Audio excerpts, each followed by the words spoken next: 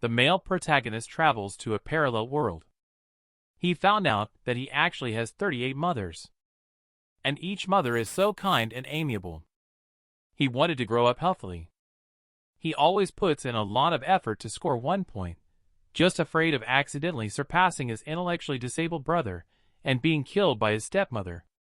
Pei Ling grew up in the Deep Mist sect, which is known for upholding justice and protecting the people from harm. He has an exceptionally talented father and 38 mothers. He has to serve his stepmother's handmaid diligently every day, fearing that she might accidentally reward him heavily. He returns to his home, which is even more rundown than the toilet. The male lead chuckles and thinks, "Today, I have successfully survived another day." However, these days are about to come to an end. After enduring 18 years of hardships and struggles, the male lead has finally gathered 300 lower-grade spiritual stones. System, activate. Name, Pei Ling race, human stage, chi refining stage, second layer system status, inactive. Detected sufficient spiritual stone to activate the system. May I ask if the host would like to activate the system? The male protagonist decisively selected yes. After waiting for 18 years, would there be any fool who would choose no? As the operation interface dissipated, the system suddenly popped up with the classic Windows 95 operating system. Pei Ling was instantly shocked and changed her art style. So many pitfalls, forget it, having something is better than nothing. Pei Ling searched through the cultivation technique selection interface. He finally found the only cultivation technique that he could cultivate. Bone tempering art. This is a demonic Dao cultivation technique. People with weak willpower will die in agony from the unbearable pain of bone shattering into pieces. Upon seeing the cultivation time starting at 10 years, Pei Ling was speechless. After barely surviving for 18 years, does he have to cultivate for dozens more years? Suddenly, Pei Ling noticed a one-click cultivation system below. He knew by looking at this fancy button that this was no ordinary feature.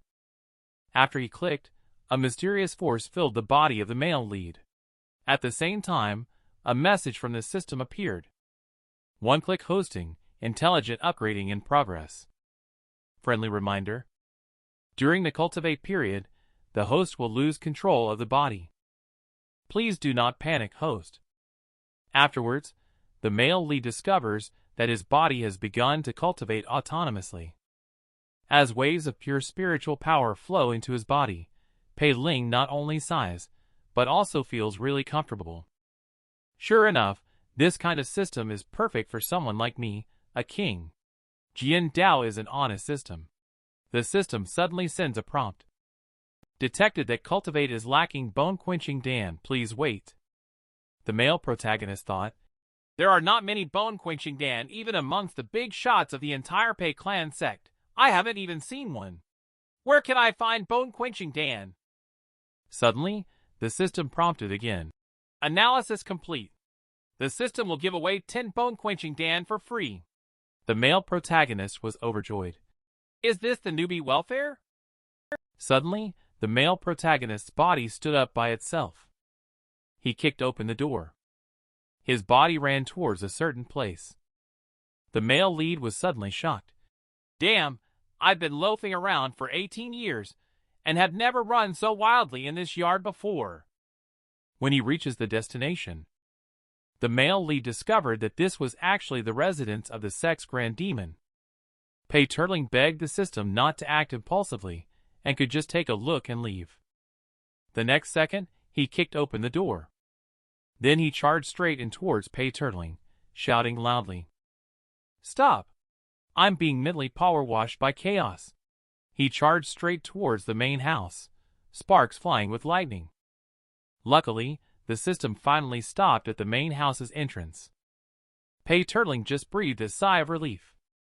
In the blink of an eye, the system punched through the door. The male lead's heart turned to ashes in an instant. You should know that this is Zhang Jingshan's room. He is a big demon who dares to kill even his own father. The system took control of his body and swaggered over to the cabinet. The system pulled open a drawer and sure enough, there was a bottle of bone-quenching Dan inside. The system then prompted that the 10 bone-quenching Dan had been successfully gifted. The intelligent system will continue to cultivate for you. Pei Ling poured out the Dan pill and had to shove it into his mouth. He felt bitter in his heart. Do you dare to call this giving bone-quenching Dan as a gift?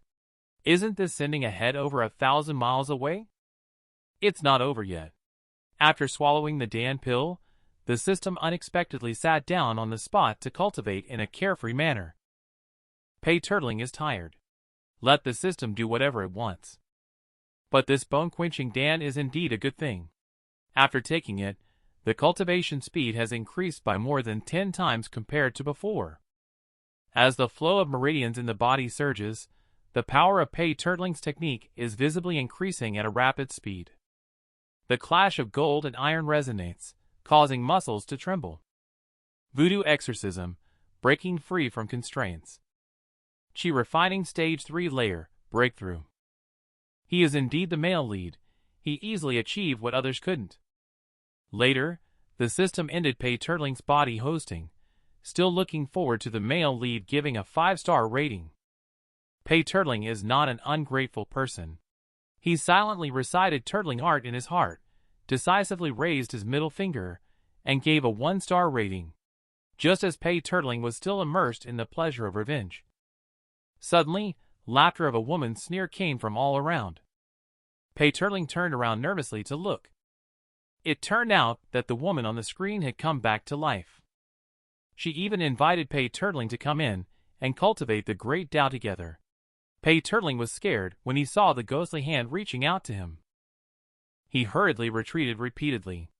Fortunately, he had just made a breakthrough, and his physical fitness far surpassed what it used to be.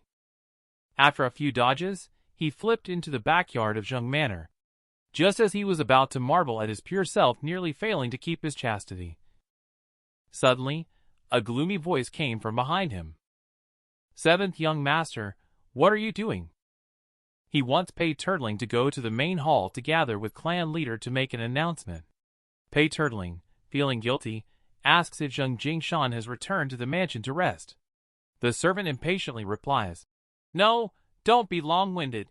Be careful of the family rules." Pei Ling immediately dashed off.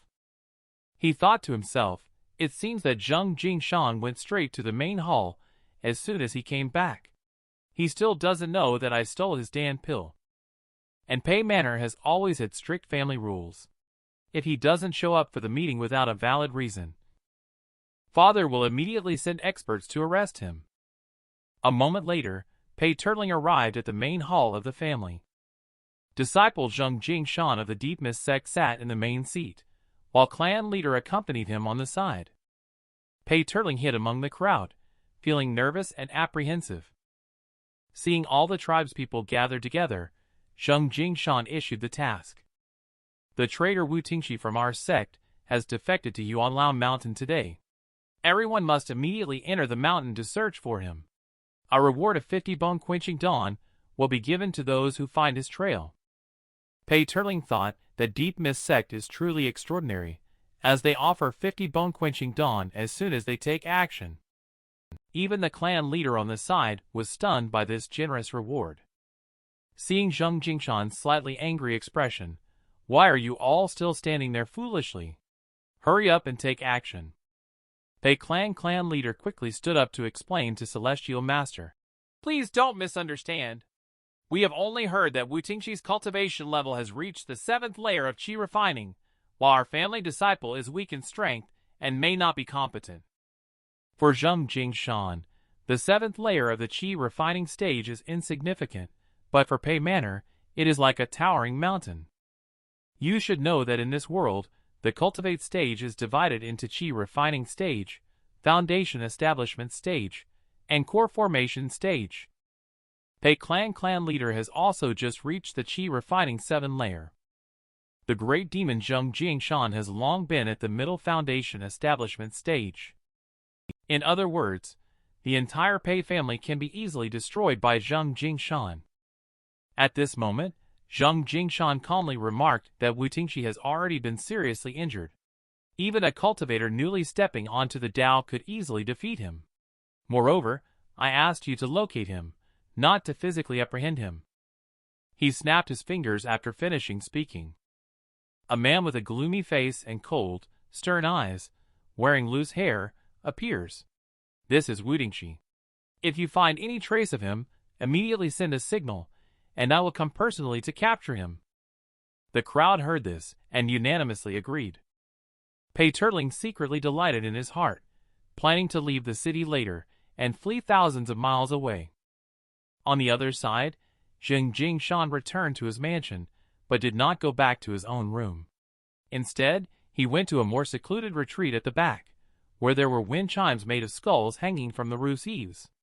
Just one glance made Zheng Jingshan feel dizzy, as if a formation had been triggered. The woman inside the house spoke indifferently, asking, "Have you found the person?" Zheng Jingshan replied that Wutingxi carried the secret tome and escaped into Yuanlao Mountain. "I have instructed the Pei clan." Useless. Before he could finish, he was interrupted by a cold reprimand from the people in the room. "If you don't find the Six Desires secret tome within 3 days, this seat will extract your soul to refine the artifact."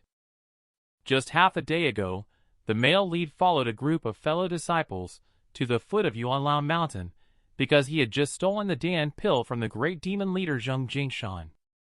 He planned to take advantage of the demon leader not having discovered yet and make a quick getaway. Pei Ling has already prepared an escape plan in advance. He first went to the nearest neighboring city, then changed his appearance to blend in with a traveling caravan.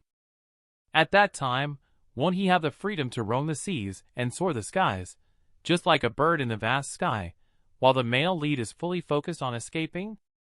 Pei Ling suddenly felt weak in the legs and her body turned cold. This is something that has never happened to him since he embarked on the path of cultivation by opening the vital channels. He then fell to the ground with a thud. He thought to himself, "This must be the doing of that mysterious screen." But why was he fine before in Zheng Jingshan's room? Could it be because the system was controlling my body at that time? He felt his mind becoming increasingly dull. Pei Ling didn't have time to think much, so she quickly called upon the system. "System, I want to cultivate the intelligent immortal cultivation system dedicated to serving you." After the system took over his body, Pei Ling instantly became more powerful, as he roared with all his might in a formation. The female ghost who was just showing off her power was immediately punched and dispersed by Pei Ling. Sure enough, with the system in place, those female ghosts dare not attack me. Suddenly, a system prompt sounded in his ear, detecting that the host's qi and blood were greatly deficient. Continuing to cultivate would lead to irreversible damage. To help the host regulate qi and blood, the system will provide 3 vital essence pills for free. Once again terrified, "Damn it, the system is giving out medicine again?" The male lead shouted loudly, "Don't!" However, his body honestly twisted backwards. He ran wildly towards the Yuanlao Mountain he had just escaped from. Meanwhile, in a cave deep inside Yuanlao Mountain, an old man with a face like dried bark sighed as he lamented his current situation. He took out the last bottle of vital essence Dan from his bosom. Just as he was about to swallow it, Pei Ling appeared beside the man. He swiftly snatched the jade bottle from the old man before anyone could react.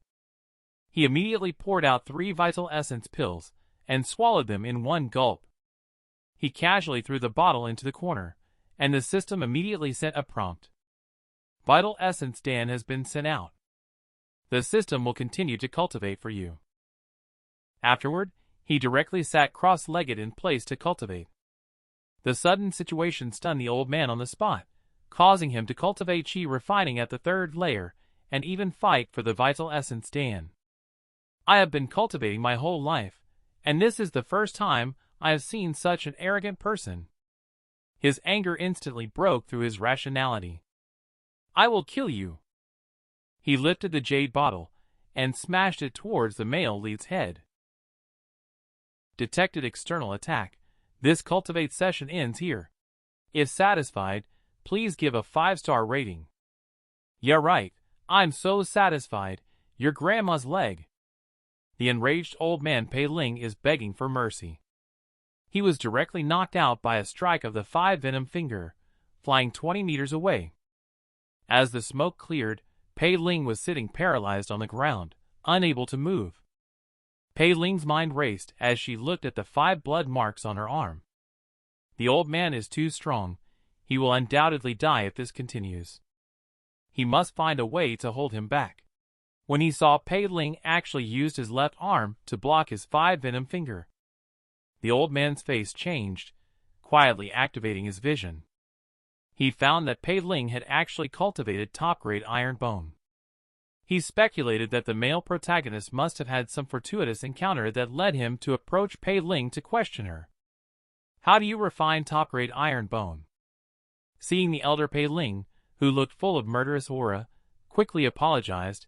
He knew he shouldn't have snatched the vital essence Dan, but as for top-grade iron bone, he really didn't know. He thought to himself, let's just deceive this old man for now. But unexpectedly, the old man's words instantly made the situation tense. You entered the mountain, probably to capture me, right? Pei Ling waved her hands repeatedly in fear. He realized that if he admitted to this, he would probably be beaten to death on the spot. He then went on to recount in detail how he had stolen the bone-quenching Dan. The old man was also shocked when he heard it, never expecting that this kid would have such great courage. He actually dares to steal from Zheng Jingshan. Are young people really being so reckless these days? Pei Ling shly touched her head and said, It's just being young and reckless. Who hasn't made mistakes before? And Jingshan hasn't returned home all this time just to catch you. He still hasn't realized that I destroyed his old base. Pei Ling saw the old man being subdued by his eloquence, and quickly showed a flattering expression on his face, saying, We have a common enemy. We are a perfect match made in heaven and on earth. The old man shook off Pei Ling's hand with a disgusted look on his face and said, If that's the case, why did you try to steal my vital essence Dan? Pei Ling quickly explained, I had no other choice, Daoist friend. Do you know that Zheng Creeper has a screen embroidered with a beauty on it? The old man's face changed drastically upon hearing this. You've actually seen the seductive ghost and Rakshasa painting, and you're still alive? Seeing the old man's reaction, Pei Ling suddenly felt extremely scared. He had looked at that thing a lot back then. He then explained that he had been tormented by a female ghost all the way and, in desperation, had to snatch Daoist friend's vital essence Dan to save his own life. The old man muttered to himself, Indeed, with your current strength, it's absolutely impossible to resist the devouring of the seductive ghost and Rakshasa painting. Immediately, the old man's expression changed, and he smirked, saying, Since that's the case, how about we make a deal? As long as Pei Ling can help him escape from Yuanlao Mountain, he will share this cultivation technique with the male lead. Pei Ling disdainfully glanced at him. He looks quite ordinary. Wu Tingshi instantly became furious. What do you little brat know? This is the unattainable white moonlight that Zheng Jingshan desires. They resorted to all means to obtain this cultivation technique and harmed my sect in the process. If I hadn't sensed something was wrong beforehand, I would have been killed by Zheng Jingshan long ago. The old man held the jade slip in his arms, and said with apparent grievance. At this moment, the system suddenly prompted. Discovered an unfamiliar cultivation technique from the outside, the system is currently recording it. Pei Ling was surprised. She hadn't expected the system to have such a good feature, but the recording speed is a bit slow. Pei Ling can only try to desperately delay the time. Wu Tingshi sees Pei Ling's impatient appearance. He slapped the male lead on the head. He wants this kind of effect. Then he put the jade slip back into his arms, unaware that the cultivation technique had already been recorded. Recording completed. Please name it, host. At this time, there was no time to think about a name, so let's just call it No Name Cultivation Technique. His priority now is to escape from here first. Later, Pei Ling will pretend to help the old man. Suddenly, he turned his head and exclaimed, Zheng Jingshan, how did you come here? Wu Tingshi was scared out of his wits and peed in his pants. Pei Ling took the opportunity to slip away quickly. By the time Wu Tingxi realized what had happened, there was no one around him. Wu Tingxi was furious, daring to play tricks on me. He casually released a Kamehameha towards Pei Ling. Pei Ling was so frightened that she ran around in confusion and ended up running into a dead end. Watching as Wu Tingxi approached relentlessly, Pei Ling secretly calculated in her mind. Her own body had long since recovered, while Wu Tingxi's current strength was at most only about 30 to 40% of his usual. She was confident in winning this battle. Then, with an angry shout, he executed a shoulder throw and flipped Wu Tingxi to the ground. He looked at the dying Wu Tingxi. Pei Ling quickly delivered a fatal blow. He also casually took the jade slip and Dan pill away. He was planning to leave here and continue to flee. A familiar sense of weakness from the formation struck again. He recalled the curse uttered by Wu Tingxi just before his death. Pei Ling, helpless, had to return to the Pei Manor once again. He intends to trade the jade slip with Zheng Jingshan to unlock the ghost poison. Who knew that Zheng Jingshan was not in the mansion? He was instead informed that there was an even more powerful presence in the mansion. Zheng Jingshan is just an ant in front of her. She is Li Linares, the next saintess of the Deep Mist sect. The woman just used a single glance to oppress Pei Ling, forcing her to kneel on the ground. In order to save her life, Pei Ling hurriedly confessed to the saintess. He hoped that she could help him remove the ghost poison. The saintess inquired about the whereabouts of Wu Tingxi. Pei Ling replied that Wu Tingxi has already passed away. As for the jade slip on his body, it has been hidden somewhere by himself. He only hopes that the saintess can save his life. Seeing Pei Ling seriously injured by the 5-venom palm, the saintess knew that what Pei Ling had said was true. She casually threw out a bottle of Dan pill. She told Pei Ling that as long as she took the Dan pill, she would be able to unlock the headfirst power of the 5-venom finger by meditating. As for the curse of the seductive ghost and Rakshasa painting on Pei Ling, once she retrieves the jade slip, Zheng Jingshan will be able to lift it. She then turned around. She instantly disappeared. Pei Ling has just been released from the pressure of Li Linares. Who would have thought that the curse on him would flare up again? And now he must endure until Li Linares returns. And his only means is to rely on the system to cultivate. Looking at the familiar cultivation technique selection interface, he recalled his 2 previous experiences of cultivating the bone tempering art. Pei Ling decisively chose the no-name cultivation technique. One-click hosting, intelligent cultivate now starts hosting cultivate. Familiar system sound rings in the ear. Pei Ling once again experienced the ultimate comfort. And on the other side, Li Linares also successfully obtained the secret tome. But she hasn't had a chance to check out the sudden mutation yet. An attack suddenly struck out from the secret tome. Luckily, her profound skill allowed her to dodge this fatal blow. The secret tome then floated in midair, gradually converging into the appearance of an old man. It turned out to be Deep Mist Sect Outer Elder Luo Chao Li Linares. I didn't expect that he still had a remnant soul hiding in the secret tome. She saw Luo Chao attacking towards her. Li Linares remained calm and gathered the spiritual qi in her hands without any panic. She summoned a ferocious giant snake, which turned out to be the soul-binding chain that specializes in subduing lingering souls. The old man was tightly entwined by the giant snake and could not break free. Seeing no hope of turning the situation around, Luo Chao made up his mind to perish together with the woman. Then, the entire soul rapidly expanded. Li Linares did not expect Luo Chao to be so decisive. He sacrificed his soul to destroy the secret tome. She immediately leaped high, rushing towards Luo Chao regardless of everything. She bravely withstood the self-explosion of the Golden Core Cultivator and successfully took the secret tome by force. But she herself was also seriously injured and needs to quickly return to the mansion for proper rest and recuperation. But what she doesn't know is that Pei Ling's system is about to act up again. At the same time, Pei Ling, who is cultivating the no-name cultivation technique, is secretly pleased. I didn't expect that this cultivation technique would be so captivating to practice.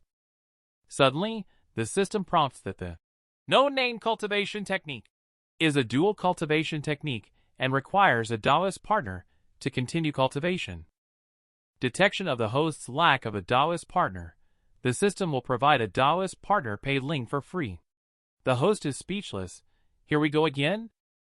Later, the system manipulated Pei Ling's body to start running wildly, causing Pei Ling's mentality to instantly explode. If the system continues to mess around and doesn't play dead, you won't stop, right? Either you treat the whole Pei Manor as your Taoist partner, who consists of either blood sisters or relatives like uncles and aunts. The system quickly arrived at the destination, unexpectedly finding it to be the cloud-lit pavilion of the Saintess. Pei Ling is still harboring unrealistic hopes. We must have come to the wrong place, right? Verily must still be outside the city at this moment. But the next second, the system decisively pushed open the gate. He walked straight towards the courtyard. Pei Ling was glitching like a broken NPC. System, you are great. Let's face challenges together. Li Lunaris, who was healing, noticed a figure outside the house. However, she did not think much of it, thinking that he had come to find her to lift the curse of the seductive ghost and Rakshasa painting. She said lightly, I will take care of it for you later. But unexpectedly, Ping kicked the door open with a loud bang. At the same time, the system also struck a pose, considering itself very handsome. Li Lunaris was very angry. A fierce attack instantly struck towards Pei Ling. At the same time, Pei Ling also threw a bright green pill given by Wu Tingxi. The pill exploded in midair, and the thick smoke engulfed the entire room. After the smoke dispersed, Li Lunaris fell to the ground, feeling weak all over. I didn't expect that Wu Tingxi's trump card, the sevenfold soul-suppressing powder, would end up in his hands. Soon after, she collapsed due to exhaustion. Pei Ling didn't expect Li Lunaris to fall like that. Could it be that the system is too powerful, or does she have injuries on her body? The system then slowly helped the woman onto the bed. Pei Ling thought, thank goodness this ruthless system has some conscience. But this woman is not to be touched. We should leave as soon as possible. But the next moment, the system reached out its hand in front of Saintess. He lifted the veil that covered the woman's face, and was stunned by the stunning beauty of her enchanting face. Pei Ling was instantly captivated. Taoist partner's gift has been delivered. Now, let's begin the formal cultivation process. At this moment, Pei Ling's inner conflict between reason and desire is constantly pulling her in different directions. But when the system ripped the woman's clothes to shreds, all his reason went up in smoke in an instant. I don't want to either. But damn it, which man can control himself? I know what you're thinking, and yes, it's exactly what you're thinking. I'll enjoy on your behalf. He looked at the shy Li Lunaris beneath him.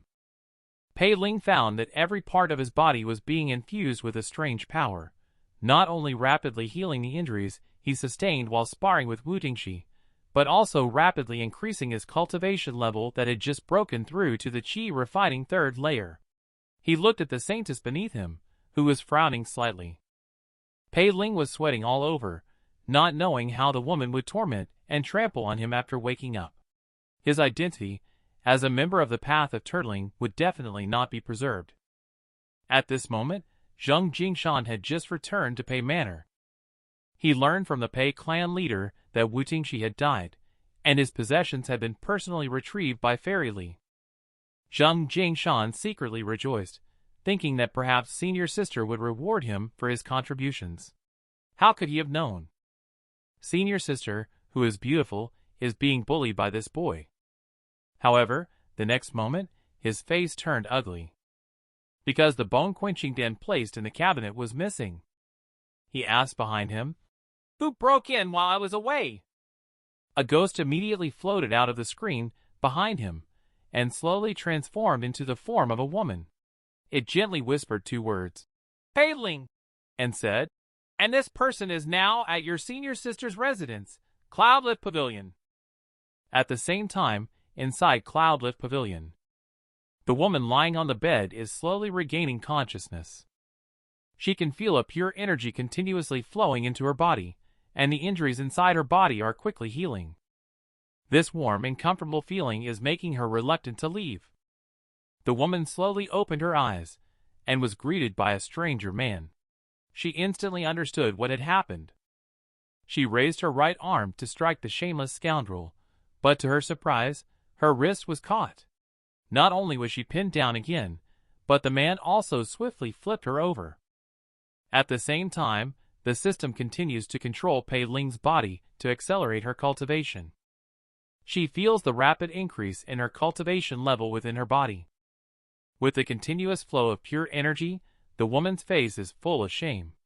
Just as the two were immersed in cultivation, Zheng Jingshan has arrived at the entrance of Cloudlift Pavilion and sees the broken gate. Zheng Jingshan is shocked.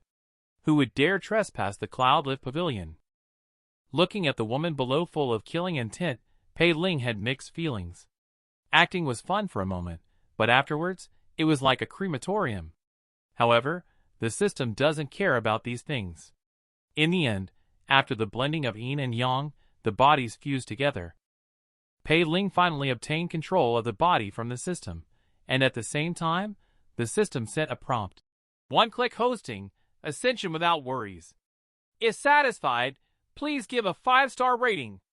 Exhausted, Pei Ling lay on the woman, deeply exhaling a breath. He lifted his head, and happened to meet Fairy Li's eyes, which seemed to want to tear him to shreds. No time to explain, I have to escape now. However, just at this moment, footsteps of a formation could be heard outside. Following that was the voice of Zheng Jingshan, who dares to trespass into the Cloudlift Pavilion. My goodness, how did Zheng Jingshan come here? Pei Ling in the room is almost suffocating. Zheng Jingshan outside the room was also very shocked. He did not expect that senior sister's door was also damaged. He thought to himself, could it be that little guy Pei Ling again?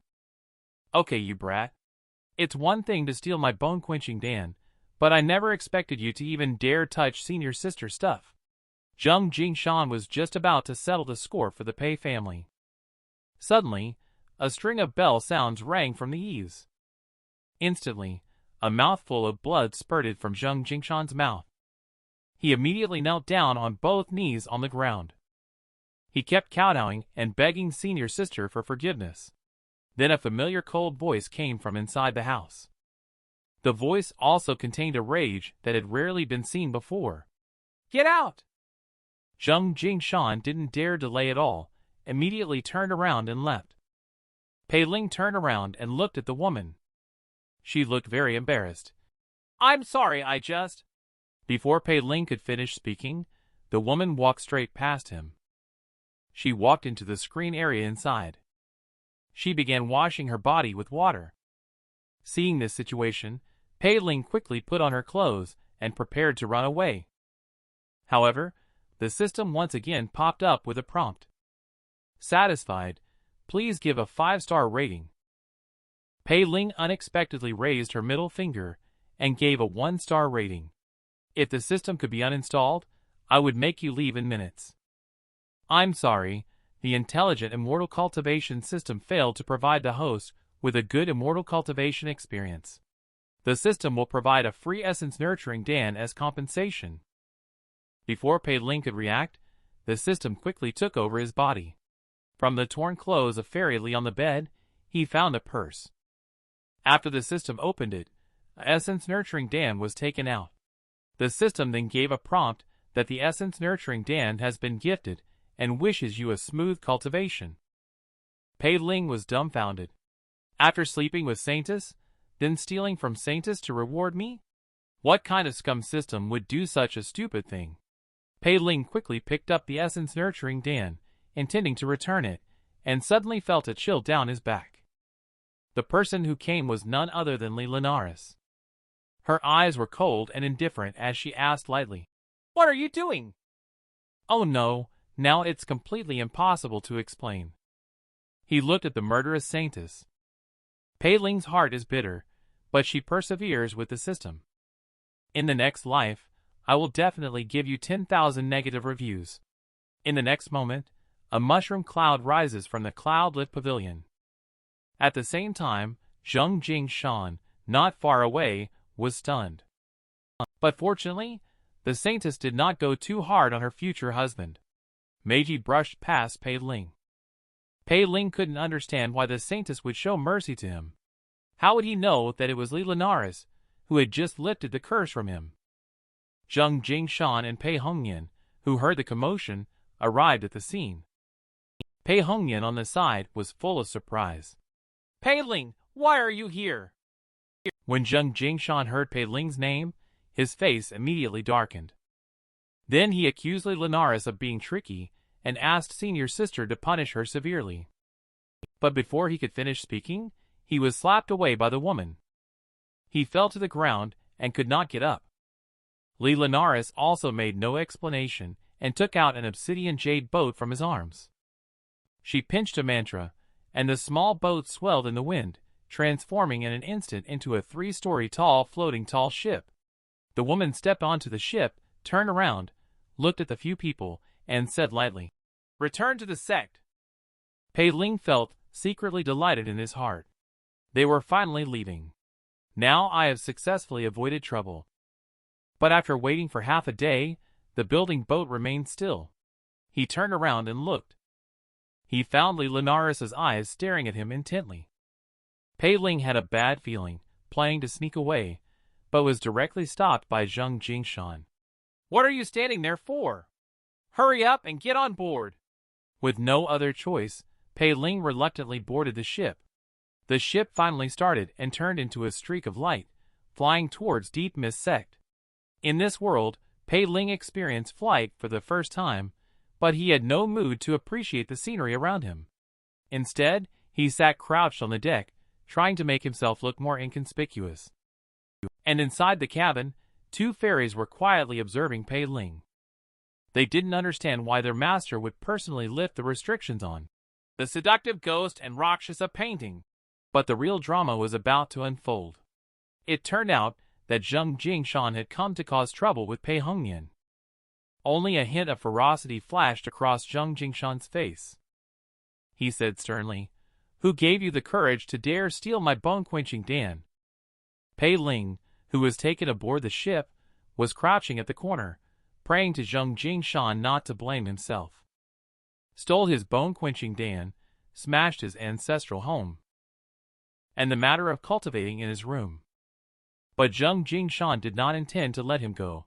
A fierce gleam flashed in his eyes, as he was about to take action. He suddenly realized. The marks of the seductive ghost and Rakshasa painting on Pei Ling's body have unexpectedly disappeared. He hesitated for a moment, suddenly realizing, could it be that senior sister personally intervened? It seems that senior sister holds this person in high regard. Luckily, I was wise enough not to act impulsively. Seeing that Zheng Jingshan showed no intention of taking action, Pei Ling quietly breathed a sigh of relief. On the side, Pei Hongyan exclaimed, "You are already at the Qi refining 4 layer. Just a few days ago, you were only at the Qi refining 2 layer." Zheng Jingshan also reacted upon hearing this exclamation. Can only take 1 bone-quenching pill at a time. Could it be that this kid cultivated 10 times in just 1 day? Perhaps this is why senior sister values him. He then took out a big machete less than 40 centimeters long. Pei Ling was instantly scared to the point of wetting herself. "Is he going to chop me?" Pei Hongyan exclaimed at the sight of this knife. It turned out to be the Nihil blade. "Senior brother, what do you want to do?" I didn't expect that Zheng Jingshan would casually say, "Considering your contribution to capturing Wu Dingxi, the 50 bone-quenching Dan you didn't receive before, the sacred sect has always been fair in rewards and punishments. Therefore, I will give you 2 a chance." I saw him slowly turning the handle of the knife, holding the blade with only 2 fingers, and speaking slowly.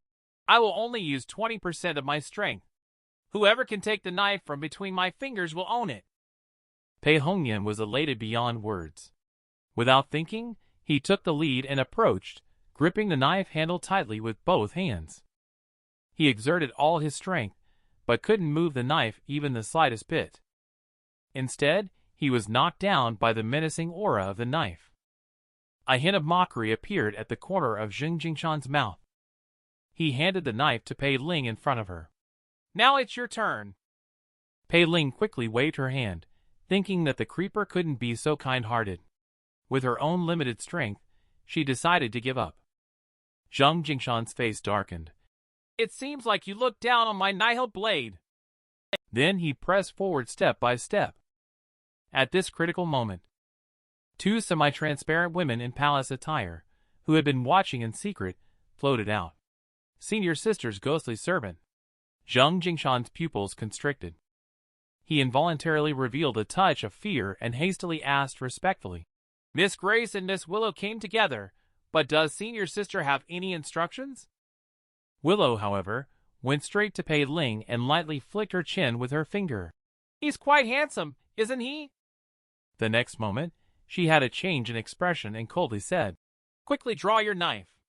If you disturb the master, I'll skin you alive." Pei Ling could only step forward and draw her knife in resignation. With a smug expression, Zheng Jingshan thought to himself, "Just at the qi refining for layer, how could she possibly draw this knife?" But the next second, his face changed drastically. Because along with Pei Ling's force, the nihil blade between two fingers was slowly pulled out.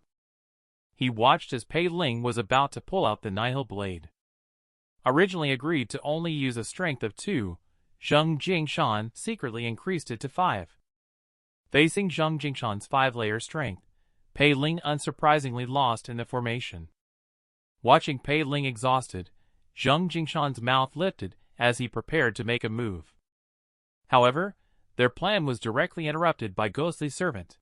"There's already one useless person, Pei Hongyan, on the master's mysterious bone tomb boat, and there can't be a second one. The lampshade in the master's room is old, so just use your skin to make a new one." Pei Ling was speechless and thought to himself, "Damn! Are you so vicious? Does your master know? Your master hasn't even touched me." He was planning to fight to the death. Willow suddenly spoke softly. "Sister, don't be like this. Master Pei Ling has always been in a remote place with limited exposure and strength. How can he be compared to a sacred sect disciple? In my opinion, it's better to let Zheng Jingshan restrain himself a bit and test him with only half of his cultivation level." Grace glanced at her, seeing Willow smile sweetly at her.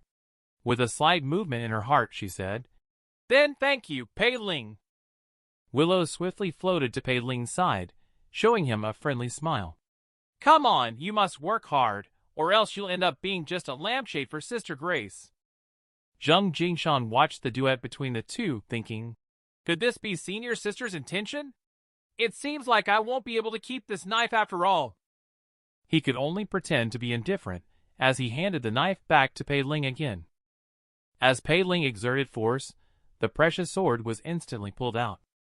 Zheng Jingshan endured the pain of tears and encouraged Pei Ling to use this precious sword well in the future, without disgracing its reputation. Pei Ling quickly bowed and expressed her gratitude. Willow also praised Pei Ling. Then she took Pei Ling to the cabin to rest. As soon as they entered the cabin, Pei Ling felt a chilling coldness, accompanied by the occasional sound of knocking on the door. It truly lived up to the eerie reputation of the demonic Tao sect. Suddenly, a pair of crimson eyes peered out from the room behind him. Formation, she also rushed towards Pei Ling. "Step back." At a critical moment, Willow lightly rebuked, and she slowly retreated. Pei Ling thanks Willow again, but Willow's face looks indifferent. During the conversation, the two of them arrived at Pei Ling's room, but Willow showed no intention of leaving. Instead, she turned her head and asked, "Young Master Pei, can I ask you a question?" Pei Ling didn't dare refuse and replied, "Miss, please go ahead." Just as his voice fell silent, Willow suddenly moved in front of Pei Ling, standing so close that she was almost touching the tip of his nose. Her pink eyes stared straight at Pei Ling's icy fingertips as she lightly caressed his neck and breathed out frostily, "Young Master Pei, Why do you have the scent of a master on you? Pei Ling was shocked, and cold sweat almost gushed out in an instant. He thought to himself, does she know what I did to her master? Willow slightly tilted her head, her cool tiny hand gently caressing his cheek, as if in an intimate gesture. She whispered softly, even Zheng Jingshan finds it hard to resist the demonic hard chant of the soul-binding calamity bell. Yet you can effortlessly commit treacherous acts against the master. I'm really curious what extraordinary qualities young Master Pei possesses? Pei Ling, who heard this, was both shocked and embarrassed. She not only knows about it, but clearly witnessed the whole process. And as for the heart demon bell and such, it was the system that helped me bear that responsibility. He then stammered and said, and maybe it's because of my unique constitution. Willow looked incredulous. Pei Ling quickly explained that when they were apprehending Wu Tingxi earlier, the latter claimed to have top-grade iron bone, implying his unique constitution.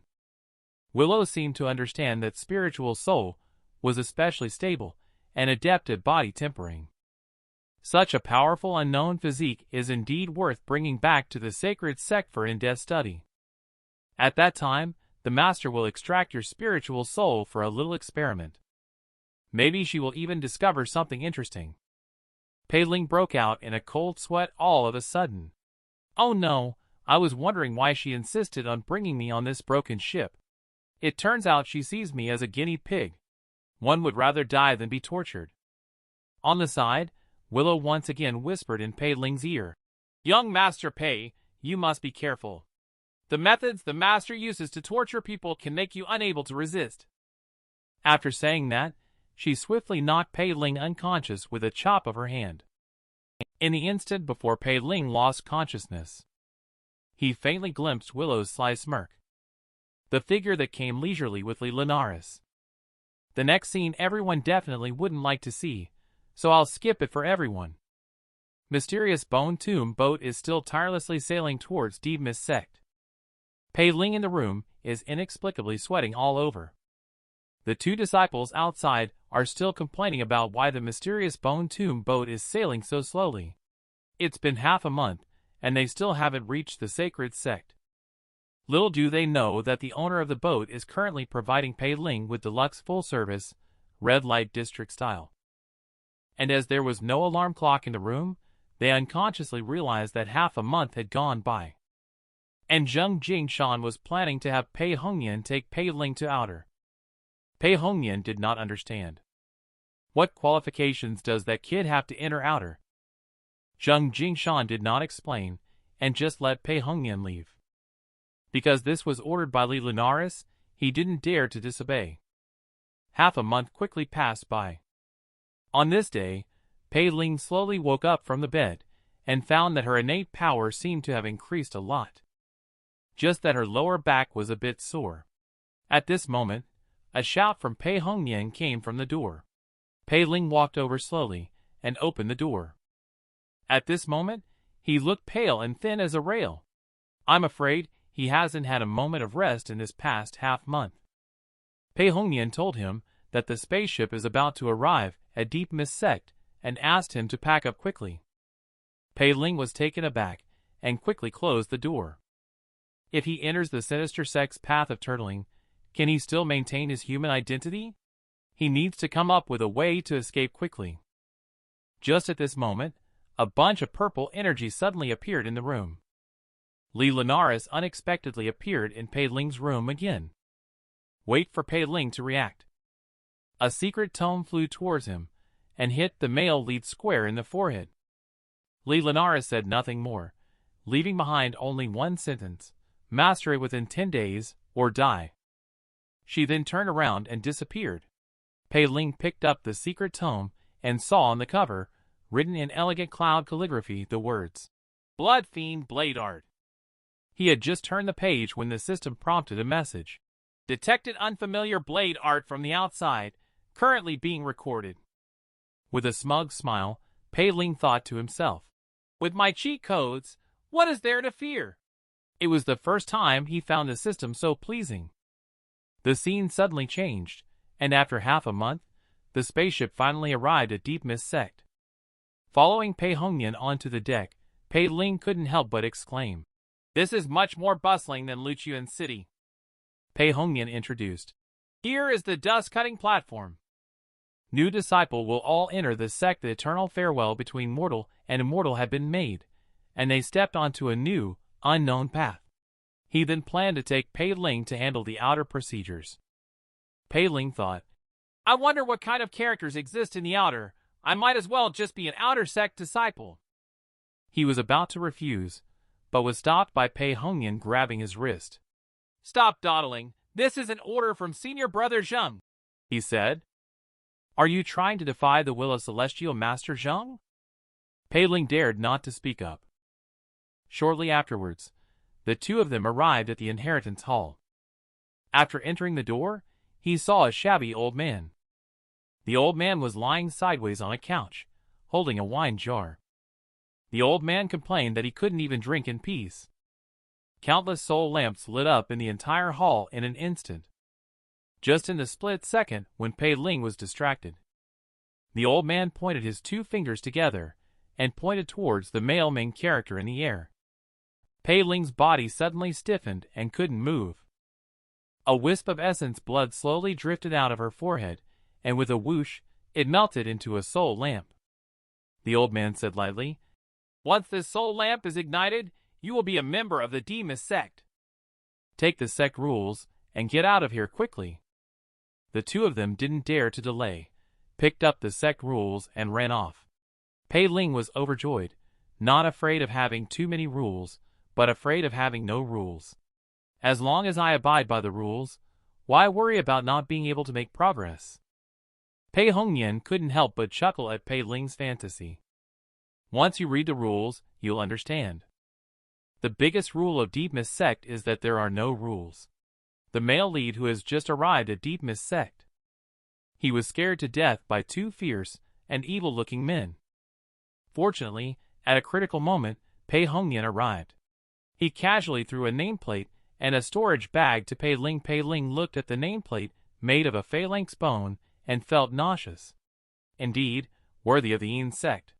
Pei Hongyan reminded, "This nameplate is the most important thing on you. It can save your life at a critical moment." He then took out a small paper boat from his bosom. The paper boat was thrown into the sea of clouds and rapidly grew larger. Then he jumped onto the paper boat, planning to take Pei Ling to their residence. But is this shaky paper boat really reliable? Fortunately, the paper boat was quite stable once it took off, just as Pei Ling was imagining what it would be like under the sea of clouds. A green feather drifted in front. Shortly after, a huge blue bird appeared. Before Pei Ling could react, it was knocked over by a wave, leaving Pei Ling shocked and pale. Why are there fiend beasts appearing in the sacred sect? When he was about to draw his sword to get rid of the bird, Pei Hongyan stopped him, saying that using a sword would damage the paper boat. Just as the two hesitated, the paper boat crashed into the nearby mountain, and the two fell from the clouds. Fortunately, both of them are cultivators and did not suffer too severe injuries. Pei Hongyan, hanging on a tree, is still feeling sorry for his paper boat. Suddenly, a cry came from beside. "Senior sister's son, we found Pei Hongyan. Now let's see where you can escape to."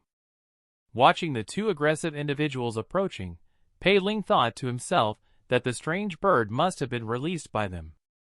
He was about to step forward to argue, but found that Pei Hongyan had already gone ahead. He instantly turned into a bootlicker. He just started licking excessively at a woman in green. But the next second, he was slapped away by the woman. I did not expect Pei Hongyan to not be angry at all, kneeling in front of the woman and constantly apologizing. Pei Ling looked speechless. I didn't expect Pei Hongyan to still be behaving like a lapdog. The woman in green was about to continue to lecture him. Pei Ling couldn't bear to watch anymore and stepped forward to grab the woman's wrist. The woman found that, despite both being at the qi refining fourth layer, she couldn't break free. She immediately changed her expression and said in a resentful tone, "Pei Hongyan, are you just going to watch your clan brother bully me like this?"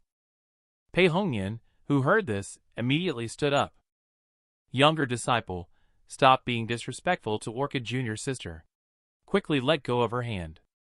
Watching senior brother Pei Ling, who once again appears to be a bootlicker, I can only back away. Later, Pei Hongyan asked Pei Ling to go to the affairs hall to find a place to stay.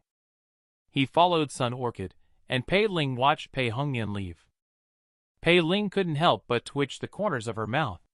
What a big bootlicker, no shame. On this day, Pei Ling bid farewell to the bootlicker senior brother, and went to the affairs hall alone to choose her own residence. Faced with the estate promotion by senior brother, Pei Ling was speechless. She didn't expect that even after crossing over, she still had to choose a house. Before senior brother could finish speaking, he chuckled and said, "How about lending me some spiritual stones, senior brother? I promise I will." Before Pei Ling could finish speaking, she was coldly interrupted by senior brother. "Then go there. Head west for 100 miles from now on." At the same time, inside the mysterious bone tomb boat, Zheng Jingshan was reporting Pei Ling's situation to Fairy Li. Intrigued, Jingshan also wants to find out why Pei Ling is receiving such attention. Fairy Li just lightly sets down the teacup in her hand. She turned her head to Zheng Jingshan and said, "I heard you want to go mining in the Shadowfoot mountain range." Zheng Jingshan, seeing the situation was not right, immediately apologized and fled the room. Zheng Jingshan, who closed the door, secretly thought to himself that senior sister valued that kid so much that she asked me to take care of him in my name. Could it be that she is testing that kid? After Zheng Jingshan left the room, Fairy Li summoned the ghostly servant. She ordered, "Willow, keep an eye on Pei Ling." After a long journey, Pei Ling finally found her accommodation, but to her surprise, her accommodation turned out to be so luxurious. Tears couldn't help but flow down his face. It turned out that he had misunderstood senior brother in charge and walked into the courtyard. Pei Ling found that the doors of 3 rooms were sealed with talismans. It seemed that 3 senior brothers had already stayed there before, but they all seemed to be absent.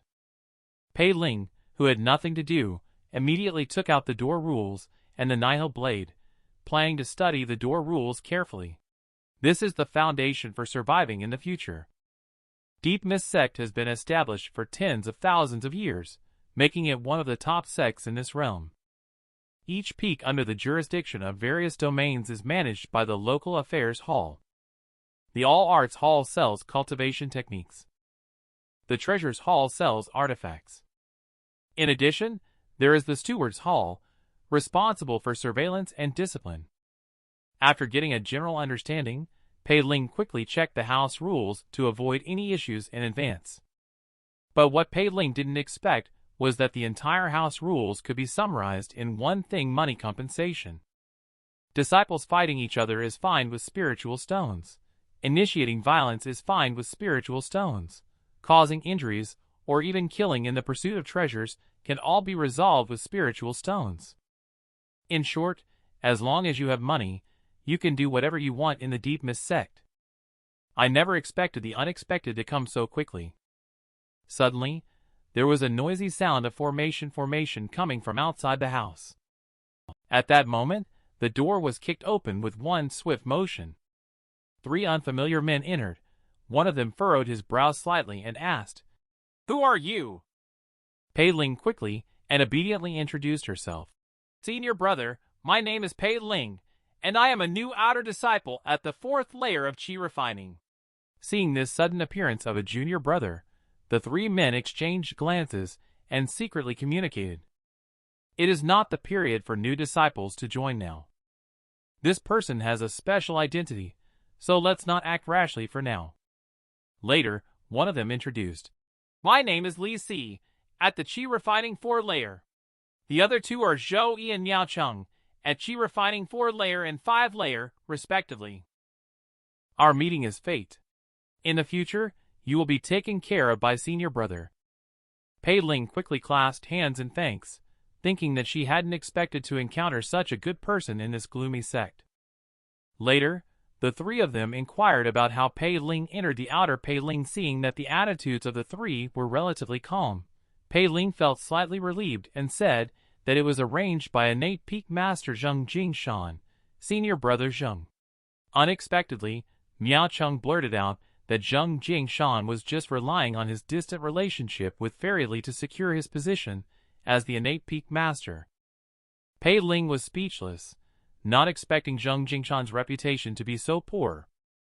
Li Si continued, "Junior brother, don't blame Miao Cheng for having a conflict with the innate peak master's legitimate brother and Zheng Jingshan. My grandfather's clan sister, who is an outer elder Zhou Yi, is one of the true inheritances." Pei Ling was sweating profusely, feeling overwhelmed by all these relationships. Can't afford to mess with those well-connected individuals. Li Si continued to investigate the relationship between Pei Ling and Fairy Li. Pei Ling hurriedly explained that she did not dare to borrow Li Linares' name. Senior brother misunderstood. I just happened to be promoted by Celestial Master Zheng, and it has nothing to do with Fairy Li. Upon hearing this, Li Si's expression became somewhat subtle. He suddenly pointed at the Nihil blade and said, "Junior brother, does this sword look familiar?" Pei Ling quickly said, "Senior brother must be mistaken. This is just an ordinary sword." But Li Si insisted, "Indeed, it is the Nihil blade. Zheng Jingshan relied on this sword to defeat all opponents among the outer disciples back then." Zhou Yi was more direct, saying, "Junior brother Pei, name your price. I want this sword." Pei Ling smiled apologetically and said, "I'm sorry, senior brother Zhou. This sword was given to me by senior brother Zheng, so I can't sell it.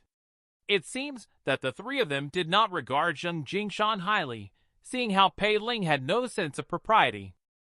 Zhou Yi punched him directly in the face. Pei Ling was directly knocked by the forceful punch and flew to the wall, raising a cloud of smoke and dust. When the smoke and dust cleared, Pei Ling was completely unharmed. Seeing that things could not be resolved today, Pei Ling no longer hesitated.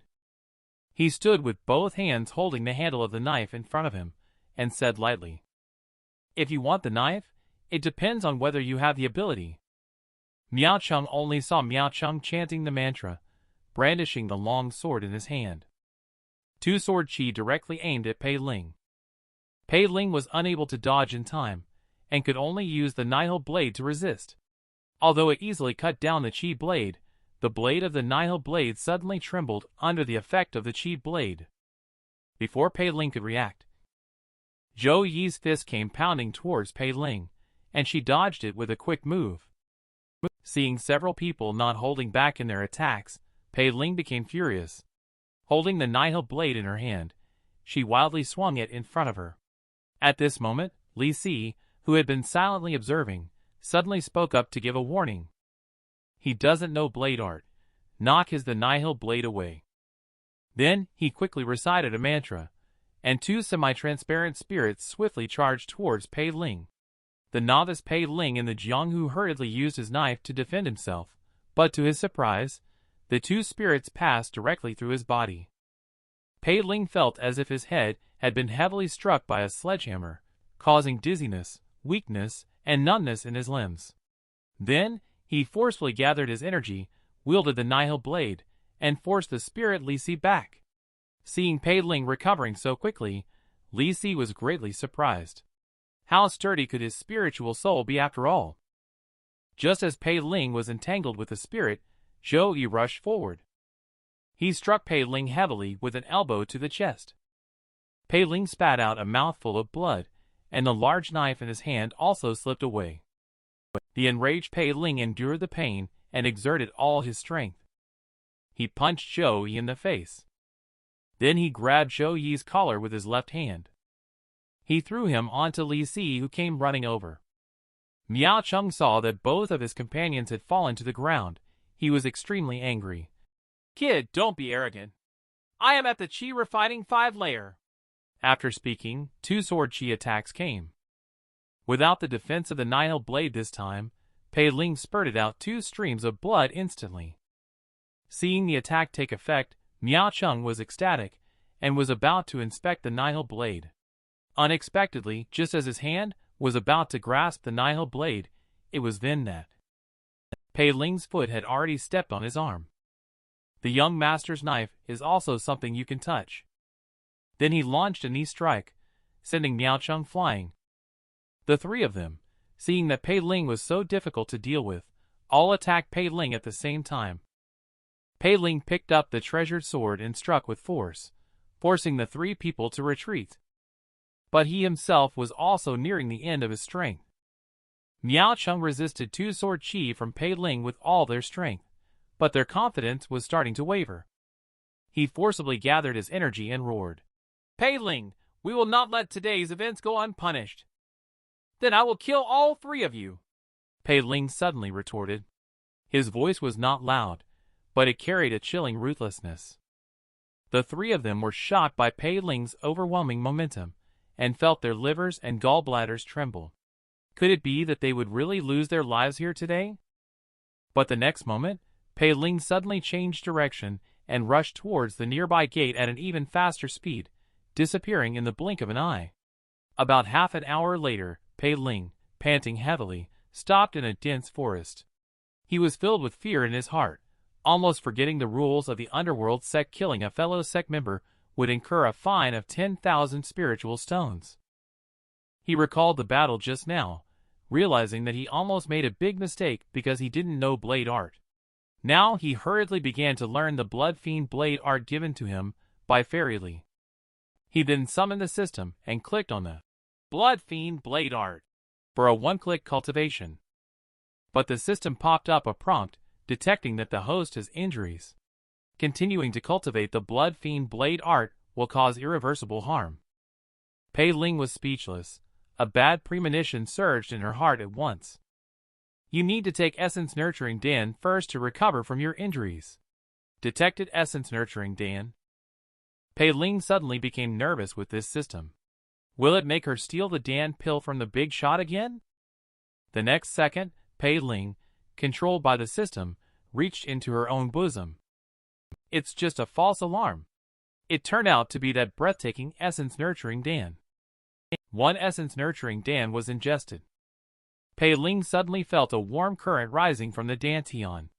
With the system's cultivation, this warmth quickly reached all corners of the body. Just as Pei Ling was immersed in the comfort of cultivation, the system once again sent a reminder. Detected that the host lacks Qi Refining Stage Cultivator Essence Blood. The system will give away 3 Qi Refining Stage Cultivators for free. Pei Ling suddenly widened her eyes. 3 Qi Refining Stage Cultivators? Could it be? Pei Ling, who was shocked, wanted to cancel the hosting, but the system completely ignored him. The direction ahead was surprisingly where the 3 men were located. The scene shifted, and at this moment, the 3 brothers were holding a concluding meeting. If I use the sword talisman given by my elder brother, Pei Ling will undoubtedly die. This lowly born person is so strong, there must be some secret about him. Tomorrow we will send people to search the entire Huayin Peak to find him. Just at this moment, Pei Ling entered directly by breaking down the door. 3 people were shocked to see this situation. Pei Ling didn't expect you to come back. Without waiting for Li Si to finish speaking, Pei Ling directly slashed his throat with a knife. He then ignored the other 2 people. He said, "Then I will use the Nihil blade to pierce Li Si's body and start cultivating with Li Si's essence blood." How can Zhou Yi and Miao Cheng endure such humiliation? Zhou Yi leaped into the air and threw a punch straight at Pei Ling. The system promptly issued a prompt without hesitation. Detected external attacks. This cultivate session ends here. If satisfied, please give a 5-star rating. Pei Ling, who has gained control of her body, quickly dodged the attack. But now that things have come to this point, both sides have no room for turning back. Pei Ling's eyes are filled with killing intent. He stabs directly with a knife. Zhou Yi, with dead muscles all over his body, then fell down in response. The enraged Miao Cheng continuously swung out 3 sword chi in a row. Pei Ling, who knows the power of this move, dare not be careless. He directly launched the Blood Fiend Blade Art and smashed the sword chi with a single strike. Miao Cheng, seeing this situation, no longer holds back. He directly uses his full strength to invoke the two-handed mantra and activate the sword talisman in his hands. Sensing the immense aura of the sword talisman, Pei Ling's heart shuddered. He forcefully swung the nihil blade, pointing it straight at Miao Cheng. Miao Cheng, however, remained completely calm. A hint of mockery crept onto his lips. "You're too slow," he said. In an instant, his right arm swung out, gathering all the spiritual qi and unleashing it towards Pei Ling. Pei Ling was on the brink of danger in an instant. With a deafening explosion, dust and smoke engulfed the entire courtyard, shattered by the powerful strike. When the smoke cleared, Miao Cheng did not see Pei Ling's figure. Miao Cheng wiped the blood from the corner of his mouth. "My elder brother's sword talisman is truly powerful. That bastard must have been obliterated by the attack." Who knew that at this moment? A chilling voice sounded from behind him. "Do you think too little of me?" The man was instantly frightened and fell to the ground. "Don't kill me. My elder brother isn't an 8. But at this point, Pei Ling did not hesitate at all. He decisively slashed down, ending his life. Looking at the mess in front of her, Pei Ling sighed with relief. Finally over. Watching the system prompt for a good review pop up again, Pei Ling exploded. "Formation? Are you kidding me? How dare you ask for a good review?" According to the rules of the sect, killing an outer disciple incurs a penalty of 10 to 30,000 spiritual stones. These three influential individuals have special identities. You can't find me 90,000, can you? But since their identities are special, they must have a lot of valuable items on them. Maybe the fines can be covered by them all at once. When Pei Ling turns the three of them upside down, apart from the jars and containers on the table, the most valuable items are the three differently shaped storage bags. The restrictions on them prevent him from opening it at all. The only items he can get his hands on are some worthless Dan pills. Since the person is already dead, just use a few drops of essence blood to continue cultivating. Cultivate in one click, intelligent duration. Detecting that the host is lacking essence blood of Qi refining stage cultivator. The system will give you 2 Qi refining stage cultivators for free. Pei Ling is taking in these 2 cultivators. Suddenly, the nihil blade next to her trembles in response. 2 screams come from the side. It turns out to be the nihil blade. It is absorbing the essence blood of Zhou Yi and Miao Cheng. Pei Ling couldn't help but sigh. It turns out it was a staged death. The people from Deep Mist Sect are indeed cunning. Qi refining stage cultivator presentation completed. The system will continue to cultivate for you.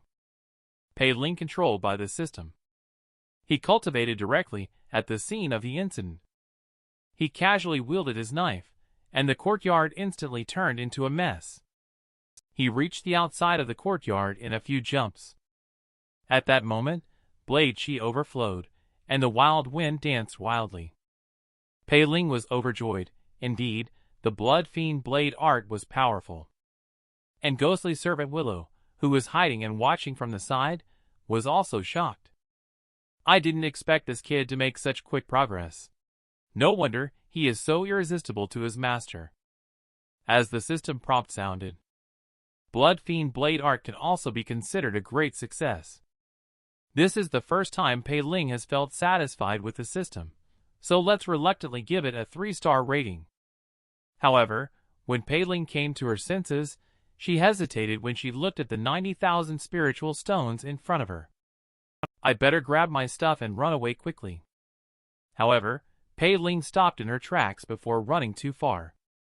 He looked at the vast mountains in front of him, and Pei Ling couldn't help but fall into contemplation. Where should she go? He had no choice but to bury his 3 roommates with tears, hoping to delay the discovery by the people from Stewart's Hall. He had no choice but to seek out his dog-licking brother Pei Hongyan. However, as soon as he pushed open the courtyard gate, he saw a shocking scene. Pei Hongyan, the licking dog, is making muah faces at a portrait of Sun Orchid. Pei Ling is shocked by Formation's behavior, and thinks maybe it's not the right time for her to be here. But her own safety is the most important thing. He pretended not to see this scene and enthusiastically greeted Pei Hongyan. But unexpectedly, Pei Hongyan actually looked frightened and asked Pei Ling to stay away from him. If Orchid Junior's sister sees us together, she will be unhappy. Pei Ling hurriedly smiled and said, "It was my fault. I shouldn't have made Orchid Senior's sister angry." Upon hearing, "sister-in-law," Pei Hongyan's face turned red instantly. This really touched his heart. How about senior brother telling me how to leave the sect so I can find some gifts to apologize to sister-in-law? As soon as this was said, Pei Hongyan was moved to tears, patting Pei Ling on the shoulder while introducing Pei Ling to others. From Huang Peak to outside the gate is 1,000 miles away. You can't get out with just your 2 legs in this lifetime. If you want to leave the sect, rent a phantom cloud that costs 10 spiritual stones. Pei Ling, there are no spiritual stones, so he tentatively asked if a senior could lend him 10 spiritual stones. Pei Hongyan's expression changed instantly, saying, "I already gave all my spiritual stones to Orchid Junior's sister. I have none to spare to lend you. But you can go to the Miscellaneous Affairs Department to take on tasks and earn spiritual stones. And from now on, don't come to me again." Pei Ling didn't want to say a word to this bootlicker. He turned around and arrived at the Miscellaneous Affairs Department. He plans to take a look at the tasks first before deciding. He followed the example of others and inserted the nameplate into the hole. He looked at the variety of tasks that appeared before him. Pei Ling scratched his head as he looked at the strange tasks. Delivering a letter rewards 3 lower-grade spiritual stones per month, taking care of a spiritual beast rewards its dung per month, and finding the ghost face herb rewards 5 lower-grade spiritual stones. These tasks, even in the next life, it would be impossible to gather 90,000 spiritual stones. Finally, he came across a task that rewards 800 spiritual stones, but it unexpectedly requires a minimum chi refining 6th layer cultivation level. But I can't reach the 6th layer cultivation level in a short period of time. He suddenly realized that he wasn't actually interested in those rewards. "I'll join a team to sneak in, slip away during the mission, and leave this gloomy sect," he thought to himself. However, the fact proved that the team was not as easy to blend in as he had thought. The first team only needs members with chi refining 6th layer or above. The second team also rejects him because of his low cultivation level. The third team even directly expressed that your cultivation level joining us is just asking for death. Come to think of it, why do I feel a bit familiar with these 3 teams? Especially your hairstyle, isn't it a bit too obvious? Is there any knowledgeable bro in the comments section to enlighten us? Just when Pei Ling was feeling hopeless, a delicate jade hand was placed on her shoulder. "Little junior brother, your cultivation level seems a bit low. However, senior sister won't despise you." Pei Ling was so scared that she ran away. "Sister, you must look beautiful when you lose weight. Please spare me for now." In a corner of the Miscellaneous Affairs Department, another toady of Sun Orchid is reporting to senior sister, "Am I right? That guy is looking for a team. With his cultivation level of chi refining 4 layer, he still wants to take on tasks from the sect." Sun Orchid chuckled and said, "Pei Ling, if you dare to provoke me, then I will help you today." Just as Pei Ling was at a loss, the conversation beside him caught his attention. Because a team was looking for teammates, and they only needed new recruits at the chi refining 3 or 4 layer. When Pei Ling heard, "Chi refining 3 or 4 layer," he immediately perked up. This is just the opportunity he had been looking for. He dashed over in a single leap and said, "Senior brother, hello, I am Pei Ling, exactly at the chi refining 4 layer. "Sure, but we are about to set off now. Do you need to make any more preparations?" "No need, let's go now." Pei Ling thought to himself, "I don't want to stay in this gloomy sect for even a second longer." Little did they know, all of these were calculated by senior brother. At that moment, Gita, who is obese, was chatting up Pei Ling. Sun Orchid found the senior brother Chun, and Pei Ling's talent is on par with Pei Hongyan's, so using her as a blood sacrifice for senior brother is just perfect. Senior brother Chen hesitates a bit. Isn't this Pei Ling brought in by Zheng Jingshan? It's not wise to provoke him. Sun Orchid immediately explained that Pei Ling is nothing but a dog in Zheng Jingshan's eyes. If he really valued him, how could he have let him search for the team alone? Upon hearing these words, senior brother Chen finally relaxed. He looked at the excited Pei Ling with a hint of a sly smile. His own soul-summoning banner could finally be refined. Later, Pei Ling and the others rushed out of the sect together. Sitting on the phantom cloud, Pei Ling felt refreshed. This was much more comfortable than Pei Hongnian's lousy paper boat. Just then, senior brother Chen patted Pei Ling on the shoulder. Junior brother Pei, let me introduce our teammates to you. My name is Chen Heng, at the 6th layer of Qi refining. This is my unreliable younger sister, Chen Mei, at the 4th layer of Qi refining. The three of them are respectively Huang Xian, Zhang Zongchen, and Xiao Tasha, all at the 5th layer of Qi refining. Pei Ling quickly returned the gesture with clasped hands and said, Nice to meet you all. I am Pei Ling, at the 4th layer of Qi refining. Chen Heng then explained to Pei Ling, This mission is mainly to accompany my sister, who is at the 4th layer of Qi refining, to gain experience. Pei Ling immediately brown-nosed and said, Senior brother Chen, rest assured, I will definitely protect senior sister Chen Shu. In fact, he had long planned in his heart. I don't have time to accompany your sister for training. Once we leave the sect, I'll find an opportunity to slip away. When the sea is wide, fish leap. When the sky is high, birds fly. But why does this scene feel familiar? Pei Ling looked at the distant view and casually asked, as if he didn't care. If senior brother leaves the sect, what use is this token? The response received was, Once you leave the sacred sect, this token is the only thing that can prove your identity. It can also be used to seek help or determine your location in times of danger from the sect. Pei Ling was shocked. If this token has a tracking function, I'll have to get rid of it when I make my escape. Pei Ling scratched his head, then asked, If someone owes a spiritual stone and decides to throw away the token and escape from the sacred sect, wouldn't the sacred sect suffer losses for nothing? Senior sister Xiao smiled and explained, It's not possible. Previously, there was a disciple who owed 100 spiritual stones, took on a task, and fled. Can you guess what happened next? Pei Ling asked nervously. What happened? The sacred sect directly sent 3 cultivators, each one surpassing the cultivator by a large stage, to chase him for a full 20 years. In the end, they massacred his entire family that he had established. Pei Ling was so scared on the spot that he made a typical emoji face. In order to chase after a mere 100 spiritual stones, he pursued for 20 years. How can he escape with 90,000 spiritual stones of his own? He was originally planning to escape. It seems that it is not feasible. He can only focus on working to repay the debt.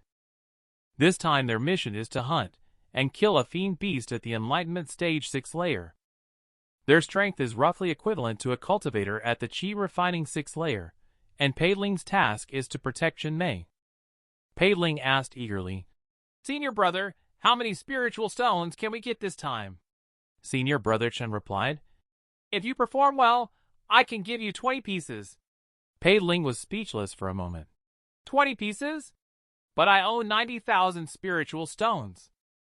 Chen Heng saw Pei Ling's expression and thought she was stunned by the quantity of 20 pieces. After all, for newly recruited disciples of the sect, 20 pieces were indeed not a small number. He was even more disdainful of the formation in his heart. Chen Shu added that although 20 spiritual stones are not few, if you have the talent for artifact forging, dam refining, and talisman crafting, you can earn even more spiritual stones. Your fellow clansman Pei Hongnian has remarkable talent. He almost became a disciple of the talisman peak back then, but unfortunately, he was delayed by Sun Orchid. Hearing about this, Pei Ling was pleasantly surprised by a formation and hurriedly asked Pei Hongnian how he caught the attention back then. It turns out that Pei Hongnian had exceptional talent in talisman Dao, drawing his first talisman within 2 years. It takes 2 years to hear about exceptional talent, and the deadline for paying the fine is 3 months. 2 years later, Pei Ling's ashes had already cooled. At that moment, Zhang Zongchen, who had been silent all along, he suddenly suggested to have a friendly match with Pei Ling. Pei Ling happens to want to test the strength of this team as well. He clasped his fist and said, "Excuse me," before that. He immediately sank his shoulders and straightened his waist, throwing a punch at him. Zhang Zongchen saw that this punch was not fancy at all, clearly just meant for testing the waters. He slightly shifted, not avoiding or retreating, but instead stood his ground and met the blow with his chest. But the next second, a huge force struck him, nearly causing him to embarrass himself. He had no choice but to quickly step back and release the remaining force. The man sensed that Pei Ling was not easy to deal with, so he immediately stopped holding back and attacked Pei Ling with full force. Pei Ling was unable to dodge in time and could only resist head-on. After a few punches, Pei Ling gradually fell into a disadvantageous position. He only now realizes the strength of Qi refining 5th layer.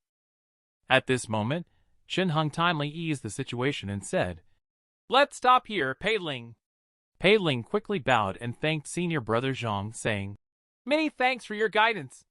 After a brief exchange between the two, Wang Xian suddenly asked, "Junior brother Pei, you were clearly carrying a knife.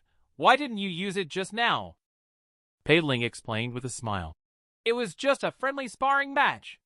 Senior brother Zhang didn't use any weapons, so naturally I couldn't use one either." He thought to himself, "I don't want to attract any more attention to the Nihil blade. Wealth should not be flaunted." After the sparring session came to an end, everyone resumed quietly on their journey, watching Pei Ling, who was completely defenseless. Chen Hung was ecstatic inside, as this guy's physical body is so powerful that he can be the final material I need for my soul summoning banner. He pressed down his excitement, whispered a promise, and said that maybe we could use this to enter innate Tasha. When the time comes, Xiao Tasha might trouble you to take action. Xiao Tasha blushed a little, and being able to do things for senior brother Chen, Tasha will do his best. And Pei Ling, who was kept in the dark, suddenly realized why these guys were all so happy. Just as Pei Ling looked puzzled, Chen Shu actually looked worried and asked junior brother Pei, "You didn't get hurt just now, did you? Here are a few vital essence dawn for you." Pei Ling was overjoyed. How could he refuse something he could get for free? Now the whole team is happy. After a few days of travel, Pei Ling and the others finally arrived at their destination, Helix Ridge City. As the city lord was busy with official duties, the steward of the city received them on behalf of the city lord. Upon first entering the city lord's manor, Pei Ling felt the unusually rich spiritual qi in this place. Chen Mei chuckled and explained that the city lord of Duanmu, a formation cultivator, had set up a simple qi gathering formation in the city lord's manor. Chen Hung quickly added that the city lord of Duanmu is a senior at the foundation establishment stage. Upon meeting him later, one must not be disrespectful. Pei Ling nodded repeatedly in agreement. Nephew Chen Shu, long time no see. The arrival is none other than Lord Duanmu Flame of Helix Ridge City. This person appears to be in his 40s, with a dignified appearance and a short mustache under his forehead. His eyes glisten with sharpness, giving off an aura of wisdom and competence. Everyone quickly stood up and bowed in greeting. After some pleasantries, Chen Hung explained to Duanmu Flame the 2 tasks of this trip. One is the flower yogui outside the city, and the other is the amethyst mink in Helix Ridge Mountain. Unexpectedly, the city lord's expression turned difficult. "Nephew, you must have come prepared. Dealing with the flower yogui outside the city and the amethyst mink in Helix Ridge Mountain should not be a problem. Recently, a human-faced spider at the foundation establishment stage has emerged from deep within Helix Ridge Mountain to lay eggs, coincidentally choosing the vicinity of the amethyst mink's territory." Pei Ling and Chen Hung were suddenly stunned, but their thoughts were different. Chen Hung was thinking that it would delay his blood sacrifice, while Pei Ling was worried that her reward of 20 spiritual stones would go to waste. Seeing Chen Hong and the others hesitating, Duanmu Flame thought for a moment and said, "However, this task of yours may not be impossible to complete. I have already investigated the fiend beast's activity range in advance. If you are careful to avoid it, you should be able to complete the task."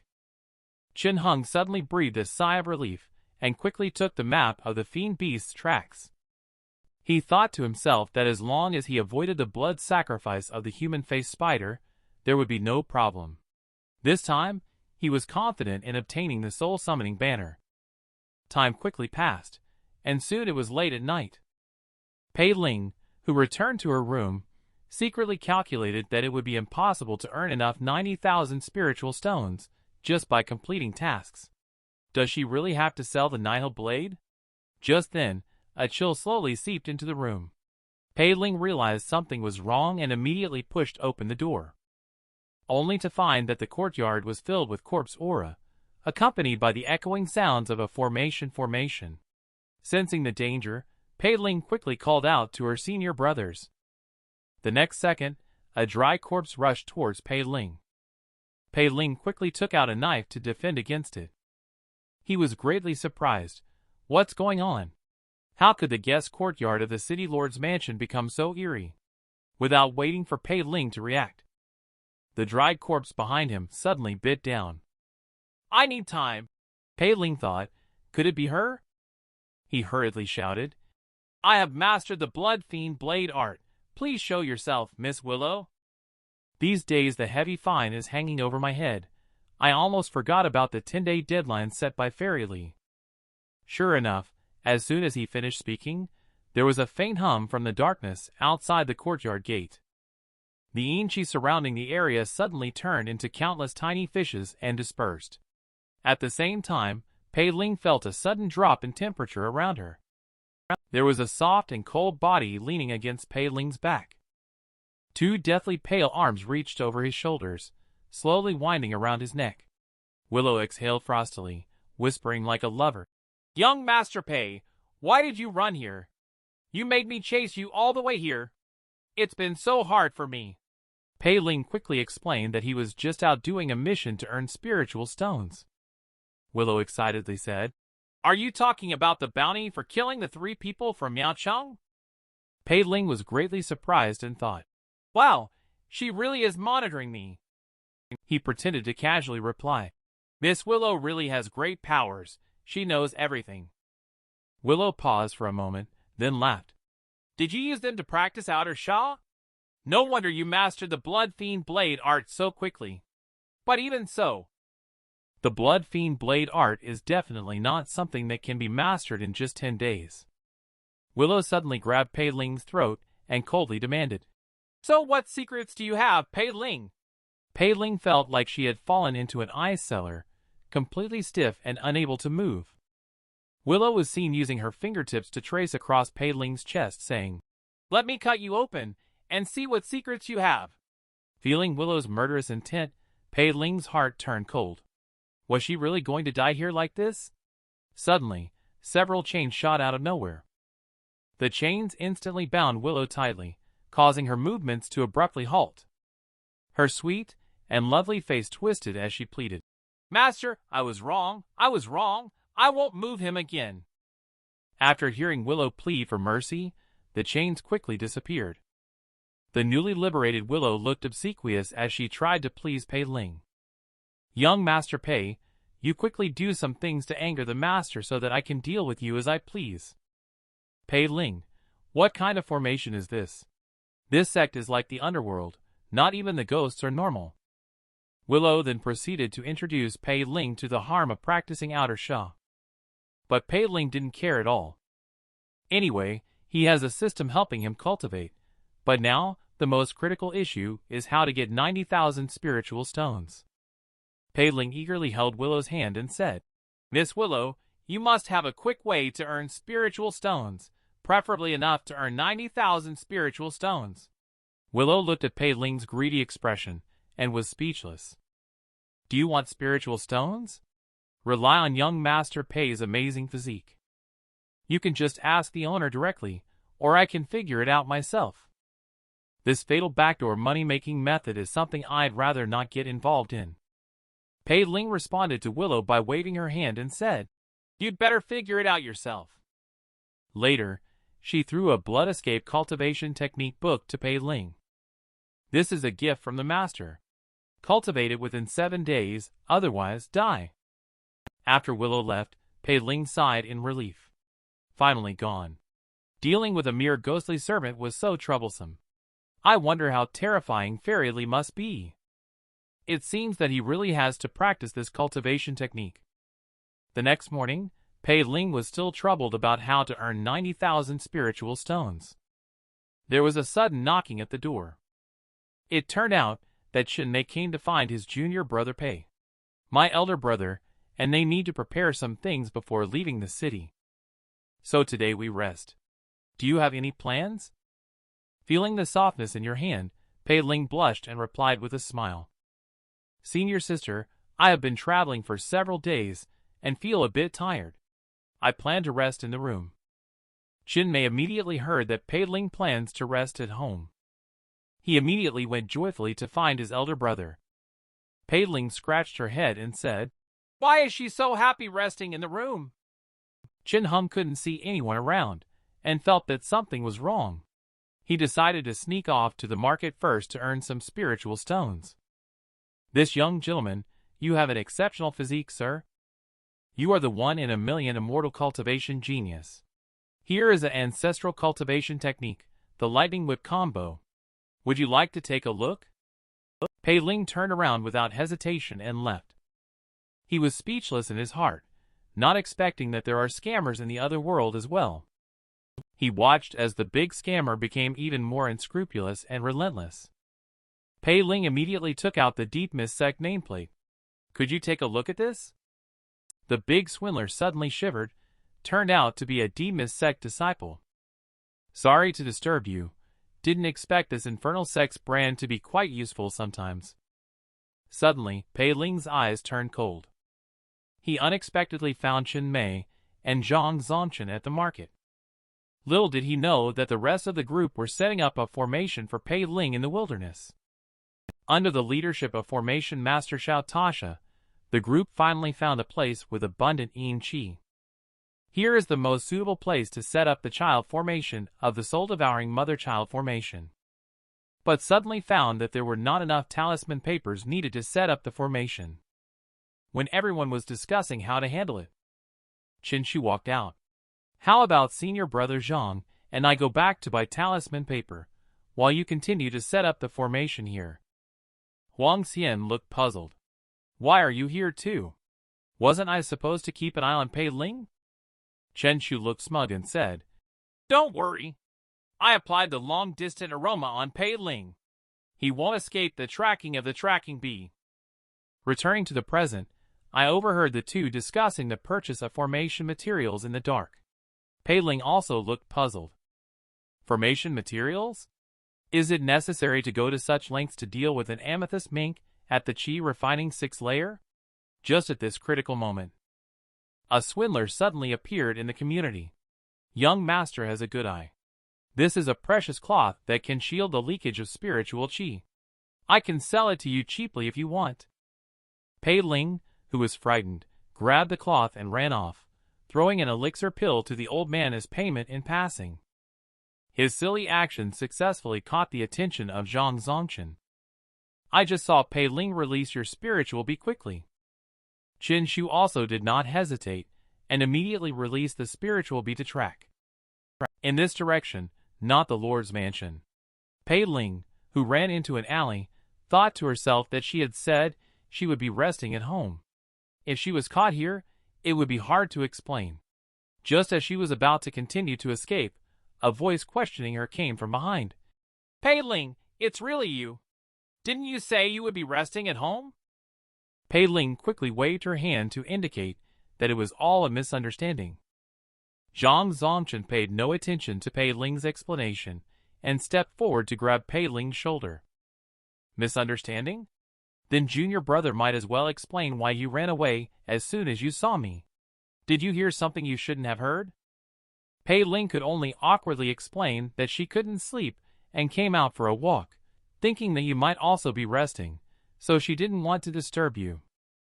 Zhang Zongchen immediately communicated with Qin Shu. This kid is mysterious. Maybe he really overheard something. We can't let him stay. Qin Shu objected. No, the soul-devouring mother-child formation will be activated tomorrow. Let's bring him back and closely monitor him first. Saying that, she hugged Pei Ling tightly by the arm. With seductive eyes, she slowly said, You are too reckless. He is not familiar with this place. What if something goes wrong? Pei Ling sighed at how quickly this woman changes her attitude. Zhang Zongchen also agreed. Junior sister Qin is right. We should give some notice before going somewhere as a team. Pei Ling could only awkwardly apologize. Qin Shu looked embarrassed. If you continue like this next time, I will ignore you. Soon after, the two of them supported Pei Ling, walking back, one on each side. Pei Ling looked puzzled. Aren't we supposed to buy materials for the formation?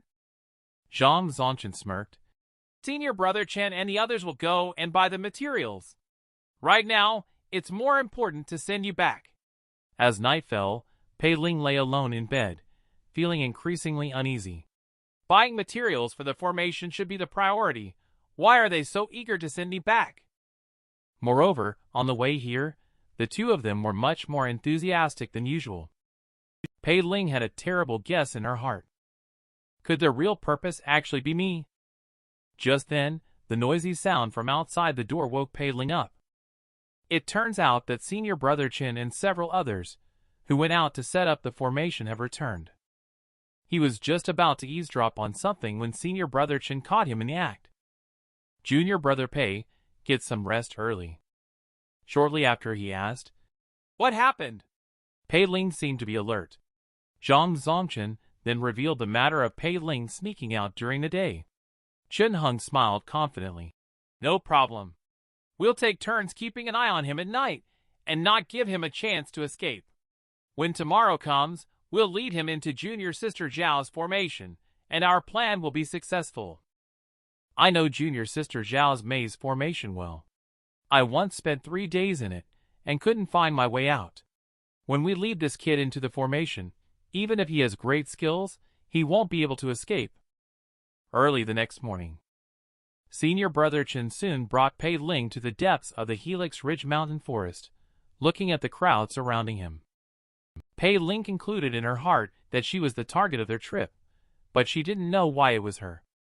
He asked with a bitter smile, Senior brother Chen, are we looking for the flower monster? Chen Heng responded lightly, just follow along. Chen Shu pretended to comfort junior brother Pei, don't be anxious, we will arrive soon. Pei Ling secretly calculated the strength of both sides in his mind. He found that he had no chance of winning at all. Just then, a roar was heard.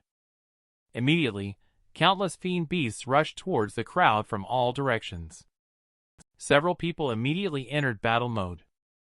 Pei Ling was overjoyed. The opportunity had come, but he hadn't run a few steps yet. A fiend beast's head flew past Pei Ling. Pei Ling turned around and found that the battle had already ended. Chen Heng stared at Pei Ling with a gloomy expression and slowly spoke. Junior brother Pei, you're going in the wrong direction. He faced senior brother Chen's questioning. Pei Ling could only awkwardly explain that she was a bit panicked during her first encounter with the fiend beast and ran in the wrong direction. He couldn't help but complain in his heart that these few fiend beasts were too weak. Qin Shu saw that Pei Ling was not honest and directly hugged Pei Ling's arm. This won't do. What if we encounter a fiend beast again and get separated? I'll have to hold on to you tightly from now on. There's no way. The fiend beasts around here are too weak. There's no chance to escape at all. That female ghost sister can save herself, but I'm afraid she's not exactly eager for me to die soon. At this moment, senior brother Chen and the others suddenly stopped in their tracks. They secretly communicated, the child formation of the soul-devouring mother-child formation is just ahead. You lure Pei Ling into it. Junior sister Xiao, and I will set up the mother formation. After saying that, the two of them directly left Pei Ling. Seeing this, she was delighted. The two with the highest cultivation levels were not around, which she saw as a great opportunity for herself. He casually asked, "Senior sister Chen-shu, senior brother Chun, where did they go?" Chun-shu replied nonchalantly, "They are preparing to deal with the amethyst mink. Let's continue on." After walking forward for another 15 minutes, the group continued on. Pei Ling suddenly muttered, "They should have gone far away." Then, without waiting for Chen-shu's reaction, Pei Ling suddenly exploded and grabbed Chen-shu's neck, slamming her fiercely to the ground. "Stop acting in front of me." The sudden turn of events stunned Huang Xian and Zhang Zongchen. Pei Ling walking ahead. "What do you want to do, you little beast?" Pei Ling directly drew out the nihil blade. "I know what I want to do, and you two know it too." After speaking, his blade she attacked the two of them. This moment caught them off guard. The weapons in the hands of several people also instantly broke. Seeing this move with such great power, the two people were greatly shocked. "This is the nihil blade. Are you with Zhang Jingshan?" Pei Ling ignored the questioning of the two individuals and directly rushed towards them with a knife. Huang Xian and Zhang Zongchen sensed the danger and directly transmitted a message. "Don't hesitate. Lead him into child formation."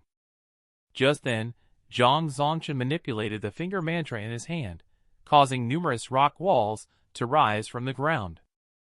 Pei Ling's nihil blade, incredibly sharp, instantly shattered the rock walls one after another. When the smoke cleared, there was no one in front of Pei Ling. Suddenly, Huang Xian appeared from behind, holding a talisman.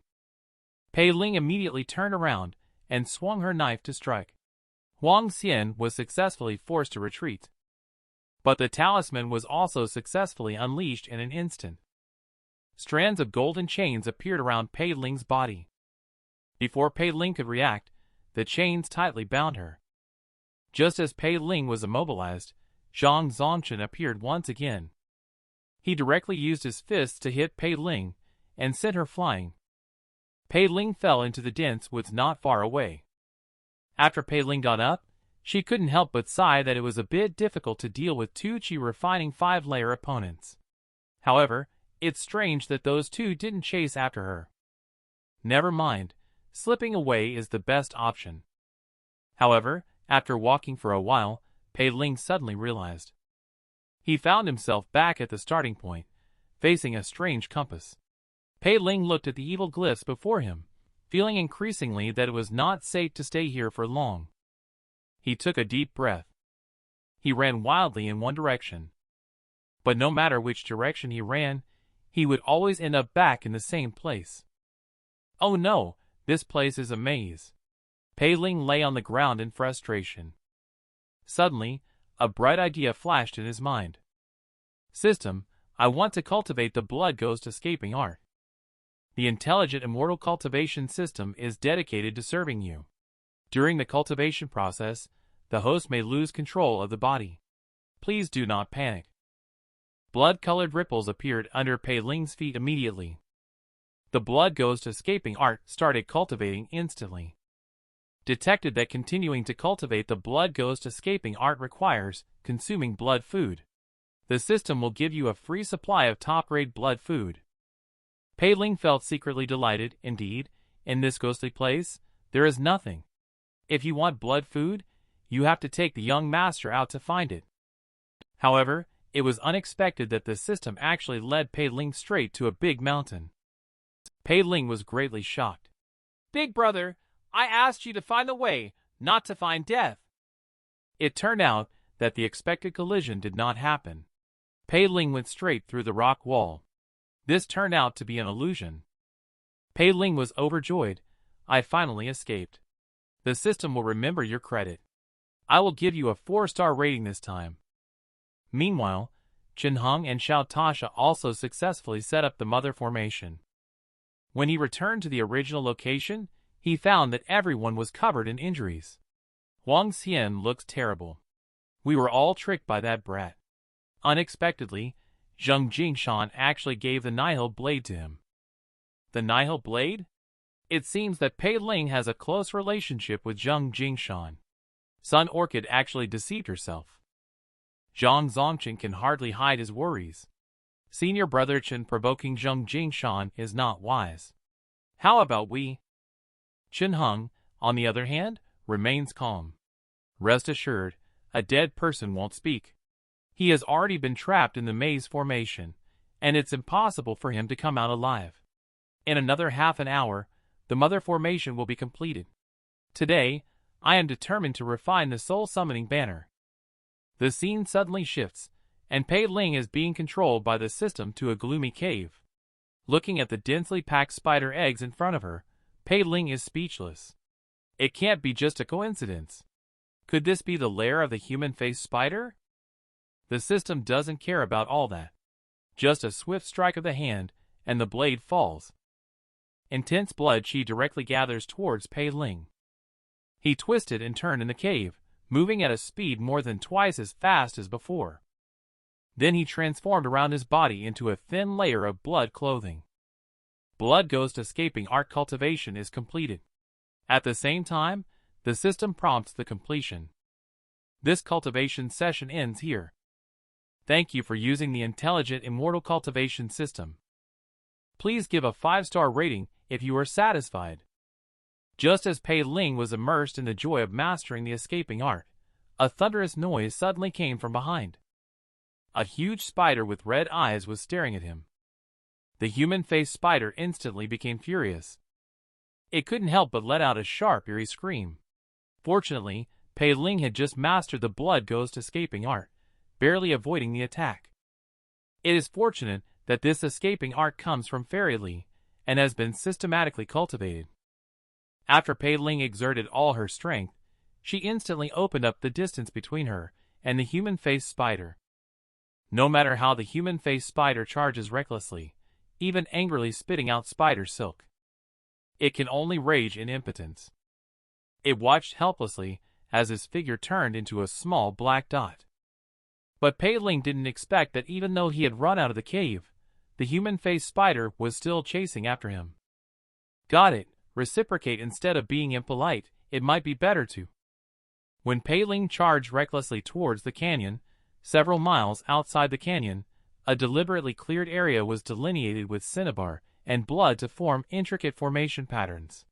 In the center of the cleared area stood a soul-summoning banner, on which dozens of souls were depicted in a hysterical struggle, their faces contorted. A smile appeared on Chen Heng's face. The soul-devouring mother-child formation has been completed. Junior sister Xiao, please begin. With a soft exhale from Xiao Tasha, the soul-devouring mother-child formation was officially activated. In an instant, thunder rumbled, and an eerie aura enveloped the surroundings just as Chen Heng imagined. Just as his own soul-summoning banner was about to be completed, the operation of the formation suddenly came to a halt.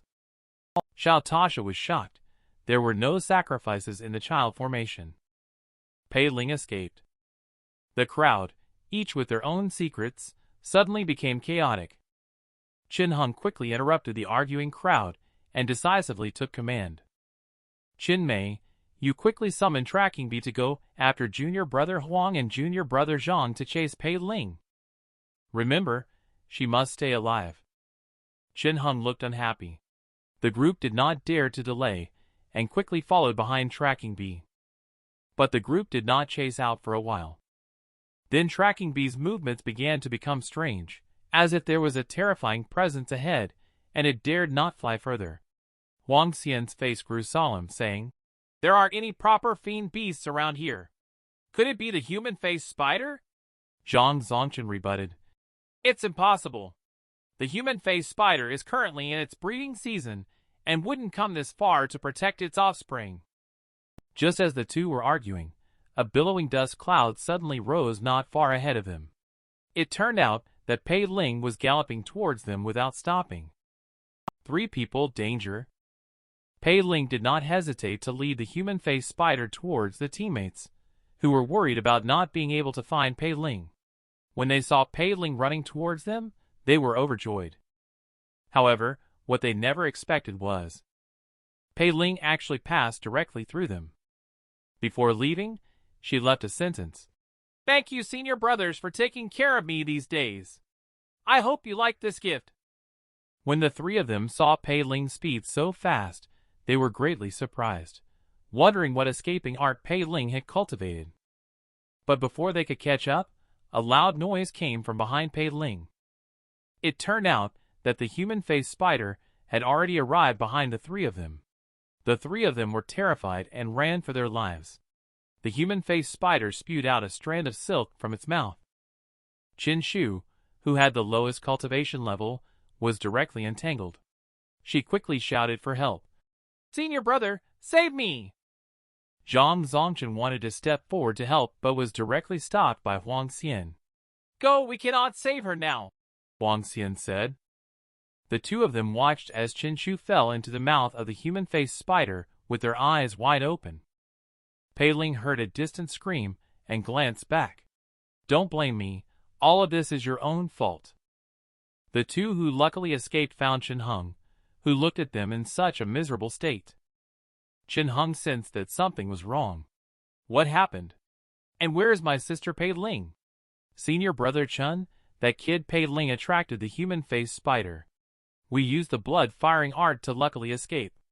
Poor junior sister Chen. These words shocked both of them. Xiao said anxiously. Senior brother Chen, we are no match for the human-faced spider. Let's hurry and leave. Chen Heng turned his head and looked at the woman, saying firmly, we can indeed escape. What about the injured junior brother Huang and junior brother Zhang?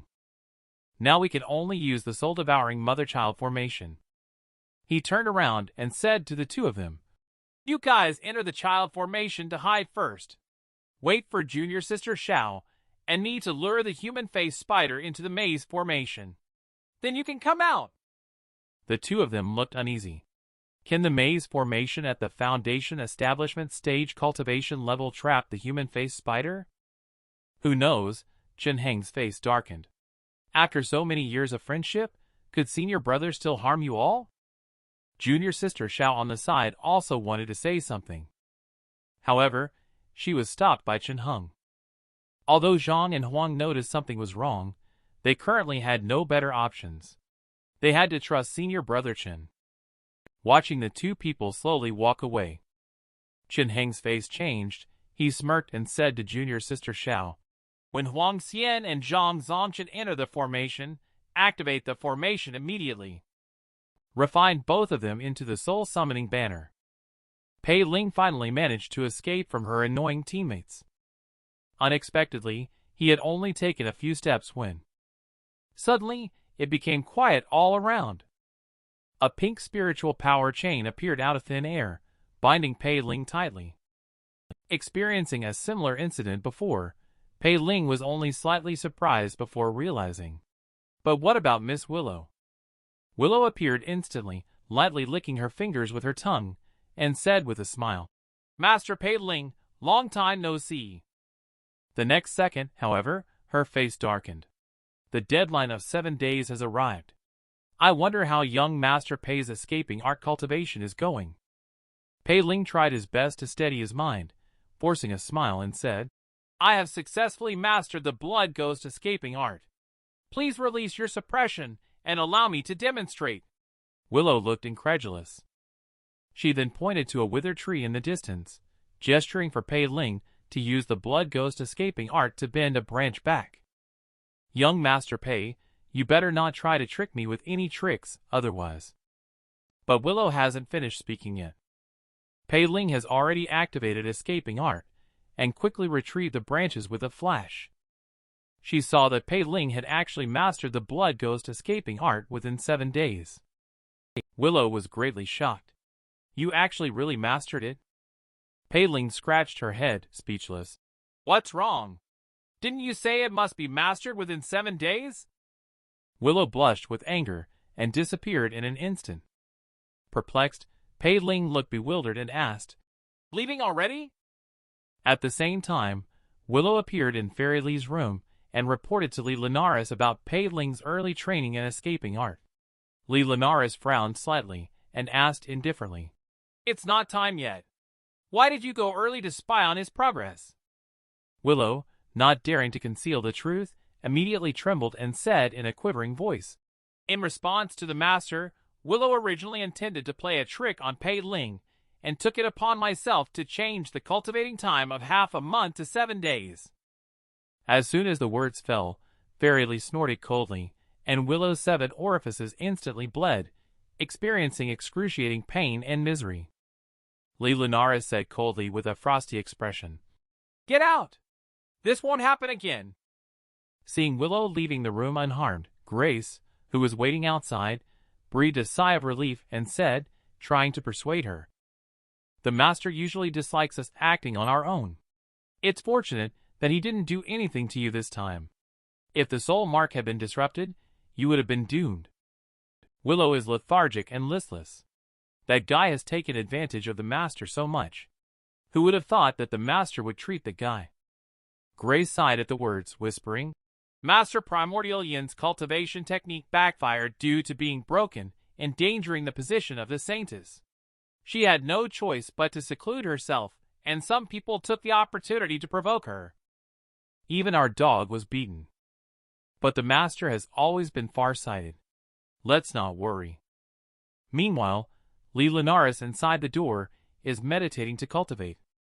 She murmured while holding the 6 Desires secret tome in her hands. The 6 Desires secret tome is truly too powerful. No one within the sect is able to restore it. I didn't expect that he could actually incorporate the 6 Desires secret tome into his body. And he even cultivates in a dual manner. He pours the power of the secret tome into my body. While he broke my primordial yin, he greatly boosted my cultivation level. However, the progress of the dual cultivation in the following half-month was slow, far behind the first cultivation. Could it be that? Do I have to wait for him to take the initiative? I will explore further in the future to find out.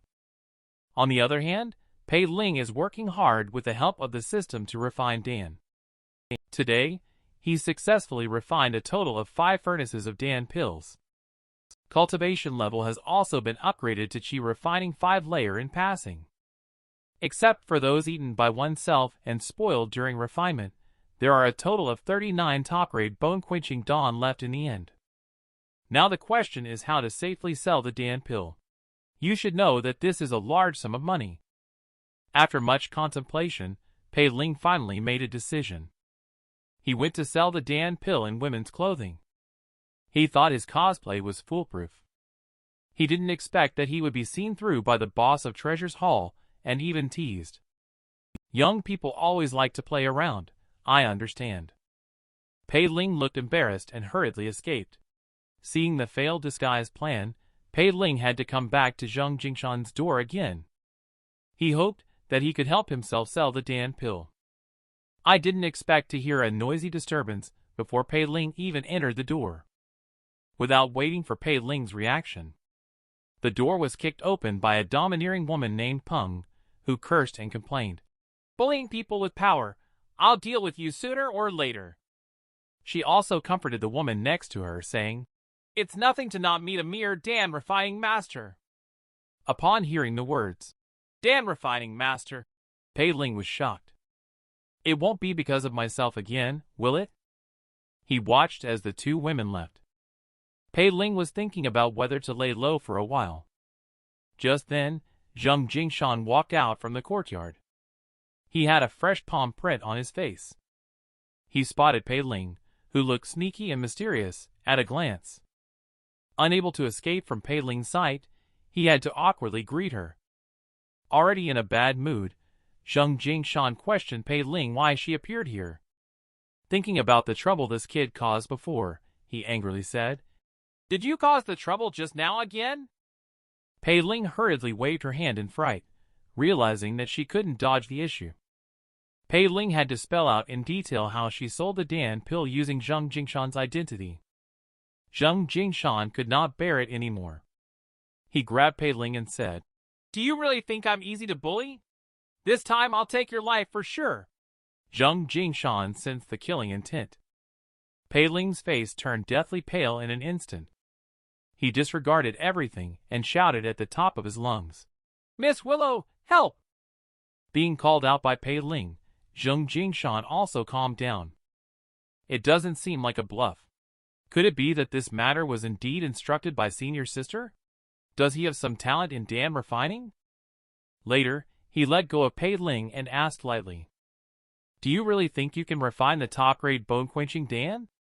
Pei Ling quickly seized the opportunity and said, "Senior brother Zheng, if you don't believe it, I can refine the Dan on the spot." Zheng Jingshan, in order to give both sides a way out, agreed that if Pei Ling could really refine the bone-quenching Dan, he would let him off the hook. After a quarter of an hour, a woman with exotic charm then brought the Dan pill furnace and medicinal herbs. The kid bragged that he could refine a top-grade Dan pill. "You should stay and observe as well." Unexpectedly, after the woman finished speaking at Zheng Jingshan, she also very gently cheered on Pei Ling. Pei Ling instantly turned into a silly fan. This is the first time Pei Ling has felt cared for. But the next second, Pei Ling was pulled back to reality. "What are you looking at? Hurry up and give me the Dan refining." Pei Ling slowly walked to the front of the Dan pill furnace. The system is activated and one-click cultivation begins.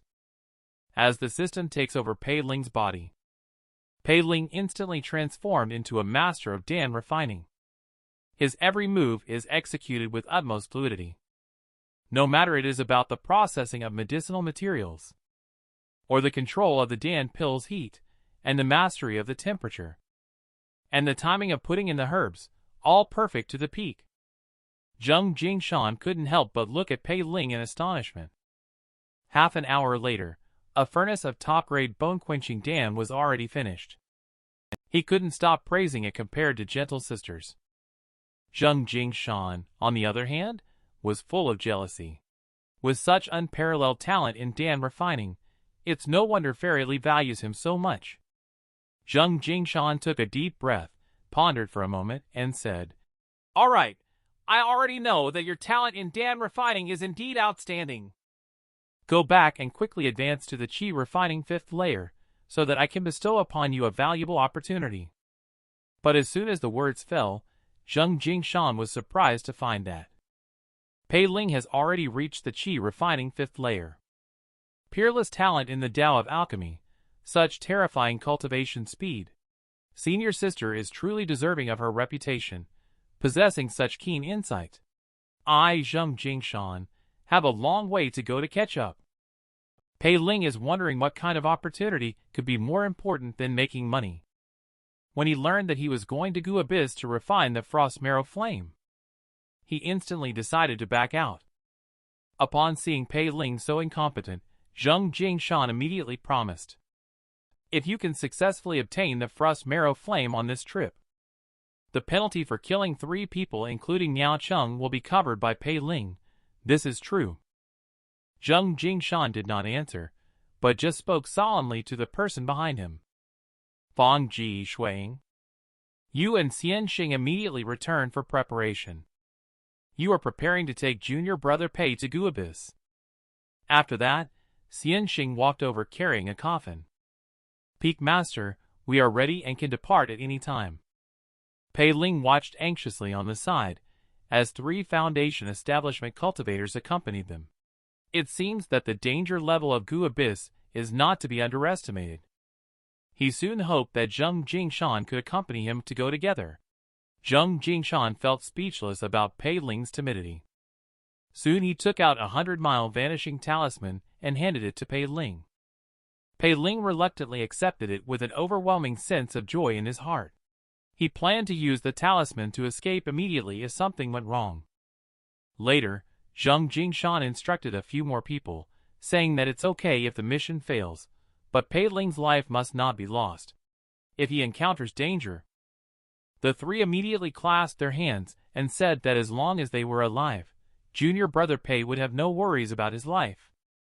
1/4 of an hour later, the senior and junior brothers, for in total, successfully reached the entrance to Gu Abyss. Pei Ling glanced into the abyss. Descending less than 10 zhang, black mist churned, obscuring the line of sight. Seeing the situation, Xianxia gave Pei Ling an antidote pill and asked Pei Ling to stay close to the 3 people and not to get separated. At the same time, she instructed the other two to protect Pei Ling well. Feeling the care from senior sister, Pei Ling's heart warmed again. Shortly after, senior sister Xianxia directly held Pei Ling's hand. She smiled and said, "Junior brother, do you believe me?"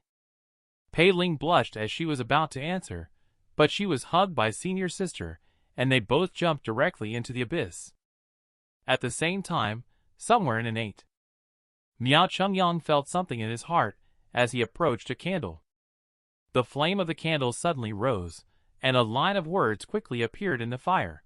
Zheng Jingshan intends to bring Pei Ling to Frost Marrow Flame, led by Ouyang Xianxia, already entered Gu Abyss. Miao Chengyang smiled faintly at Pei Ling. "I will take your head to sacrifice to my younger brother." Pei Ling, who had just arrived at the bottom of the Gu Abyss, felt like the surroundings were filled with black mist. He shivered uncontrollably from the cold all over his body. Just then, a warm hand reached out. "Are you still cold?" Junior brother Pei Xianxia held Pei Ling's hand and transferred spiritual power to her. Seeing Pei Ling so weak, Fang Ji immediately jumped out and started mocking her. Senior sister Xianxia naturally went all out to defend Pei Ling. In the end, everyone decided to let Shuiying protect Pei Ling. Shortly after, everyone arrived at the first challenge of the Gu Abyss, Dreamsense Forest. Shuiying handed Pei Ling a wooden stick and instructed her not to let go no matter what she sees.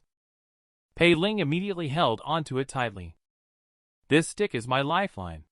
I won't let go even if I die." Just as I entered Dreamsense Forest, Shuiying disappeared.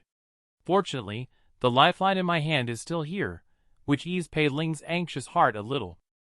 But the next second, someone who never would have expected. She appeared in front of Pei Ling. Even the stick in her hand turned into Fairy Li's little hand. The goddess-like demonic sect Saintess in everyone's eyes. She actually forced Pei Ling down in front of everyone. Fairy Li expertly pinned Pei Ling underneath her and said, "You actually disobeyed my orders? Or do you want to cultivate here? This stick is my lifeline." However, just as she entered Dreamsense Forest, Shuiying disappeared. Luckily, her lifeline stick was still with her. This also relieved Pei Ling's anxious heart a little. However, the next second, the stick in his hand turned into Fairy Li's small hand, leaving Pei Ling puzzled. How did Fairy Li appear here?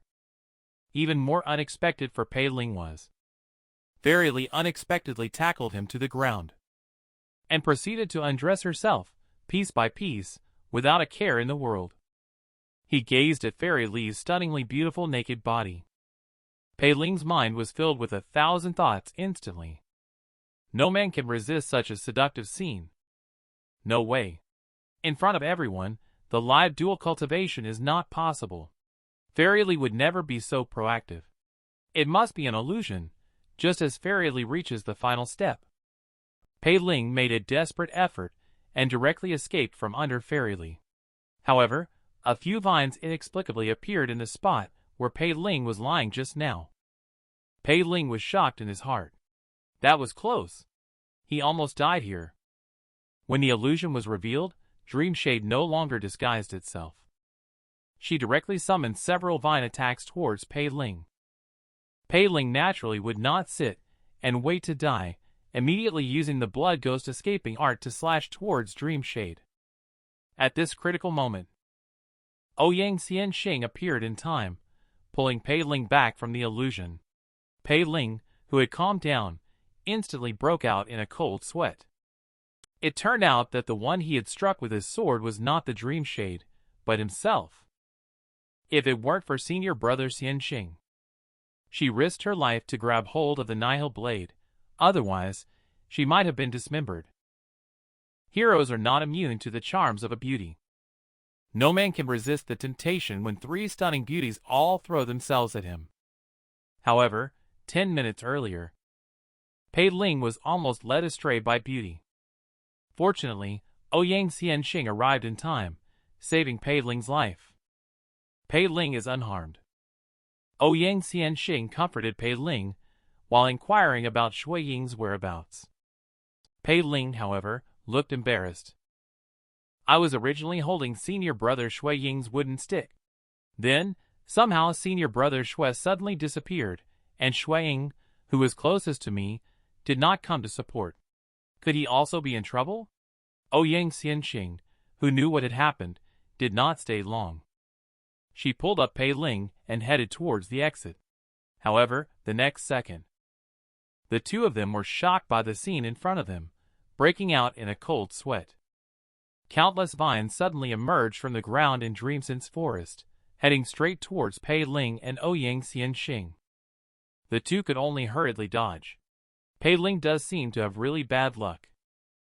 The resentment ghost formed by the resentment of cultivators who died in Dreamsense Forest has only awakened twice in nearly 100 years. Pei Ling encountered the exit right before her eyes, as soon as she arrived for the first time. Resentment ghosts blocked the exit directly, and then numerous vines attacked Pei Ling and Ouyang Xianxing. Pei Ling quickly drew out the nihil blade to resist. However, things did not go as planned. Pei Ling's the nihil blade cannot cut through the vines at all. Fortunately, Ouyang Xianxing's strong strength barely managed to resist. Just as Pei Ling sighed at Ouyang Xianxing's strong strength, a small vine quietly pierced into Pei Ling's leg. Just a blink of an eye. 3 fairy leaves appeared in front of Pei Ling and hugged her at the same time. Pei Ling instantly became enthralled and unable to extricate herself. Fortunately, Ouyang Xianxing timely reminded, which pulled Pei Ling back from the illusion. Pei Ling was startled in her heart. It was a close call. She almost fell into it again. Watching the resentment ghost being so difficult to deal with, it's estimated that both of them will have a hard time surviving. It's a pity to see such a good senior sister die. Pei Ling quickly let Ouyang Xianxing go first. With 100 miles escape talisman given by Zheng Jingshan, escaping should not be a problem for herself. However, Ouyang Xianxing is also a stubborn person. She said that if she promised to help Pei Ling seize the frost marrow flame, she would definitely do it. Only to see Ouyang Xianxing putting down the black coffin on her back. As the black coffin gradually opened, countless black chains burst out in an instant. Just in an instant, the vines of the resentment ghost were smashed to pieces. Taking advantage of the resentment ghost's moment of pain, Ouyang Xianxing quickly pulled Pei Ling and escaped from the Dreamsense Forest. The energy of the black coffin is not something the current Ouyang Xianxing can control. Although they managed to escape, Ouyang Xianxing also suffered a significant loss of vital energy. Seeing Ouyang Xianxing spitting up blood, Pei Ling quickly stepped forward to inquire. But Ouyang Xianxing insisted that it was nothing serious. However, he emphasized that the matter of opening the black coffin must not be disclosed to anyone. Pei Ling naturally agreed wholeheartedly. Just at that moment, Fang Ji and Shuang also walked over. Watching the two of them fake comforting with calm expressions on their faces, Pei Ling's heart suddenly burned with anger. She had originally thought that Shuang was forced to abandon her due to an accident. He now appears to have purposely harmed me. Shuang, who appears honest on the surface, actually has a lot of malicious intentions. When in the Dreamsense Forest, Shuang deliberately abandoned Pei Ling. This led to Pei Ling almost getting lost in the illusion. Now, on the way to the Yin-Yang Scorpion Cauldron with everyone, Shuang was also calculating in her mind how to secretly make Pei Ling fall down. You should know that the Yin-Yang Scorpion Cauldron only has a narrow middle path, where the Yin and Yang energies counteract each other. If one accidentally falls off, for a Qi refining stage cultivator, it is undoubtedly fatal. Even Fang Ji on the side has hinted at Pei Ling with words multiple times. You'd better give up on obtaining the frost marrow flame, otherwise you are highly likely to fall into the Yin-Yang Scorpion Cauldron, where there will be no bones left. Only Ouyang Xianxing is vigorously defending Pei Ling at the same time. She also did not forget to warn Fang Ji. If you dare to be perfunctory again, don't blame me for not being polite to you. Seeing Ouyang Xianxing getting angry, Fang Ji had no choice but to admit defeat obediently. Learning from past mistakes, Shui Ying, although willing to push Pei Ling down, did not dare to act rashly. However, what Shui Ying never expected was Pei Ling actually fell down by herself, but before falling, she still didn't forget to shift the blame to Shui Ying. This move also left Shui Ying momentarily at a loss. Ouyang Xianxing was about to get angry. Shui Ying quickly explained to Ouyang Xianxing that she didn't do anything. However, Ouyang Xianxing insisted that it was Shui Ying who pushed Pei Ling down. Just as the two of them were arguing, Pei Ling used a move called Blood Ghost Escaping Art and flew up again. Such a brilliant Blood Ghost Escaping Art also left everyone present stunned and amazed. Pei Ling was also not idle. He came up and immediately went to Ouyang Xianxing to complain, firmly accusing Shui Ying of pushing him down. He also asked Ouyang Xianxing to help mediate for him. Shui Ying wanted to explain, but Ouyang Xianxing did not give him a chance to explain. She took out the bone bloom directly to punish Shui Ying. Fang Ji hurriedly pleaded for mercy for Shui Ying. He was stopped by Ouyang Xianxing. Although Shui Ying was unwilling in every possible way, she had no choice but to accept it. I didn't expect senior sister to trust this kid so much. Ouyang Xianxing directly infused the bone bloom into Shui Ying's body. With a scream sounding out, Shui Ying's body was instantly riddled with holes by the chains transformed by bone bloom. Fortunately, Shui Ying is also at the foundation establishment stage cultivation level, so he can bear this pain. At this moment, Pei Ling has a smug look on her face, thinking, "Ah, you also want to trick me? You are simply weak compared to the system's trickery." After she admonished Shui Ying, Pei Ling and the others continued on towards Bone Crane Marsh, with Frost Marrow Flame located right in the center of Bone Crane Marsh. They could see Frost Marrow Flame right before their eyes. Pei Ling's eyes lit up immediately. Shui Ying couldn't help but feel annoyed when she saw Pei Ling's excited expression. The so-called Frost Marrow Flame is nothing to be amazed by. It's just someone who lacks experience. Right at this moment, Ouyang Xianxing then instructed Shui Ying to set up a formation to drive away the cold energy absorbed by the Frost Marrow Flame. With a loud shout from Shui Ying, several formation flags swelled in the wind. The flags were directly inserted into the Bone Crane Marsh, enveloping the Frost Marrow Flame within. Take advantage of Shui Ying's time setting up the formation. Ouyang Xianxing reminded Pei Ling that the process of incorporating fire into the body can be very painful, so you must persevere and not let down Peak Master's efforts. Pei Ling agreed and also asked a question: is it just swallowing the fire directly into the body? At the mention of this, everyone was speechless for a moment. After preparing for so long, they didn't expect that Pei Ling didn't even know the most basic fire absorption mantra. Fang Ji even sarcastically said, "If you don't even know the fire absorption mantra, let's just go back home directly." Ouyang Xianxing also looked puzzled. Pei Ling could only awkwardly explain that her knowledge of Dan Dao was limited, and she hadn't had time to study yet.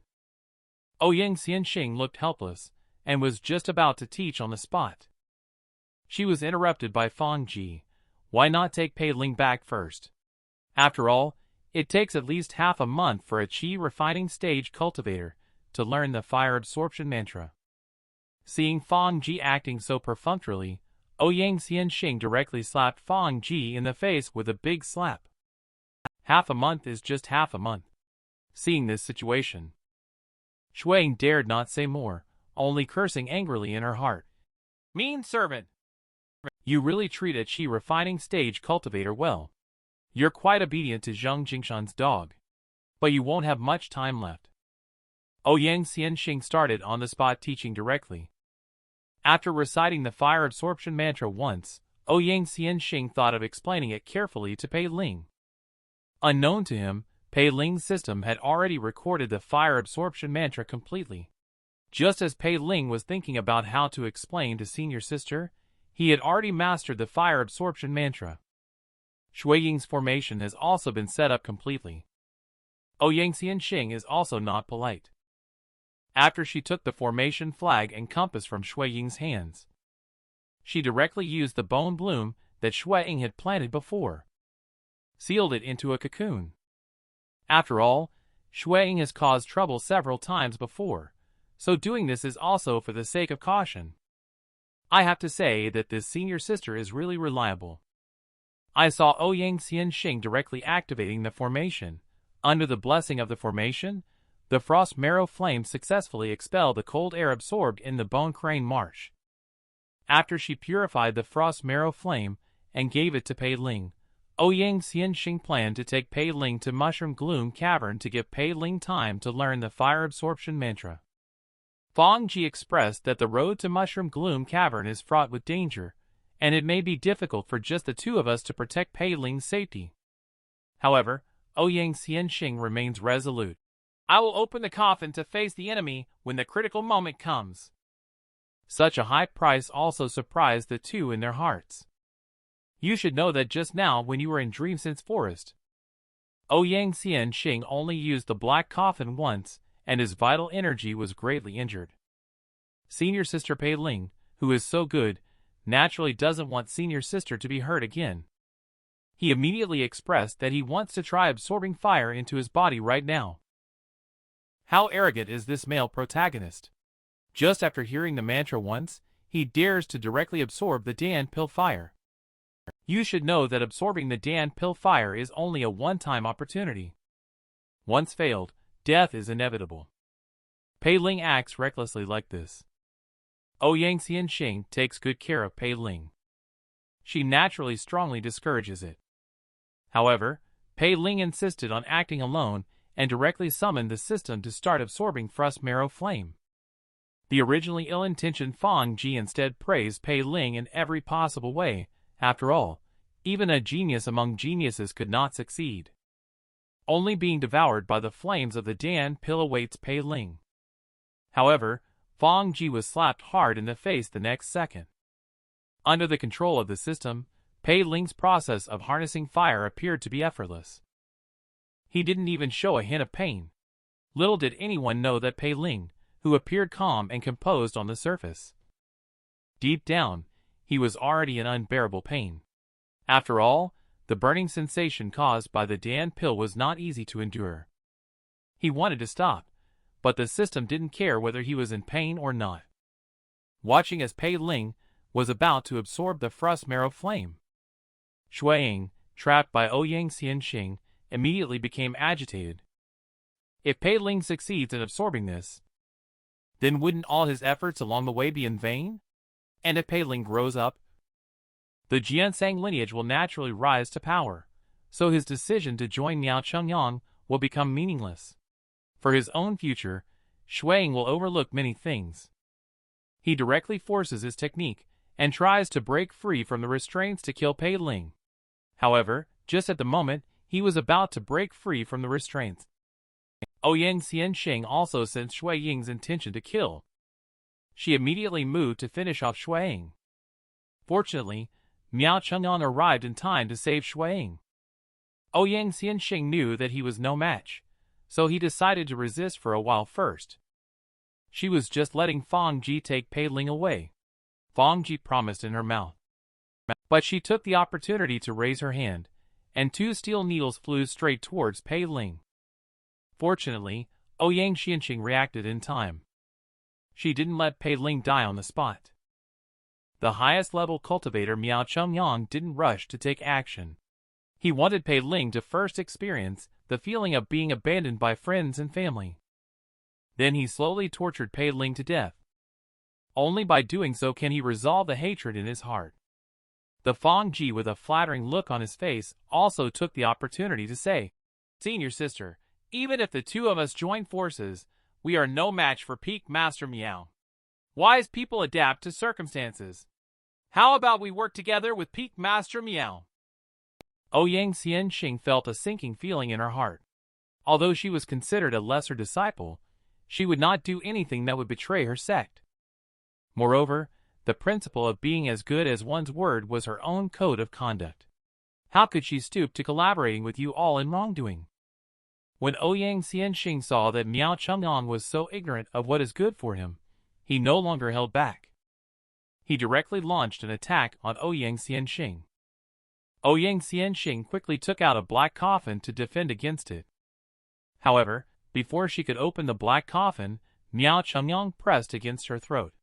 After all, the disparity on the stage was not so easy to make up for. Just when Ouyang Xianxing was in despair, Miao Chengyang disappeared out of thin air. Fang Ji, who was left looking puzzled, and Shui Ying, equally puzzled, found themselves in an illusory realm with Miao Chengyang, only to see a yellow-clad woman embroidering, speaking gently. "Come and have a seat, Peak Master Miao." Accompanied by Grace, Miao Chengyang was taken away. The situation on the scene immediately reversed, as Ouyang Xianxing's strength has always been above that of Shui Ying and Fang Ji. They dared to betray their sect entirely, because they had Miao Chengyang as their backing. Now Miao Chengyang's whereabouts are unknown.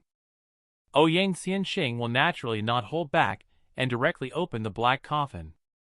And in the coffin lies a girl wearing a red dress. As the red dress girl's arm rises, countless bone spikes rush towards them. Fang Ji quickly took out the auspicious pattern treasure furnace to resist, but with their cultivation levels, I'm afraid they won't be able to hold on for long. The two could only pray in their hearts for Miao Chengyang to hurry back. Little did they know that at this moment, Miao Chengyang had already been pulled into an illusion by Grace. Miao Chengyang in the illusion looked at the person in front of him. He also guessed in his heart that this person should be Fairy Li, the Miss Grace under her command. Immediately, he inquired of Grace what the reason was for her bringing him here. Grace's response was equally straightforward. "Don't touch Pei Ling." Miao Chengyang was suddenly shocked. Could it be that Pei Ling's backing is not Zheng Jingshan, but Fairy Li? But if he doesn't kill his inner demon, Pei Ling's heart will never be released. Reluctant, Miao Chengyang wants to refuse. He found a mysterious wound on his face, staring at it intently. It turns out Grace was drawing a portrait of Miao Chengyang. A needle was stuck in the handkerchief. Miao Chengyang was about to resist when he was struck away by an invisible force. Just then, Grace slowly said, "If Pei Ling had just failed to take in the fire, I wouldn't save him and wouldn't stop you. Unfortunately, you are unlucky. Firstly, you must not reveal what happened today. Secondly, you are not allowed to take action until Pei Ling enters the innate state. If you make these two inner demon great oaths, I will let you go." Miao Chengyang asked, "Does that mean I can kill Pei Ling as long as he enters innate?" Grace did not deny it. "If Pei Ling dies by your hand, then Pei Ling is useless and not worthy of Master's attention. Miao Chengyang, although unwilling in his heart, can do nothing about it. He can only let that kid live a little longer." Immediately, he made two inner demon great oaths. After making the vow, he was about to leave when he was stopped by Grace. "Have a sip of tea before you leave." The scene changes. Shui Ying, who was still struggling to support herself, and Fang Ji were on the verge of being killed. Shui Ying immediately suggested bringing Pei Ling over as a shield. Fang Ji did not hesitate either. He then released the Netherflame goo, flying towards Pei Ling. Ouyang Xianxing saw the situation and hurriedly tried to control the girl in red to stop the Netherflame goo, but the Netherflame goo easily evaded it. That distraction also gave Fang Ji the opportunity to launch a sneak attack. When she came to her senses, Fang Ji's fist, which had 3 steel needles, was already. He instantly sent her flying. Pei Ling, who had finally absorbed the frost marrow flame, endured the pain and dodged the attacks of Netherflame goo. He was about to pull out the Nihil blade to counterattack.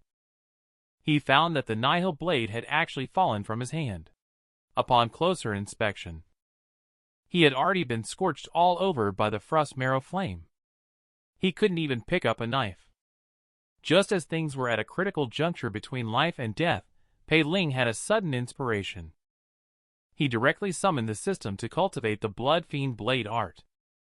Just in an instant, Shui Ying, who was already heavily injured. He was then slain by Pei Ling, who was controlled by the system. And he sucked up Shui Ying's blood and xianxia completely upon seeing Pei Ling being so brave. Fang Ji couldn't help but shudder in his heart, and he instinctively turned around and ran. And he also asked Netherflame Gu to help cover his retreat. What frightened Fang Ji more was Ouyang Xianxing, who had just regained consciousness, unexpectedly released all the seals on the red-clothed girl. In an instant, Fang Ji was pierced by the red-clothed girl's bone spike. At the same time, Netherflame Gu also took action, and Pei Ling was not idle either at this moment. He used the Blood Fiend Blade art to suck up all of Fang Ji's blood and xianxia. Just then, a hand tapped Pei Ling's shoulder, interrupting Pei Ling's cultivation process. This method was also told to Ouyang Xianxing by Pei Ling. After all, this doggone system doesn't recognize people. Who knows what outrageous things it might do? When you are tapped on the shoulder in a cave, never easily turn around, because you don't have a clue whether the one tapping you is a human or a ghost. Pei Ling made this mistake. Just saw a red-clothed girl with bright red eyes facing him with an evil smile on her face. The next second, countless bone spurs burst out instantly. Pei Ling quickly took out the Nihil blade to defend herself, fortunately having absorbed the blood and xianxia of Shui Ying and Fang Ji earlier. This allowed him to barely defend himself. He watched as the red-robed girl had lost control. Suddenly, several iron chains shot out from the black coffin. The iron chains directly pulled the girl in red into the black coffin, leaving Pei Ling with mixed emotions. Is it that girl Willow again? Little did they know that Willow had acted on her own initiative. She was rebuked by Fairy Lee. Now Grace is taking care of Pei Ling. Pei Ling was delighted. He was just about to hug Grace's thigh tightly. He was kicked away by Grace with one kick. The master does not like incompetent people. Before you have demonstrated more value, you should count yourself lucky. Pei Ling was speechless in her heart. Unyielding, Pei Ling still wanted to ask Fairy Lee if there were any new cultivation techniques to impart to her. But she found that Grace had long disappeared without a trace. The scene suddenly changed. After returning to the Withered Orchid courtyard, Pei Ling recounted the process of getting the fire to Zheng Jingshan in detail. Zheng Jingshan was instantly furious, feeling that all the years of careful cultivation were in vain, as it turned out that they were both ungrateful betrayers. They deserved to be punished for betraying you by practicing the outer Sha technique. As for the matter of Miao Chengyang being taken away by Grace, naturally, it also made Zheng Jingshan vent his anger. He knows Grace's capabilities. Then Miao Chengyang will also be in big trouble. Pei Ling quickly asked about how she was doing in paying off her fine when she saw the situation. Unexpectedly, Zheng Jingshan is not acting with integrity. He said that he would help Pei Ling pay the fine only if the fire is successfully extinguished. But now he is acting self-righteously, saying, "Junior brother Pei, what is a mere 100,000 fine for the frost marrow flame? I assure you that you can pay it back." Pei Ling was speechless in an instant. And Miao Chengyang not only suffered serious injuries here, and he was also poisoned by goo toxins. Outraged, Miao Chengyang immediately ordered his disciple to kill all of Pei Ling's relatives, so that Pei Ling could experience the pain of losing loved ones as well. At this moment, a disciple advised that such actions might not be appropriate. If this is done, others may think that the peak master is unable to deal with Pei Ling, and can only take it out on her family. If this were to reach the ears of true disciple Zhou, the position of our Xiaochuan lineage would probably be at risk. Not to mention that Pei Ling was often suppressed within the clan in the early years, and the massacre of the Pei family may disrupt his state of mind. Miao Chengyang also makes sense when they hear it. This disciple continued to say, "However, I have another way. There is a female cultivator in outer sect who has some connections with Pei Ling. Under the foundation establishment stage, how many people are able to resist the temptation of worldly pleasures? Eating is a man's pleasure. Throughout history, how many people can resist the temptation of beauty? In a small courtyard of outer, a bustling qi refining stage cultivator is surrounding a beautiful woman playing the qin. people might have been attracted by the beautiful sound of the qin. Or perhaps they were attracted by the impressive pectoral muscles. The continuous applause on the scene, while Sun Orchid, as the person involved, appeared quiet and virtuous on the surface. Internally, however, she looked scornful, all those she refining for layer wastes. When will those truly remarkable talents be able to see my beauty and talent? Suddenly, a loud rumble broke the harmonious atmosphere. When the crowd of licking dogs saw this, they quickly shielded Sun Orchid behind them, acting as her flower protectors. When they saw that the newcomer was at the foundation establishment stage cultivation level, the group of flower protectors scattered instantly. Only the senior bootlicker Pei Ling remained unmoved, standing in front of Sun Orchid. However, a bootlicker is ultimately just a bootlicker. Upon learning that the visitor is at the foundation establishment stage cultivation level, Sun Orchid pushed Pei Ling aside. She threw herself directly into the arms of this stranger, showing off coquettishly. To her surprise, this person didn't understand at all what it means to appreciate a delicate beauty. He directly knocked Sun Orchid to the ground with a single blow to the head. Outer, there are countless people like you, seducing a few worthless individuals and thinking that you are qualified to climb up the ladder. I'll give you a task. Seduce Pei Ling within half a month. Otherwise you die. This operation also instantly confuses Pei Ling. The scene shifts. Pei Ling is buying Dan refining materials. He suddenly felt a warm sensation coming from behind. Pei Ling had not reacted yet, when Sun Orchid began to touch her up and down. Pei Ling quickly pushed Sun Orchid away. Sun Orchid who fell to the ground. She took the opportunity to put on a pitiful appearance. Pei Ling had no words in her heart. If she accidentally injured herself and reported it to Steward's Hall, she might end up with an additional fine. Helpless, Pei Ling could only step forward to assist and apologize. Seeing Pei Ling like this, Sun Orchid instantly gained confidence. Indeed, men are all the same. Afterward, she put an aphrodisiac pill into her cherry lips and started to flirt with Pei Ling. With her already captivating figure coupled with this inner sensuality, who wouldn't be mesmerized? It's no wonder Pei Ling willingly played the role of a licking dog. But upon second thought, this Sun Orchid used to hate me to the bone. She is now actively seeking me out. There must be something fishy going on. Is she playing leapfrog, wanting to get under my waist for a drink? Pei Ling, who wants to be clear-minded, didn't dare to delay for a moment and slipped away directly. However, how could Sun Orchid, who had a mission on her shoulders, easily let Pei Ling go? No matter where Pei Ling hides, Sun Orchid can find her. Pei Ling who can't bear it anymore. He had to try to hide and take a bath in the men's bathroom. Even so, Pei Ling, who was as timid as a startled bird, was still mixed in by Sun Orchid and could only flee in panic to All Arts Hall. After all, there are restrictions here. Each person has their own independent space. However, what Pei Ling never expected was got rid of Sun Orchid, but encountered the even more aggressive Fairy Lee. She started misbehaving as soon as she came up, unfastening her clothes. What kind of experience is it to be caught peeking at Saintess while she's bathing? Pei Ling, with a face full of embarrassment, quickly explained that she didn't mean to peek, and Fairy Lee was not angry either. After all, the two had been open and honest with each other more than once. Even though all of that happened without Pei Ling's knowledge. Fairy Lee was visibly stunned to see that Pei Ling was able to break free from her spell control. But then she thought to herself that this is also good, judging from the cultivate just now.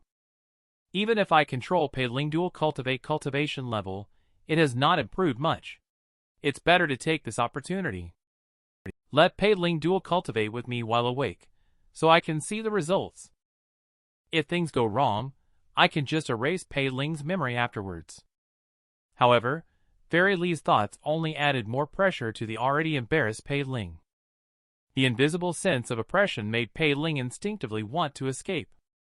However, as soon as Pei Ling turned around, Fairy Lee called out to her. He faced Fairy Li's beckoning. Pei Ling resisted with all her might in her heart, but dared not refuse, so she could only walk towards Fairy Li nervously and fearfully. Just these few short steps made Pei Ling feel like she had walked 1,000 miles away. What does Fairy Li want from me? Could it be that I have used her title too much and been discovered, so now she has come to question me? Pei Ling never expected that Fairy Li would immediately ask her to use the Sixth Desire's secret tome. Pei Ling immediately had a confused expression on her face. What is the Sixth Desire's secret tome? Could it be that Grace forgot to give me the cultivation technique back then? At this moment, Pei Ling still doesn't know that the no-name cultivation technique is the Sixth Desire's secret tome. Pei Ling, looking helpless, had to explain that she really doesn't know the Sixth Desire's secret tome at all. Fairy Li discovered through a secret method that Pei Ling was not lying. Looking puzzled, Fairy Li thought Pei Ling had just awakened. His memory has not fully recovered yet, but this doesn't bother Fairy Li at all. Just saw Fairy Li getting up directly. She grabbed Pei Ling's neck, which scared Pei Ling into a cold sweat. However, the next second, Fairy Li kissed directly, and a familiar feeling overwhelmed Pei Ling inexplicably. Moreover, there was a continuous emergence of spiritual power flowing within him. Does it mean that the no-name cultivation technique is the Sixth Desire's secret tome? Should I use the system to automatically cultivate? No, how can such a rare opportunity that comes once in a millennium be easily let go? After enduring for so long, it's finally my turn to show some courage. Shortly after, he disregarded everything and embraced Fairy Li in his arms. Accompanied by the sound of flowing water, the two of them immediately started practicing the Sixth Desire's secret tome in the pool. And at this moment, Fairy Li finally experienced the pleasure of practicing dual cultivation for the first time, feeling the surge of spiritual power rushing in, which made her forget everything. If I give you an unparalleled beauty, who only eats and sleeps every day, how long can you persist in playing cards with her and laughing along with her, other than eating and sleeping every day? Pei Ling, who has extraordinary talents, persisted for a full half-month without rest, but still couldn't satisfy Fairy Li. It's just that Fairy Li feels that the half-month-long poker practice did not make her feel the same as when they first became intimate. This also surprised Pei Ling. She had tried all 18 kinds of martial arts, but it still wasn't enough to satisfy her. Just saw Fairy Li after she tidied up her hair. She directly threw the clothes onto Pei Ling's face and said, "You can leave now."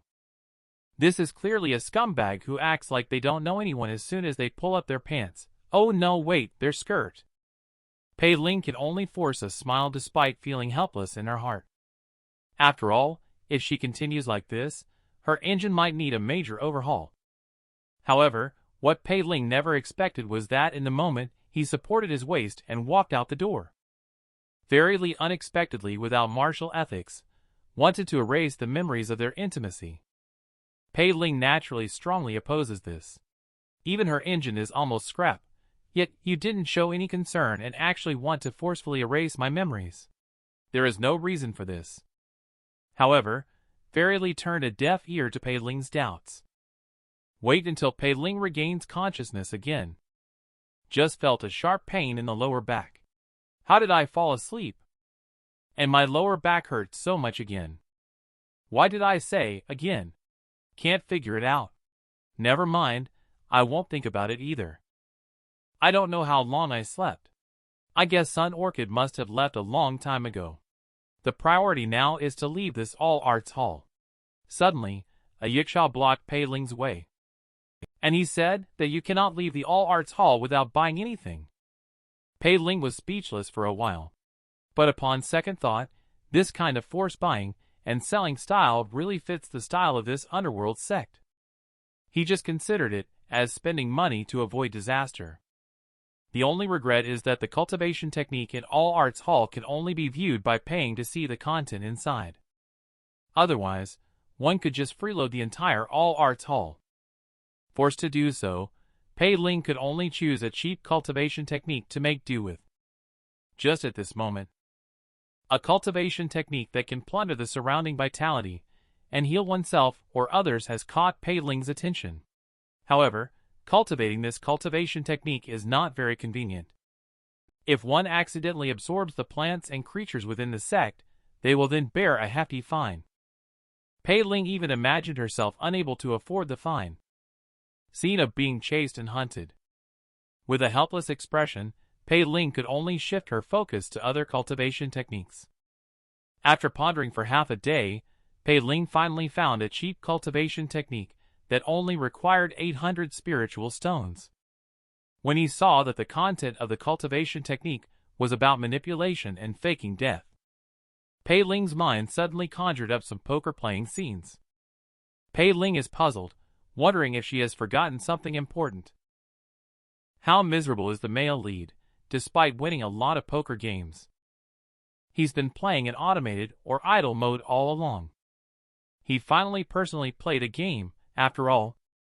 His memory was also forcibly erased. Pei Ling looked at the 800 spiritual stones in front of her, and the cultivation technique that could detonate or control them.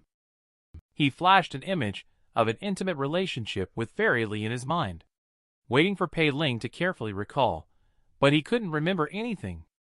Helpless Pei Ling could only buy the cultivation technique first. He will study it slowly in the future. The urgent task now is to refine pills to make money to pay the fine. However, what baffled Pei Ling was that she had only slept for a while, but the gatekeeper claimed that she had been inside for half a month. Pei Ling, unwilling to accept this, still wanted to question whether the gatekeeper had made a mistake. He was informed by the gatekeeper that the only person who had entered naked and came out dressed was this one. Pei Ling was speechless instantly, knowing that it was impossible to remember incorrectly. He has half a month less to accumulate the fines. The only thing worth celebrating is that the sun orchid that had been entangling him is gone. Pei Ling, who received confirmation, did not dare to delay for a moment. He is about to go back to Dan refining without stopping. Until half a month later. Pei Ling plans to go find Zheng Jingshan to inquire about the distribution of dividends for the Dan pill. However, what greeted him was a patient wrapped in bandages from head to toe.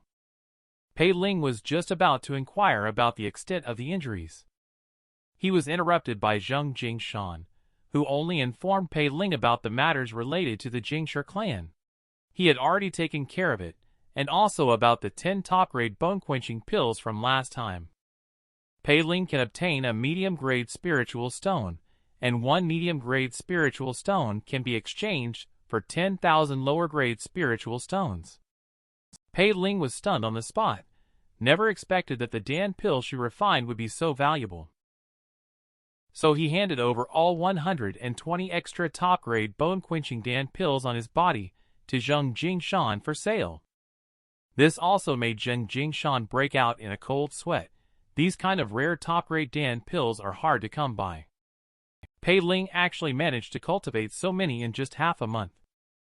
He does have extraordinary talent. In that case, an average market definitely wouldn't be able to digest it. Then he can only sell it at the Viperous Depths. The Viperous Depths is a place not under the jurisdiction of the 9 major sects, a sanctuary where freelance cultivators gather. It is also a place where cultivators from various factions engage in illicit transactions. Upon hearing this, Pei Ling immediately lost all interest in the Viperous Depths. At that moment, Zheng Jingshan suddenly discovered that Pei Ling's cultivation level had already reached the Qi refining 6th-layer pinnacle. Such astonishing cultivation talent truly shocked Zheng Jingshan. As a party involved, Pei Ling was also full of confusion on her face. He had only been refining the Dan pill for half a month. How could his progress be so rapid? Seeing the situation, Zheng Jingshan was also extremely enthusiastic in settling Pei Ling with some words, and let Pei Ling go back to continue Dan refining. At the same time, he was also thinking about how to find a way to help Pei Ling refine a CJ Dan of middle grade or higher. It would be best to obtain the Dan recipe. After all, such monstrous talent is not often seen. When Pei Ling returned to her residence, it seemed that the matter of the fine was almost resolved. He just thought it would be better to first elevate his cultivation level. So he opened the system and started cultivating the bone tempering art. However, a prompt from the system instantly gave Pei Ling a bad feeling, detecting the absence of the breakthrough Dan Pilsi Jade Dan. The system will provide a top-grade seed Jade Dan for free. Immediately, the system once again took control of Pei Ling's body. Ran out all the way. When people are unlucky, even drinking cold water can choke them. As the eldest daughter of the prominent Jin family in the sect, she would never have imagined she would be robbed of multiple opportunities by the same person. Upon the end of her seclusion, Jin Sumian couldn't wait to show her elder cousin the top-grade seed Jade Dan she had refined. Naturally, this elicited a round of praise from her elder cousin. Jin Sumian, excited but cautious, wanted her cousin to take her to Gu Abyss to obtain the Frost Marrow Flame. She was informed by her cousin that the Frost Marrow Flame had been taken by Zheng Jingshan. However, Zheng Jingshan compensated them with a share of 9 nether cold spring water. Although this 9 nether cold spring water is superior to the Frost Marrow Flame in terms of body tempering and soul purification. But Jin Sumian is currently solely focused on Dan refining, inevitably giving rise to some resentment. The cousin had to comfort Zheng Jingshan, who stubbornly refused to say who he was fighting for. He only said it was commanded by Fairyly, and there have been rumors recently that Fairyly has emerged from seclusion. The cousin also didn't want to make a big fuss about the matter. Cousin can help you teach Zheng Jingshan a lesson. Jin Sumian's complexion still hasn't improved.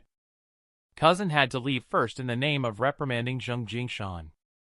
Before leaving, she also reminded Jin Sumian to concentrate on gathering energy and focusing when cultivating. But Jin Sumian was unwilling in her heart. She had no choice but to settle for second best. She poured the 9 nether cold spring water into the hot spring for soaking. Suddenly, a talisman appeared out of thin air. Alert Jin Sumian quickly inquired about the identity of the newcomer. Upon learning that it was senior sister Lu Luqiang, Jin Sumian sat openly on the shore and chatted with senior sister without reservation. Lu Luqiang informed Jin Sumian that there was news about the Foundation Establishment Dan recipe, but Jin Sumian needed to join Zhang Shua's team to go to Han Clan Manor for a mission. It was said that the whereabouts of the red tendril vine could be found there. Zhang Shua also promised that if Jin Sumian could refine 2 Foundation Establishment Dan with red tendril vine, both the red tendril vine and the Foundation Establishment Dan recipe would belong to Jin Sumian. Upon hearing this, Jin Sumian promptly agreed. After seeing off Lu Luqiang, Jin Sumian did not dare to delay. She immediately entered the hot spring to prepare for absorbing the 9 nether cold spring water. However, this 9 nether cold spring water is not easy to absorb. The ice-cold spring water rushed like a sharp sword, as if countless whips were lashing her body at the same time. This was just the first step, but even so, Jin Sumian still gritted her teeth and persisted. Suddenly, a figure silently walked in, and he, as if no one else was around, kept rummaging through the clothes left on the shore by Jin Sumian. Although Jin Sumian discovered it in time, she was helpless because she couldn't move during the body tempering process. At this moment, Jin Sumian could only pray that this person wouldn't have any improper thoughts about her, or else her innocence would be lost. However, what she never expected was the person not only swallowed the top-grade seed Jade Dan that she had painstakingly refined, and he walked up to her without any courtesy. How shameless is this male lead? He took advantage of Jin Sumian's inability to move while absorbing the 9 nether cold spring water, not only in front of Jin Sumian. He ate the top-grade seed Jade Dan that she had painstakingly refined. He then walked straight towards Jin Sumian in the hot spring. With the closeness of the distance, both of them unexpectedly recognized each other at the same time. Pei Ling was unwilling in every way. However, the system disregarded these personal feelings and worldly affairs. The system directly controlled Pei Ling to remove the clothes from her body. Later, he even leaped into the air and jumped towards Jin Sumian. Pei Ling was shocked. This darn system really doesn't leave itself any way out. You should know that Jin Sumian's cousin is a female hero whom even Zheng Jingshan fears. And Jin Sumian in the hot spring was even more shocked and terrified. If the plot continues like this, her innocence might not be preserved. Fortunately, the dog system's goal is still clear. After jumping in, it did not do anything inappropriate, just sat beside Jin Sumian and started trying to seize the 9 nether cold spring water. In just a short moment, Pei Ling managed to. 9 nether cold spring water was taken away by March 4th, leaving Jin Sumian extremely frustrated. What's even more hateful is that Pei Ling, after absorbing the 9 nether cold spring water, did not leave. Instead, right in front of Jin Sumian, she released the frost marrow flame and continued to cultivate. Jin Sumian could no longer bear it. After losing opportunities repeatedly, even if it means self-destructing, I will teach you a lesson. Jin Sumian, uncontrollably angry, stood up and attacked Pei Ling, regardless of whether she was dressed or not. However, the next moment, she was pushed down into the hot spring by Pei Ling. Poor Jin Sumian, when has she ever suffered such grievances? The next morning, Pei Ling's one-click cultivate finally ended. Although the process was somewhat inhuman, the results were not bad. Not only did the cultivation level break through the Qi refining 7 layer, but the bones also successfully evolved to top-grade jade bone. It's just that this aftermath problem really gives Pei Ling a headache. At this moment, Pei Ling can only pray that Jin Sumian won't run into any trouble, otherwise, things will really get tricky. However, when Pei Ling saw Jin Sumian lying on the side, her heart instantly sank halfway. No matter how she looked at it, Jin Sumian didn't seem to be okay at all. Panicking Pei Ling had a sudden inspiration. She loves Dan refining so much. There must be many healing Dan pills in her home.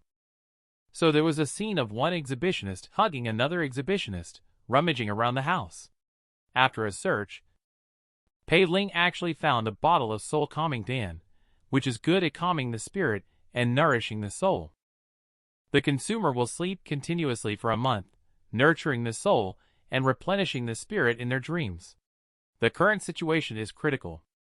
He can only make Jin Sumian take this Dan pill, and hope that no one will come looking for her in the next month. He will find a way to apologize after she recovers. Suddenly, a knocking sound at the door startled Pei Ling, causing her to break out in a cold sweat. His words truly shape reality. Someone has come so quickly. Helpless, Pei Ling had no choice but to go and open the door. The visitor is senior sister Lu Luqiang from Jin Sumian. Pei Ling had to lie that Jin Sumian is currently recuperating and is not available to meet guests. When Lu Luqiang failed to recognize Pei Ling, a plan instantly formed in Pei Ling's mind. With an extremely self-loving attitude, Pei Ling said, "It seems that Sumian hasn't told you about me and her, right? For girls, spreading false rumors is probably the most malicious thing in the world." Pei Ling falsely claimed that she and Jin Sumian are Taoist partners just to get away. Shocked Lu Luqiang naturally did not believe. Arrogant Jin Sumian could not possibly take a liking to the insignificant unnamed soldier with only Qi refining 7 layer. Moreover, she and Jin Sumian are as close as sisters. How could she not be aware of such a romantic affair between them? Pei Ling did not fall for Lu Luqiang. He immediately expressed that he wanted to have private talks with Jin Sumian. Senior sister, could it be that he wants to watch the scene on the spot for the reason that he is unwilling to leave? Seeing Pei Ling's lecherous expression, Lu Luqiang instantly lost her composure. She absolutely would not allow anyone to defile her sister like this. The enraged Lu Luqiang raised her hand and struck with a 9-yin skeleton claw, catching the panicked Pei Ling off guard. He used only one move, the blood ghost escaping art. He quickly subdued Lu Luqiang. Lu Luqiang was greatly surprised in his heart. I am only at the Qi refining 8th layer, yet he was able to fight against me beyond his level and instantly suppress me. His terrifying talent does indeed meet Sumian's expectations. Could it be that everything he said is true? The calm Lu Luqiang immediately asked whether Semian would participate in the mission at Pei Ling Han Clan Manor. Pei Ling originally wanted to refuse, but she then thought that if she didn't go, it would definitely raise suspicion. After much deliberation, Pei Ling could only lie and claim that Jean Semian is currently recuperating, and that he will go in her place to complete this task. Lu Luqiang, who believed it to be true, left in disappointment after arranging a meeting time. Pei Ling, on the other hand, had a worried expression on her face. He assigned this task to himself a month ago. He has seen it in the miscellaneous affairs department. It must be extremely dangerous since nobody has taken it for so long. To survive, Pei Ling immediately decided to go to the Withered Orchid Courtyard to seek help. However, upon arriving at the Withered Orchid Courtyard, he was immediately drawn to the puppet wooden man at the entrance.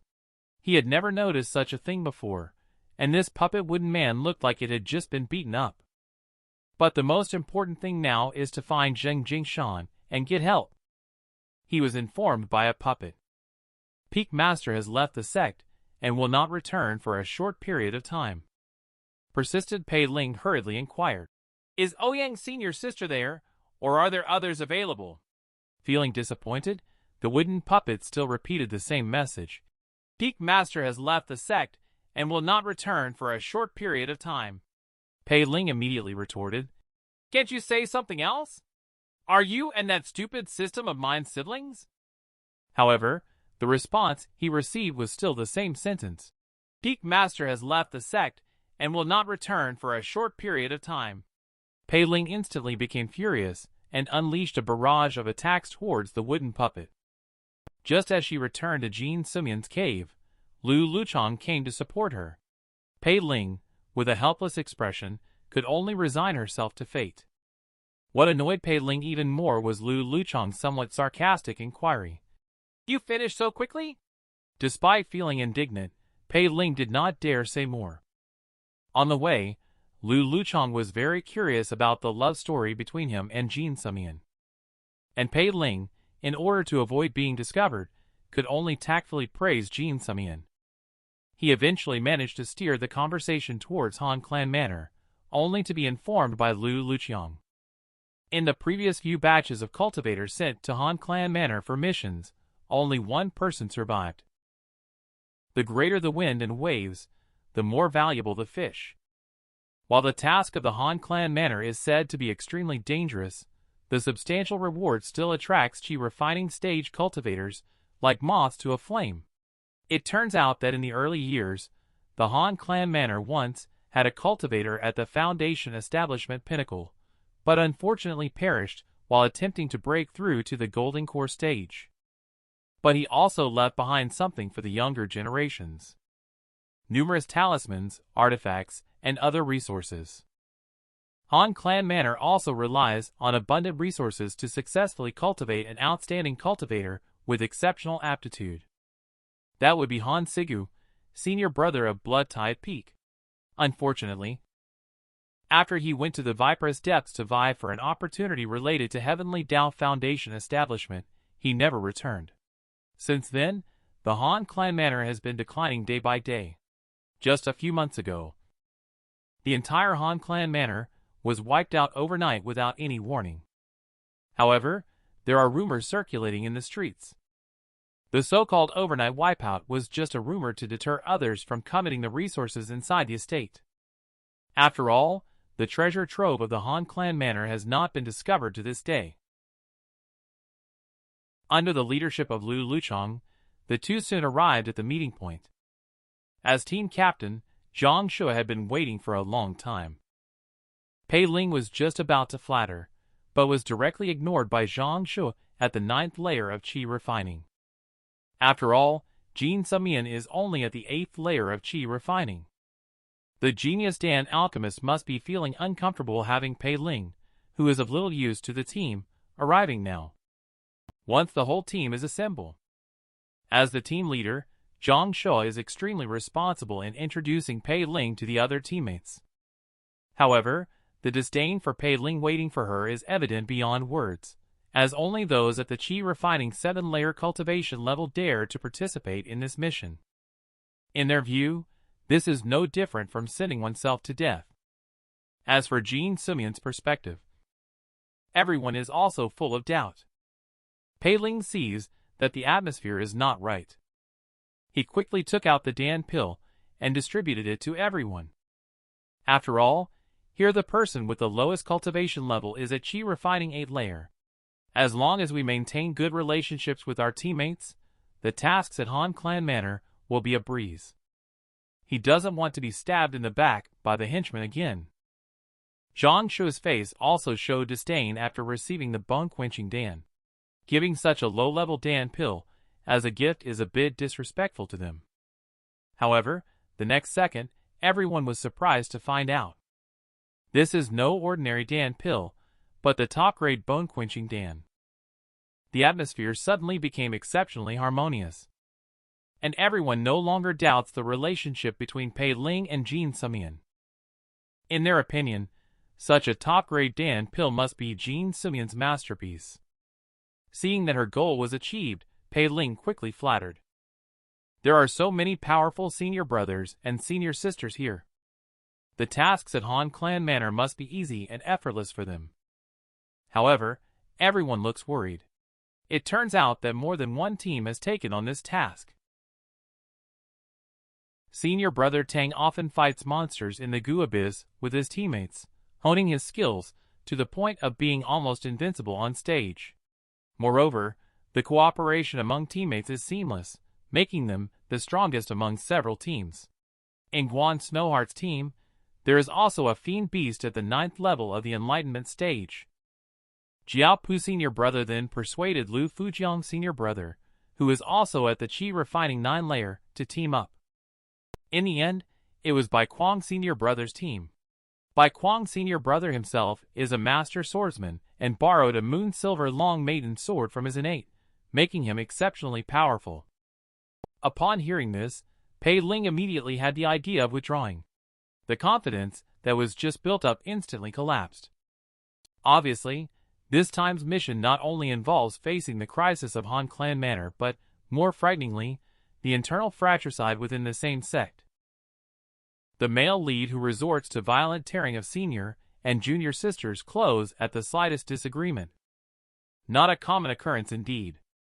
This matter has to be traced back to when they entered the Han Clan Manor. It turns out that the clan leader of the Foundation establishment Pinnacle Clan at Han Clan Manor back then set up the Netherwater Illusory Lotus Grand Formation, protecting the entire Han Clan Manor within the formation. People who want to enter Han Clan Manor must wait for a flaw in the formation to appear. Tomorrow at midday, when the formation stagnates, a passage leading to the manor's Lotus Pond will appear. In the meantime, several other teams have also arrived one after another. Only Bai Kuang's team did not show up. Tang Nanja immediately scoffed. That coward Bai Kuang, always dragging his feet. Could it be that he's afraid and fled before the battle? Little did he know that Bai Kuang's team had already entered the Han Clan Manor 2 days ago with the borrowed Shadow Spirit Skimmer. 2 days were enough for them to search through the Han Clan Manor. However, just as Bai Kuang's team members were acting confidently, Bai Kuang's body suddenly began to twist wildly, with the sound of bones breaking catching the attention of a team member. Before this team member could react, he was killed in one move by Bai Kuang. The other teammates, seeing the situation, could only flee in all directions. Meanwhile, the few small teams outside the village were still scheming against each other. Only to see Zhang Shua step forward first and propose, saying, "We all came for the treasure of the Han Clan Manor. Conflicts and casualties are inevitable. Since we are all fellow disciples, why should we fight each other? Why don't we work together and distribute the resources of the Han Clan Manor?" As soon as these words were spoken, Tang Nanjai, who is the strongest among them, naturally was not pleased. However, Guan Snowheart and Jiao Pu's response. But it made Tang Nanjai have to agree. Knowing that these people were deliberately targeting him, he was helpless. After all, he was not sure if he could kill 3 teams at the same time to achieve the goal of cooperation. Zhang Shu also immediately took out a bamboo stick for everyone to draw lots to determine the location for the search. Pei Ling felt a wave of disdain in her heart. These drama queens were still talking about fair cooperation. When they start killing each other later, I hope the blood doesn't splash on me. Wait until a few teams finish drawing lots. Guan Snowheart's team drew the ancient well behind the mountain. Jiapu's team is the main hall, and Tang Nanjai's team is the study room. Zhang Shua's team is the Han family ancestral hall. The reason for drawing the Han family ancestral hall is because Zhang Shua speculated. The most likely location of the treasure vault is between the ancestral hall and the lotus pond. After inspecting the ancestral hall, they can immediately proceed to the lotus pond. To ensure nothing goes wrong, Zhang Shua also suggested resting inside the blood puppet palanquin today. If not necessary, do not leave to avoid other teams turning hostile. However, Pei Ling does not care about any treasure vault. Survival is the most important thing for her. Just in case, Pei Ling decided to learn the Withering Heart technique first. If she can't escape later, she can still use the death escape technique. He then opened the one-click cultivate system and cultivated the Withering Heart technique. Listening to a Buddhist master preaching, "What joy in life, what fear in death, death is merely a new cycle." Pei Ling did not resist or oppose it. Such a simple cultivation method also increased her favorability towards the system, prompting her to decisively give it a 5-star rating. Suddenly, the sound of footsteps came, and Pei Ling hurriedly turned around to check. Just then, a senior sister walked straight towards him, before Pei Ling could react. The senior sister strode past Pei Ling's head. A beautiful scenery unfolded before Pei Ling's eyes. Pei Ling, who had realized what was happening, looked around. Suddenly realizing that she was the only one left inside the blood puppet palanquin with this senior sister, Pei Ling, feeling something was amiss, saw the senior sister about to leave. He wanted to grab senior sister to ask about the whereabouts of the others, but in the end, things took a turn. He happened to tear senior sister's top to shreds. Pei Ling, with a face full of embarrassment, was just about to explain. But he found that senior sister walked straight out as if nothing had happened, leaving a bewildered Pei Ling standing in the wind. Just then, Fairy Lee hugged Pei Ling from behind and said, "Pei Ling, let's dual cultivate together." There are no worn-out fields, only overworked oxen. Continuous half a month of dual cultivate. Directly make Pei Ling skinny as a skeleton. Although Pei Ling, who had her memories erased, is unaware. But the painful back and the deficient qi and blood in the body. He can already infer what he has been through.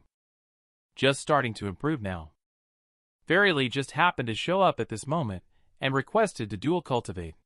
This sudden stroke of luck and love unexpectedly left Pei Ling unable to make a decision for a while.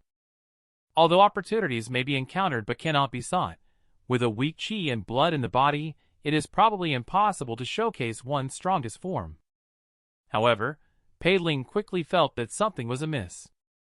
Given the current situation and Fairy Lee's display of gentleness, this is definitely an illusion. So as long as I stay alert, you won't be able to seduce me. Pei Ling immediately distanced herself from Fairy Lee with a clear mind. He immediately pointed his index finger at the sky and unleashed the Withering Heart technique. With just a thud, Pei Ling fell to the ground instantaneously, his soul departing from the earth and sky. When Zhang Shu and the others returned to the blood puppet palanquin, Pei Ling has already passed away, leaving Lu Luqiang feeling even more guilty for not being able to protect Pei Ling for Jin Samian. What puzzles everyone is.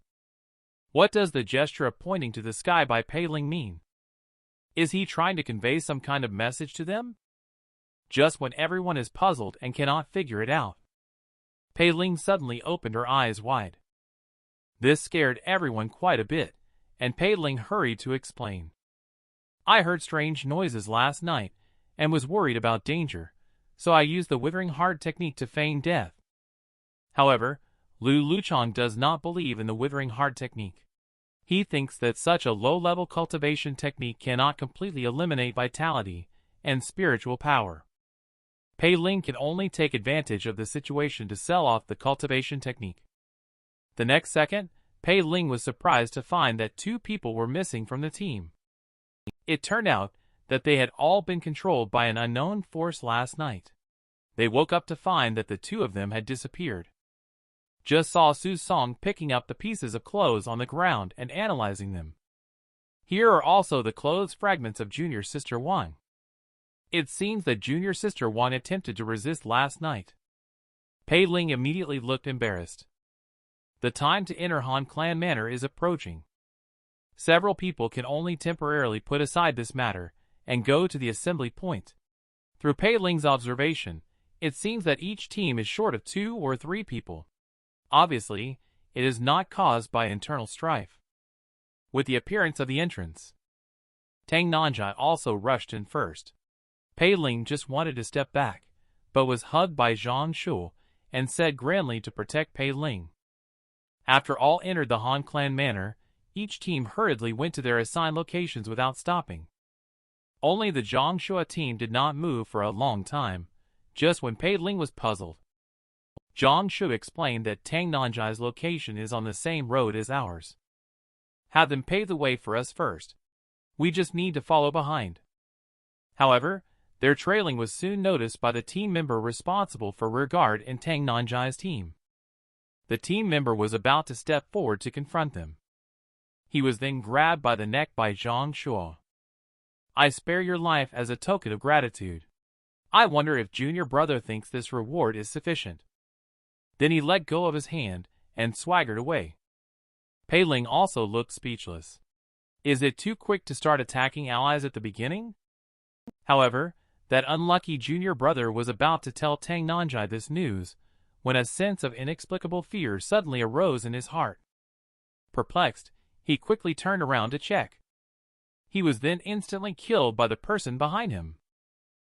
A deafening thunderous bolt of lightning struck from the sky. Everyone was startled, and it forced Tang Nanjai to use the mythic thunder talisman. It seems that the study must be very dangerous. However, Zhang Shu remained unmoved, just reminding everyone to be cautious. Pei Ling suddenly felt uneasy. A foundation establishment Dan recipe may not be enough to make so many teams take the risk. After a brief exploration, Zhang Shu explained that the most important thing in the Han Clan Manor is not the foundation establishment Dan recipe, but the Heavenly Tao Foundation establishment. Initially, although Han Sigu, Senior Brother, obtained the opportunity to achieve the Heavenly Tao Foundation establishment, his whereabouts are unknown. However, since he was born in the Han Clan Manor, even if he did not bring back the method of Heavenly Tao Foundation establishment to the manor, he must have left some information for the manor. The method of foundation establishment is divided into 3 levels: Humanity Tao, Earthly Tao, and Heavenly Tao. The lowest level, Humanity Tao Foundation establishment, can break through foundation establishment by swallowing the Dan pill. Earthly Tao Foundation establishment requires a special method to refine the 5 elemental vital essence. Once cultivated, the strength can be said to crush Humanity Tao Foundation establishment. The most powerful Heavenly Tao Foundation establishment requirements are extremely strict. If Path of Tao fails, it will be destroyed in an instant. But once successful, one can surpass peers and stand out from the crowd. So as long as there is a slight possibility of finding the Heavenly Tao Foundation establishment, we must seize it. At this point, Pei Ling finally understands why these people are taking risks to find the Heavenly Tao Foundation establishment. It is afraid that only a person like Fairyly can come into contact with it. In the meantime, several people have already arrived at the entrance of the Han family ancestral hall. Zhang Shu immediately ordered Su Song to use the spiritual puppet to investigate. Su Song was also quick to act, activating his spiritual power, and 2 spiritual puppets appeared in his hands instantly. Following Su Song's command, 2 spiritual puppets ran straight towards the ancestral hall. However, the next moment, the spiritual puppets suddenly scattered all over the floor. Su Song immediately realized that a spirit-expelling formation was arranged in the ancestral hall, most likely to prevent someone from using spiritual puppets or similar things to spy. Zhang Shu saw that the spiritual puppet was not working. He could only grit his teeth and lead everyone directly into the ancestral hall. As expected, as soon as they entered the hall, xianxia discovered a shrine. Despite being separated by a light veil, the atmosphere here was abnormally thick. As the team leader, xianxia immediately took out a spear from his storage bag. He carefully picked aside the light veil in front of the shrine, when suddenly Pei Ling's system popped up with a notification. Detected unfamiliar method of Heavenly Tao Foundation establishment from the outside. The system is recording it for you. Pei Ling was immediately delighted. This damn system finally did something right. However, the next second, with a creepy laughter, a fierce claw suddenly reached out and instantly pulled xianxia into the shrine. The speed was so fast that it was truly astonishing. Everyone was shocked. xianxia, the person with the highest cultivation level here, actually had no power to fight back at all. At the same time, Pei Ling's system popped up with another prompt. Heavenly Tao Foundation Establishment. Method disappeared. System failed to record. In the eerie ancestral hall, several people were staring in horror at a shrine. Pei Ling, who always claimed to be a king of tricks, quickly proposed to leave the ancestral hall first. After all, they could make senior brother Zhang of Qi refining 9-layer disappear without a trace. The things inside were obviously not something they could afford to provoke. The rest of the people quickly agreed. However, just as they were about to leave the ancestral hall, the candles by the shrine went out on their own without wind, and at that moment, the door to the ancestral hall suddenly closed. Su Song, who was the first to react, quickly took out a talisman. However, the next second, countless resented souls of Qi refining 7-layer emerged. Several people panicked and ran to the door in an instant. The first to arrive, Su Song pushed hard, only to find the door incredibly heavy. With his cultivation level of Qi refining 8-layer, he couldn't budge the door at all, realizing that there might be an entrapment formation set up here. Su Song quickly asked the other few people to block and buy him some time to figure out the location of the life gate. Meanwhile, Guan Snowheart's team has been completely wiped out. Only Guan Snowheart is left fleeing in embarrassment. Meanwhile, Tang Nanjai's team is fighting fiercely against the already controlled by Quang team. Jiaopu's team is immersed in illusions and unable to extricate themselves. The Ancestral Hall. Pei Ling and several others are facing endless vengeful spirits. Everyone can only struggle to resist. They watch as everyone is about to be consumed by vengeful spirits. Pei Ling didn't dare to hold back any longer, and quickly drew out the Nihil blade to use the Blood Fiend blade art. With Pei Ling's full strength output, the situation in the battle immediately reversed. The terrifying blade art naturally also made other senior and junior brothers break out in a cold sweat. Suddenly, a female ghost of the 9th level of Qi refining, peaked, suddenly rushed out and pointed directly at Pei Ling. Lu Luqiang quickly reminded Pei Ling upon seeing the situation. Blood Ghost escaping art was instantly executed. The next second, he appeared behind the female ghost, and then unleashed a powerful strike gathering all his strength. However, Pei Ling's full-strength attack was effortlessly caught by the female ghost. Pei Ling was surprised in her heart. This female ghost is really powerful. I saw the female ghost's ghostly energy erupting all over her body in an instant, followed by numerous resentful spirits appearing. Before Pei Ling could react, he was enveloped by countless resentful spirits.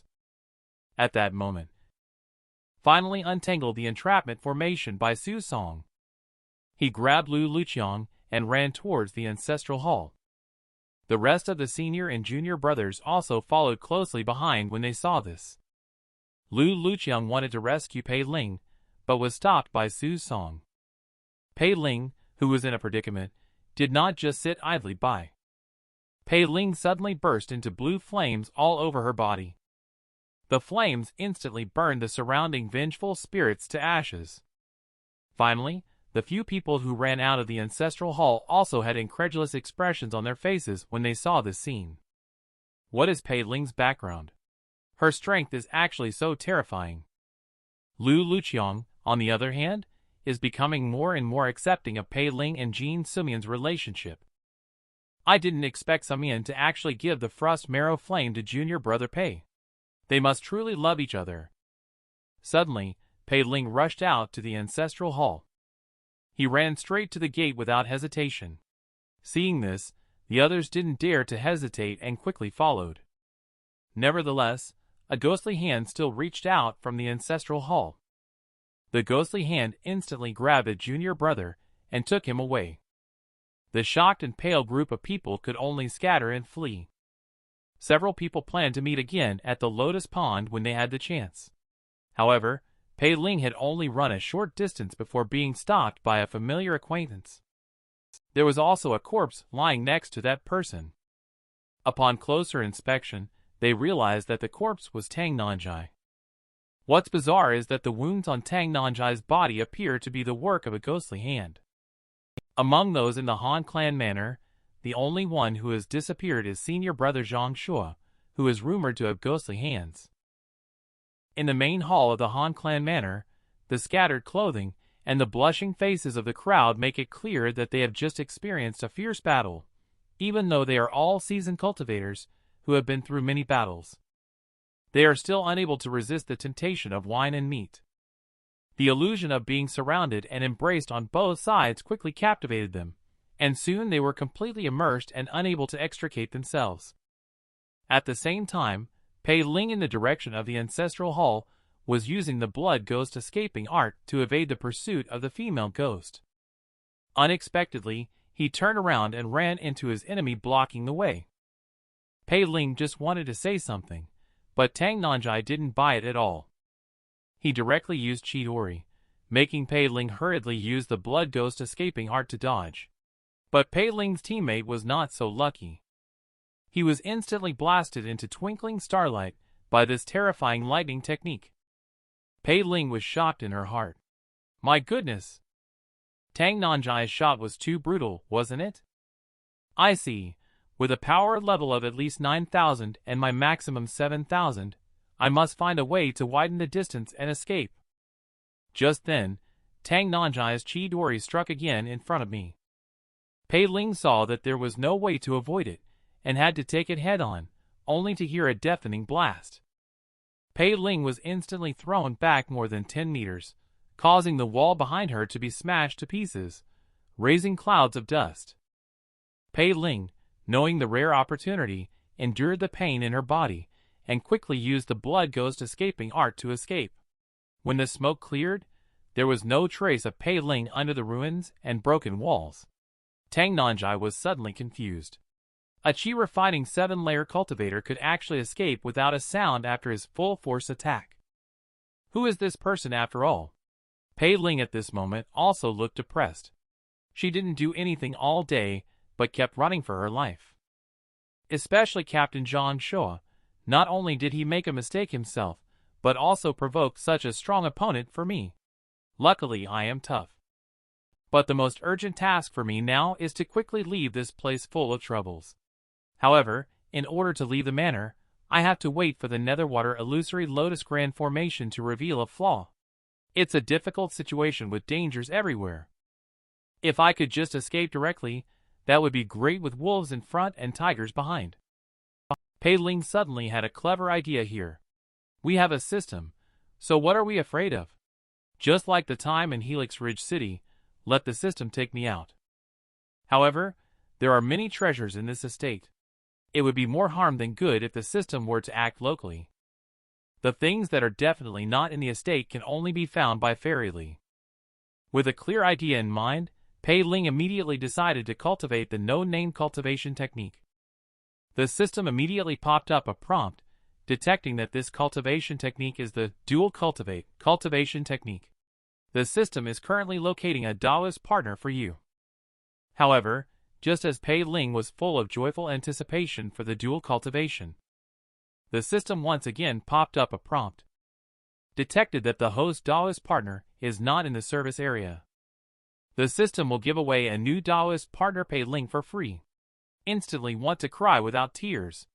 This darn system is not out to scam me to death, swear to never give up. I have never seen such shameless main character before. He actually forcefully cultivated with senior sister in front of many senior brothers. Most despicable of all is, among these senior brothers, there is also one who is the childhood sweetheart of senior sister. Just now, Pei Ling was trying to rely on the system to automatically guide her out of the Netherwater illusory Lotus Grand Formation. Unexpectedly, the system is going to give her a new Taoist partner instead. So Pei Ling, who is controlled by the system, ran straight towards the main hall. And the several people inside the main hall, after experiencing a fierce and intense battle. At this moment, they were all blushing and tidying up their clothes, when suddenly Dong Kaiwei let out a soft and tender whimper. She actually fell softly into Lu Fujiang's arms. Lu Fujiang hurried to support and check on her, finding that Dong Kaiwei was unharmed. In an instant, he understood Dong Kaiwei's intention. Then he prepared to turn and leave. Dong Kaiwei saw Lu Fujiang behaving so improperly, so she had to confess her feelings to Lu Fujiang in front of all the senior brothers. Unexpectedly, Lu Fujiang politely rejected her on the spot. In fact, Dong Kaiwei's deep affection is undeniable. As the person involved, how could Lu Fujiang not be aware of it? But he has long been determined to devote his life to pursuing the Tao, and not to be concerned with love. The reason he took the risk to come to the Han Clan Manor is to help Dong Kaiwei seize an opportunity to repay her years of friendship. Dong Kaiwei's resolute rejection of Lu Fujiang brought years of grievances to her mind in an instant. If you're not inquiring about love, why bother helping me repeatedly? Senior brother, if you dare not admit your feelings for Kaiwei, she will end up following someone else. Just as Lu Fujiang was overwhelmed with mixed emotions, a figure suddenly rushed in from outside.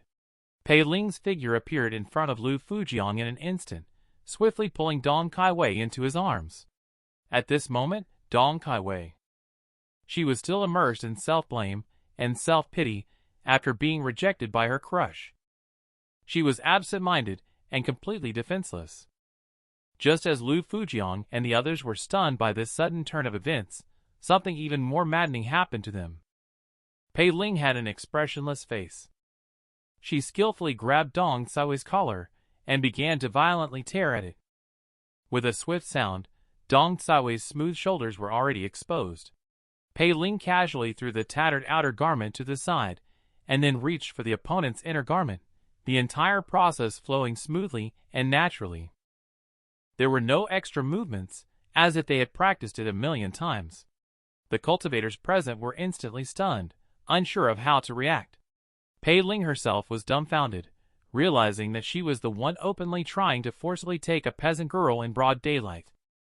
At this rate, he is going to forcibly dual cultivate with senior sister in front of all the senior brothers, isn't he? This dog system. You still think there aren't enough people wanting to kill me? Pei Ling was unfastening Dong Kaiwei's belt with one hand, while quickly unbuttoning and removing her own clothes. Lu Fujiang finally came to his senses, and instantly flew into a rage. You're seeking death? At this moment, Dong Kaiwei had already been stripped almost naked, only barely covered by the last two small pieces of clothing, revealing her exquisite curves without a doubt. Lu Fujiang is furious. Arcane Valley Chains is like an angry python emerging from its cave, roaring as it rolls towards Pei Ling. The chains bound Pei Ling's wrists, and with a flick of Lu Fujiang's wrist, Pei Ling's entire body was instantly yanked into the air by the tremendous force from the chains. He then fiercely smashed towards the ground before Pei Ling could react. The talisman in Lu Fujiang's hand had already been activated. A 10-meter-long megalodon suddenly emerged from under Pei Ling's feet, and swiftly swallowed Pei Ling whole. Just when everyone thought the dust had settled on this matter, a burst of explosive blade chi suddenly shot out from the belly of the megalodon shark, cutting it into pieces in an instant. Lu Fujiang casually shot out 4 talismans, and the illusionary puppet rushed forward to attack Pei Ling. However, very soon, a cluster of azure flames suddenly burst open. Within 10 steps of Pei Ling, blue rain of fire falls incessantly. Marionettes disintegrate upon a slight touch, swiftly turning into a pile of ashes.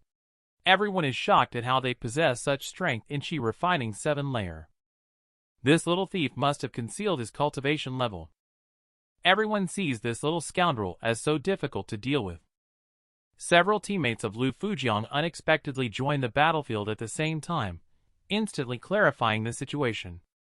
Pei Ling knew that if things continued this way, her own spiritual power would sooner or later be depleted. He quickly explained that he was Zheng Jingshan's confidant, and the nihil blade in his hand was gifted to him by Peak Master Zheng at Fairy Li's suggestion. However, the furious Lu Fujiang no longer cared about these matters. Don't say you are Zheng Jingshan's confidant, even if you were Zheng Jingshan's father. You have to die here today. How to deal with forced robbery and mob beating in front of the public. If it were ordinary people like us, we would naturally apologize after being beaten. However, for those related to the demonic sect, it's a different story. Not only does he not need to apologize, in the end, he can also reverse black and white, falsely accuse the victim with absurd charges. Pei Ling, who was gradually falling behind, knew that he had incurred the wrath of many. He quickly took out 10 top-grade bone-quenching pills, hoping to spend money to smooth things over. However, the anger of his beloved being publicly insulted was not something that could be appeased by a few Dan pills.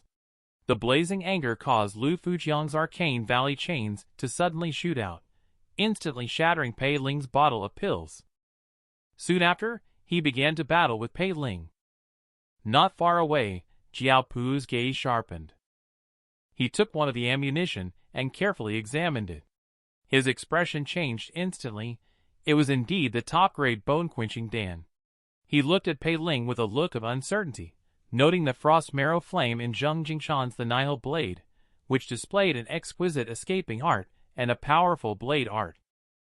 Furthermore, at this moment, grabbing casually would yield 10 top-grade bone-quenching dawn. This kid definitely has an extraordinary background. A mere peak master Zheng cannot produce so many resources. The person behind this is most likely Fairy Li. Upon realizing this, Jiaopu quickly sent a message to Lu Fujiang. Lu Fujiang was taken aback when he thought of Fairy Li, the future sect leader, someone an outer disciple like him should not provoke. But today, it was not him who was humiliated, but junior sister Dong. If he chooses to compromise now, where is his dignity as a man, where is his responsibility, and where is his moral integrity? So I have decided to deal with this little animal. Not even Jesus can stop him. However, just at the moment when Lu Fujiang used the arcane valley chains to attack Pei Ling, a fiend beast suddenly killed out and resolved Lu Fujiang's attack for Pei Ling. Taking a closer look, it was Guan Snowheart who led Lu Luchang and others in. Lu Fujiang was never a match for Guan Snowheart. Coupled with Pei Ling's endless tricks and strong background, he dared not act recklessly for the time being. Pei Ling instantly acted like a drama queen when she saw someone backing her up. She hugged Lu Luchang's thigh and started crying, saying, "Senior sister, you finally came. If you hadn't come, Sumian would have become a widow." Just then, Pei Ling, with snot and tears, explained, "I accidentally intruded into the main hall. Senior brother Lu and the others didn't hesitate to attack me at the slightest disagreement. They even wanted to kill me." This move instantly stunned Dong Kaiwei and the others. How could there be such shameless and audacious people in the world? Lu Luchang even subconsciously thought that Lu Fujiang was trying to show off in front of junior sister Dong by teasing Pei Ling. Pei Ling naturally rises to the challenge. "Just so you know, even if you can defeat me with just chi refining 7-layer, it wouldn't give you much face." Driven by helplessness, Jiaopu had no choice but to disclose the entire course of events. This method of sacrificing Dong Sawei's reputation in order to prove innocence instantly put Pei Ling in a passive position. However, Lu Luqiang, although doubtful at heart, but upon seeing Dong Kaiwei, she arrogantly assumed that Sumian, her close friend and Daoist partner, how could she be interested in someone as ordinary and superficial as Dong Kaiwei? What's even more frightening is that she even imagined a scene of Immortal Leap, and forced it onto Dong Kaiwei and others. Lu Fujiang cannot tolerate others destroying his reputation like this. Junior sister Dong, he angrily said. Pei Ling, this despicable creature actually violated in front of us. Not to mention junior sister Dong's improper appearance. Isn't this the best evidence? However, Guan Snowheart remained silent. Ironclad evidence? I don't think so. She then pointed at several female cultivators in Jiaopu's group and said, They are also in disarray. Are you trying to say that junior brother Pei, with his high energy, has molested everyone in your squad? I think it's your squad engaging in immoral acts in the main hall, and junior brother Pei caught you in the act and wanted to silence you. Jiaopu was just about to explain that it was because their squad had just come out of the realm of sensual desires. Unexpectedly, Pei Ling made a preemptive move, not giving Jiaopu a chance to speak at all. When I arrived, they were already like this, and it has absolutely nothing to do with me. This statement is true, I can swear to it. For Guan Snowheart, what does the truth of the matter have to do with her? The priority is to smoothly take Pei Ling away. Immediately, she was caught red-handed by Pei Ling in the act of misconduct with the Jiaopu squad in the main hall. Pei Ling wanted to kill her to keep the truth from coming out. She brazenly left with Pei Ling. Several people who successfully escaped from the main hall were walking on the windy street. As for Pei Ling's teammates, why they are mingling with Guan Snowheart. It is because Guan Snowheart's team all fell into the hands of the ghost tree at the ancient well in the back mountain. Pei Ling's team lost their strongest member, Captain Zhang Shuo. Now, only 2 teams working together can have the strength to compete with the other teams. This also greatly increases the hope of escaping from Han Clan Manor. Pei Ling naturally has no objection to this kind of cooperation. What's more, just now, Guan Snowheart was pleading her case in the main hall. This also proves that this Guan Snowheart is much more reliable than Zhang Shuo. Just then, Pei Ling suddenly discovered a bloody spherical object falling from Guan Snowheart's body. Seeing that Guan Snowheart showed no intention of turning back, Su Song, as his underling, could only help pick up the fallen item. However, what he never expected was that the spherical object was actually a human eyeball. Before Su Song could react, Guan Snowheart hugged Su Song from behind, and at the same time, took out Su Song's heart. Pei Ling was shocked. Just after saying that senior sister was reliable, she immediately changed her mind. Guan Snowheart looked ferocious as he said, just two more souls to go. My soul that was devoured by the ghost tree can come back once I have yours. Pei Ling instantly understood why Guan Snowheart was in a hurry to take him away.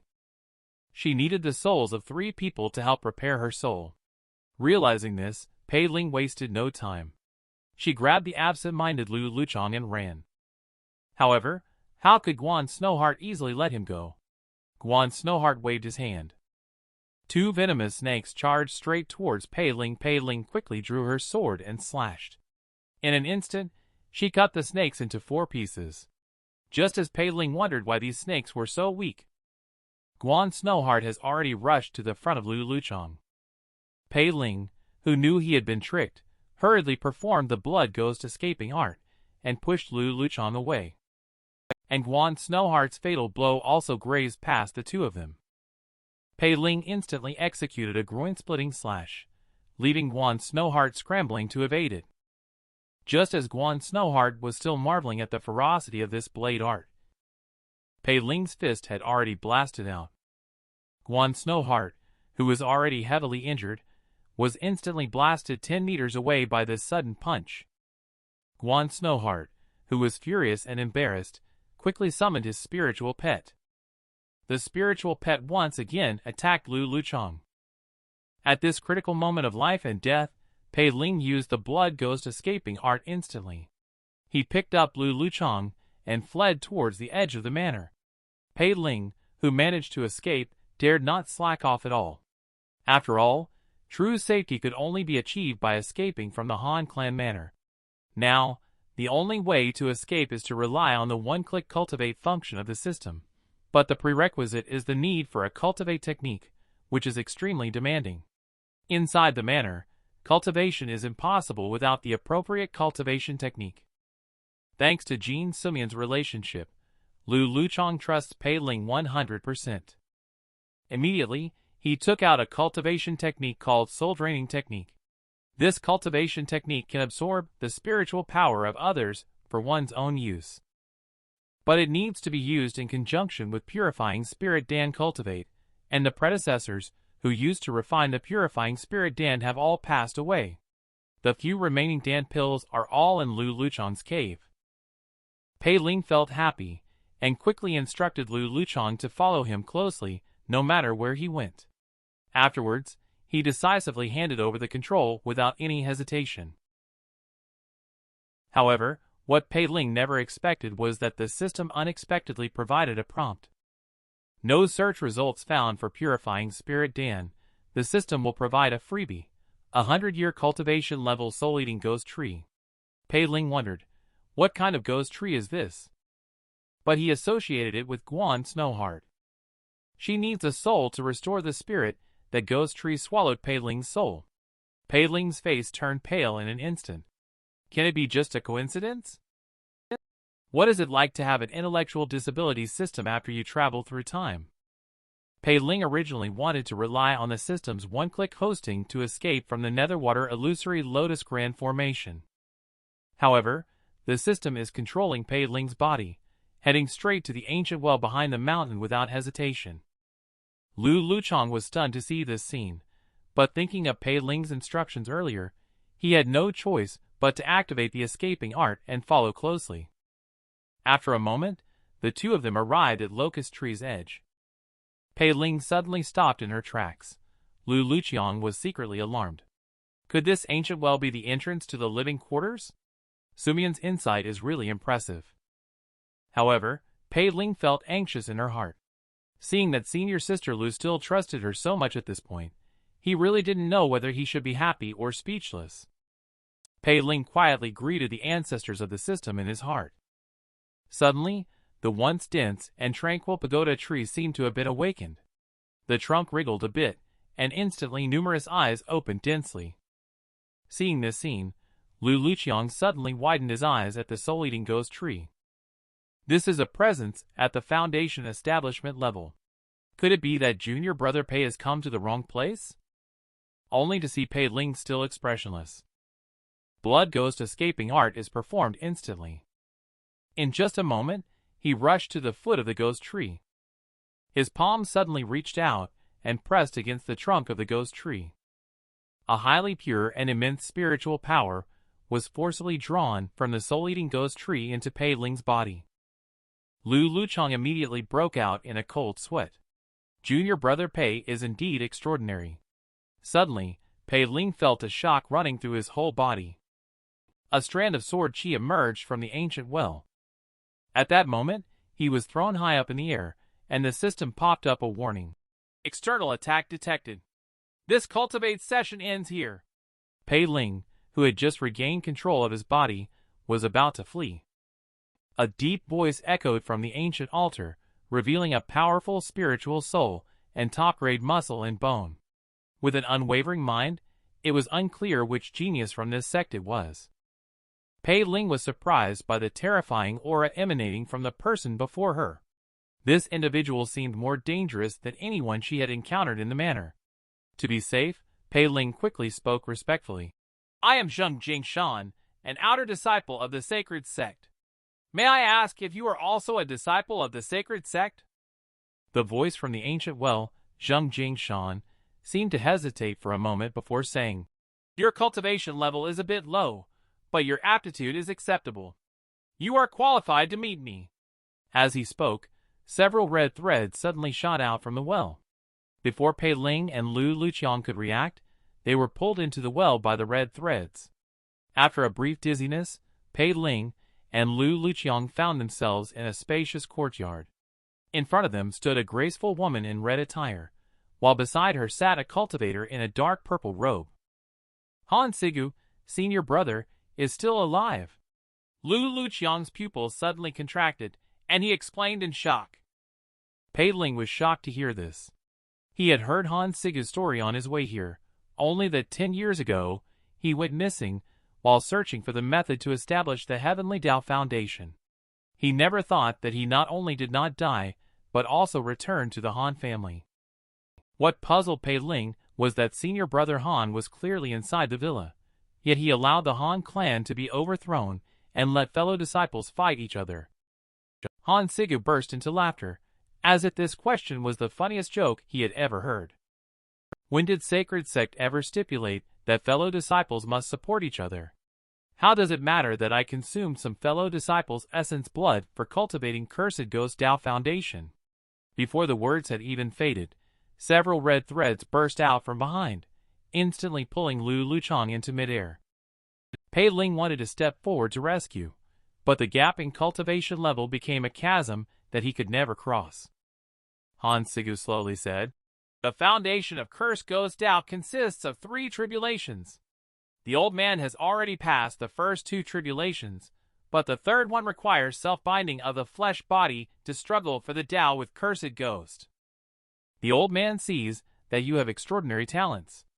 You only need to help the old man with one thing, and the old man will spare your Taoist partner, and even bestow upon you the method of establishing the Heavenly Tao Foundation."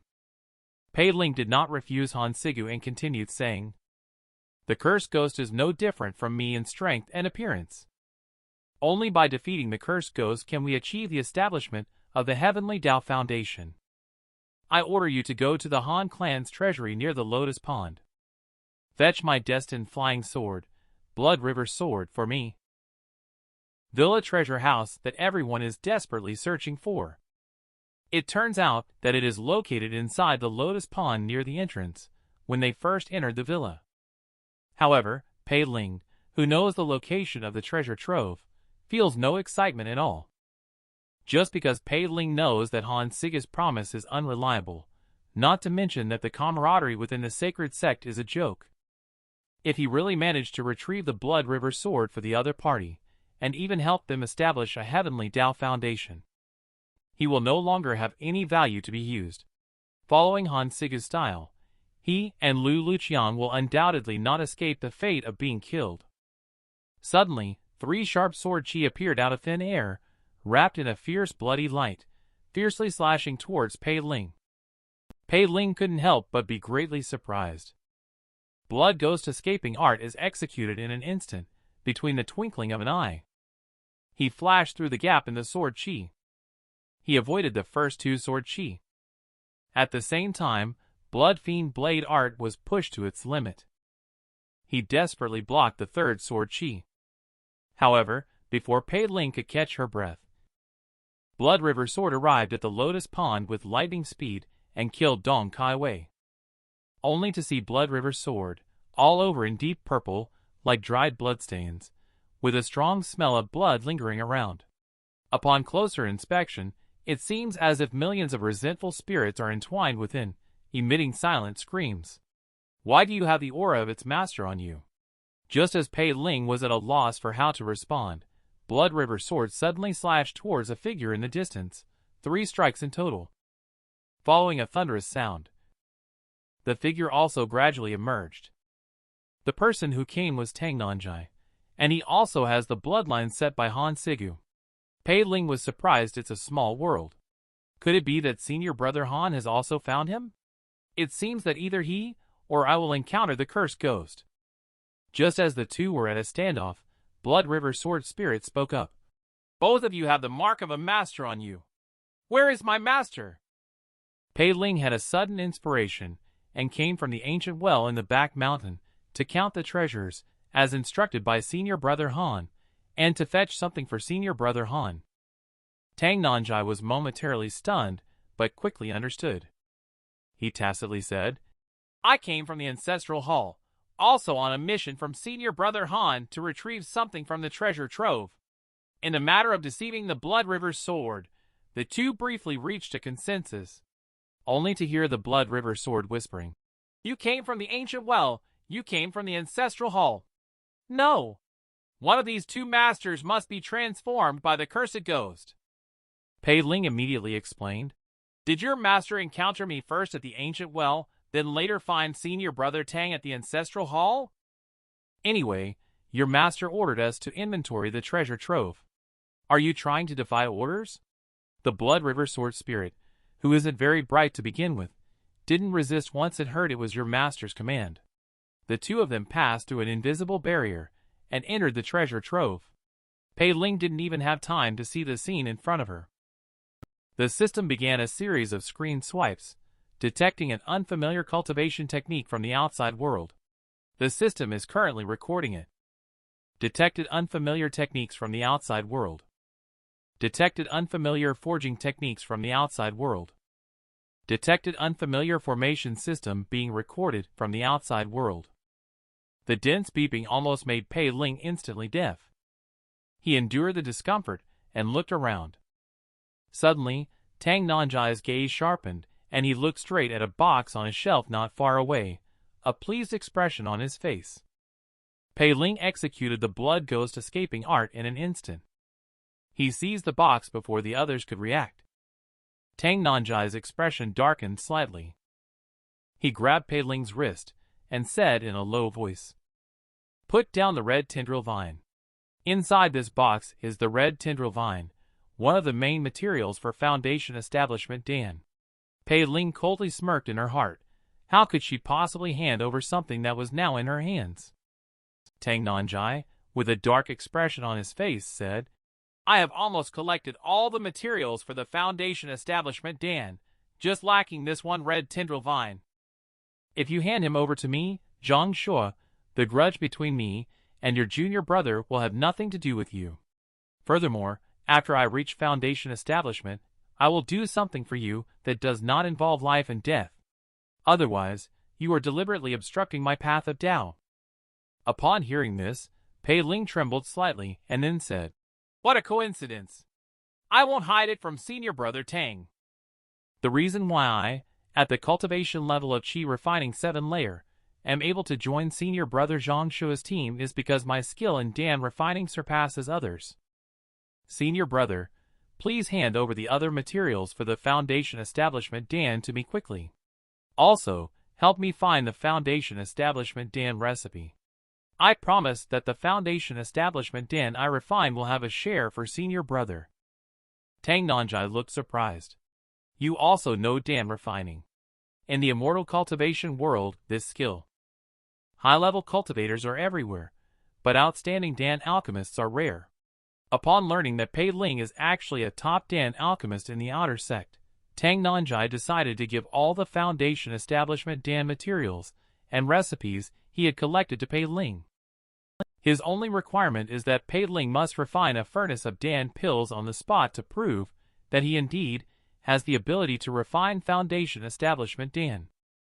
As for the herbs sent out and the Foundation Establishment Dan recipe, Tang Nanjai is not worried at all that Pei Ling will embezzle them. After all, within this manner, Pei Ling is no matter what, unable to escape from his grasp. However, for Pei Ling, as long as he has the Dan recipe and herbs, the mere Foundation Establishment Dan is just at his fingertips. Immediately, he opens the system and starts refining the Foundation Establishment Dan with such skilled techniques and smooth steps.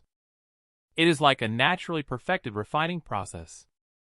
And finally, the top-grade results of each pill. At this moment, Tang Nanjai was stunned. Such a top-grade Dan alchemist was not someone an outer disciple like him could come into contact with. I didn't expect him to encounter one in this mission. Excited, Tang Nanjai hugged Pei Ling and gave her a crazy kiss. And he also gave all the remaining treasures in the treasure trove to Pei Ling. Soon the two of them carried the packages on their shoulders and in their hands, bulging with items. They completely looted the manor's treasure trove, leaving it empty. Blood River Sword glanced at the scene, slightly stunned, but didn't say anything. Suddenly, they separated into two identical blood swords. Tang Nanjai and Pei Ling said, "Okay, now you should tell me who is my real master. If you cannot explain, then both of you will become blood food for me." The two people exchanged a glance and instantly came up with an idea. The ancient well. No, it's senior brother Han from the ancestral hall, who is the one truly looking at the two of them squabbling endlessly. The Blood River Sword, who never had much intelligence to begin with, instantly became furious. Please explain it clearly to me. Who is telling the truth here? If you can't explain clearly, then all of you can just go and die. Pei Ling quickly explained.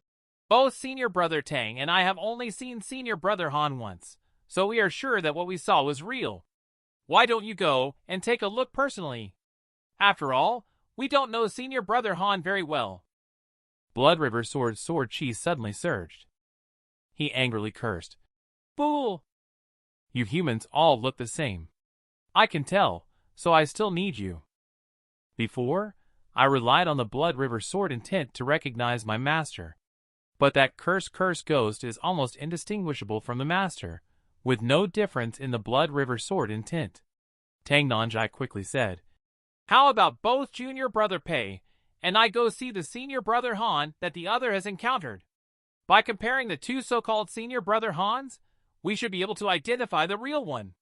Pei Ling reacted quickly and continued, But our strength is low.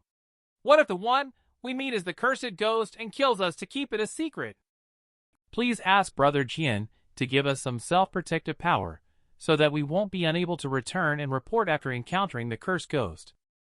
The Blood River Sword pondered for a moment, the sword body slightly moved, and two sword lights emerged, instantly entering the bodies of the two people.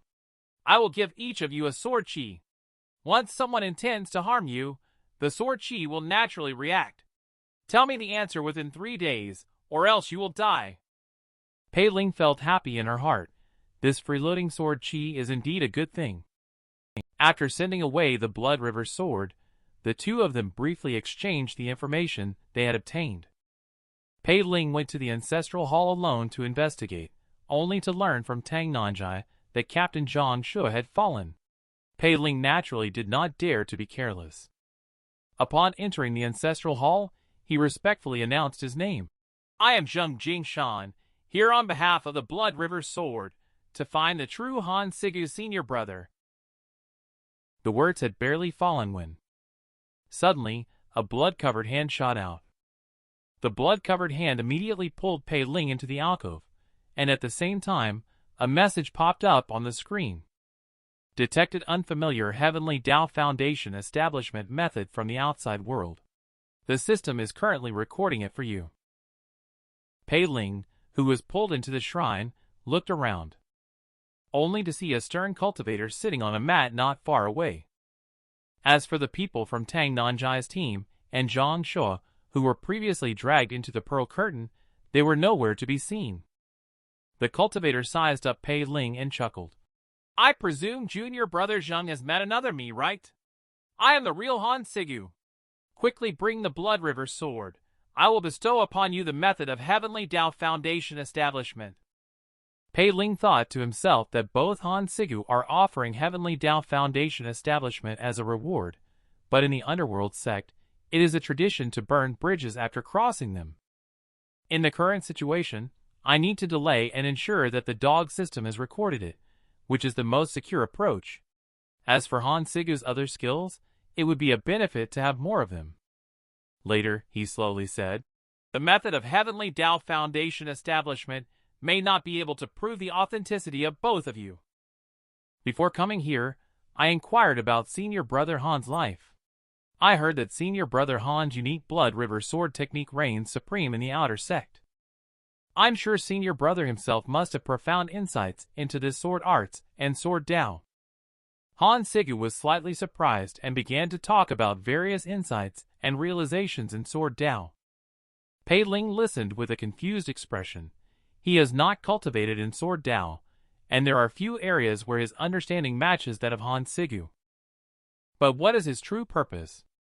However, it is just to delay the system's recording of the Heavenly Tao Foundation establishment method. In an instant, accompanied by the system prompt, the method of Heavenly Tao Foundation establishment has been successfully recorded. Pei Ling named the method of Heavenly Tao Foundation establishment and sword Tao true intent in his mind. He naturally didn't need to delay any longer. He immediately spoke. So you are the true Han Sigu, Senior Brother Han. I will go now to meet Senior Brother Sword Spirit and persuade it to come and serve Senior Brother. After saying this, he was about to slip away, but was stopped by Han Sigu. Does Junior Brother truly believe it? I am your real Senior Brother Han. Pei Ling knew that something major was amiss and hurriedly explained, of course. Han Sigu also remained silent, just looking at him warmly and peacefully. Pei Ling instinctively felt that something was wrong but couldn't find any trace. All suspicions and vigilance emerged. Soon, she will automatically find all sorts of reasons to justify his actions. Pei Ling was already charmed by him. Han Sigu's lips slightly curled up, revealing a hint of a sinister smile as he calmly said, "Go ahead, tell Blood River Sword that I am the real Han Sigu." Pei Ling, upon hearing this, walked out of the ancestral hall with a blank expression until she reached a deserted street with no one around. Pei Ling suddenly opened her eyes and ran away directly. At this moment, Pei Ling finally understood. Why does Han Sigu from Gujing only have eyes for him? It turns out his spiritual soul is stable and cannot be controlled by the cursed ghost. However, Pei Ling has not been able to run far yet. Just then, the gray mist dispersed not far away, and a group of people with dull expressions chased over. Pei Ling was a bit stunned. The leader was indeed Zhang Shuo, followed by the senior and junior brothers who had disappeared. They muttered about the betrayal of Senior Brother Han in their mouths, saying that whoever betrayed him would die. Seeing that things were going bad, Pei Ling activated the blood ghost escaping art and started to run away. Han Sigu in the ancient well learned that Pei Ling had already gone to the ancestral hall at the same time. He anticipated that the cursed ghost would make a move against Pei Ling. Immediately he said to Tang Nanjai, "Hurry to support Zheng Jingshan first. Convince Blood River Sword to come see me later. I may take you as a sword slave." Upon hearing sword slave, Tang Nanja immediately became unhappy. Once becoming a sword slave, both the body and soul will be controlled by the master, never to be free in this life or the next. Han Sigu smiled slightly and asked, "Aren't you willing?" That boy's spiritual soul is strong, with top-grade jade bones and mastery of the top-tier blood ghost escaping art. Even without you, he can escape. I am just giving you a chance to survive. Just when Tang Nanjai was about to resign himself to his fate, suddenly, the once powerful Han Sigu suddenly exclaimed, "Zheng Jingshan is dead."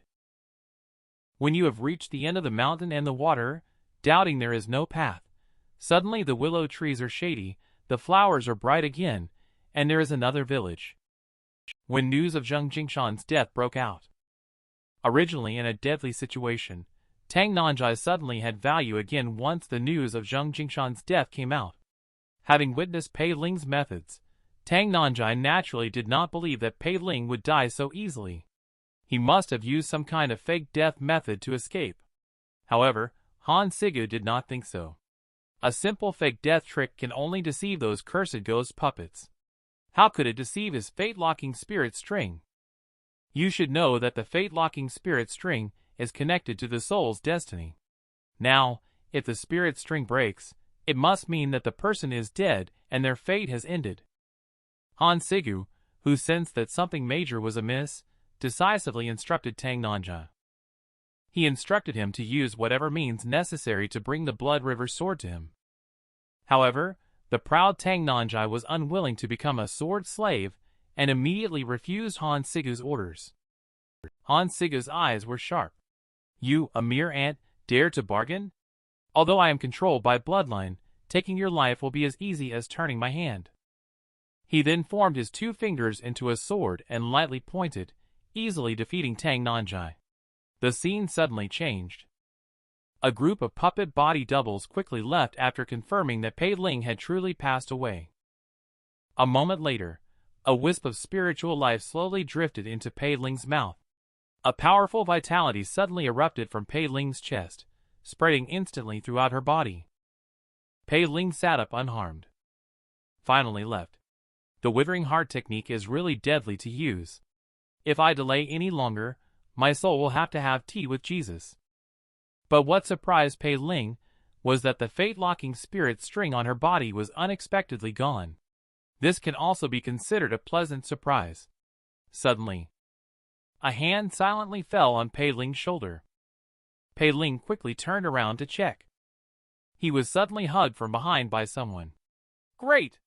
Junior brother Pei, you really didn't die. How did you manage to deceive Han Siga's fate-locking spirit string?" Pei Ling smirked. "I bought the Withering Heart technique at All Arts Hall. If senior brother Tang needs it, I can sell it to you at a discount." Tang Nanjai frowned. "I don't believe you. This spell can only conceal vitality, not make it disappear completely. How could it possibly deceive Han Siga's fate-locking spirit string? But now is not the time to dwell on this. Pei Ling has confirmed that Han Sigu in the Ancestral Hall has become a cursed ghost.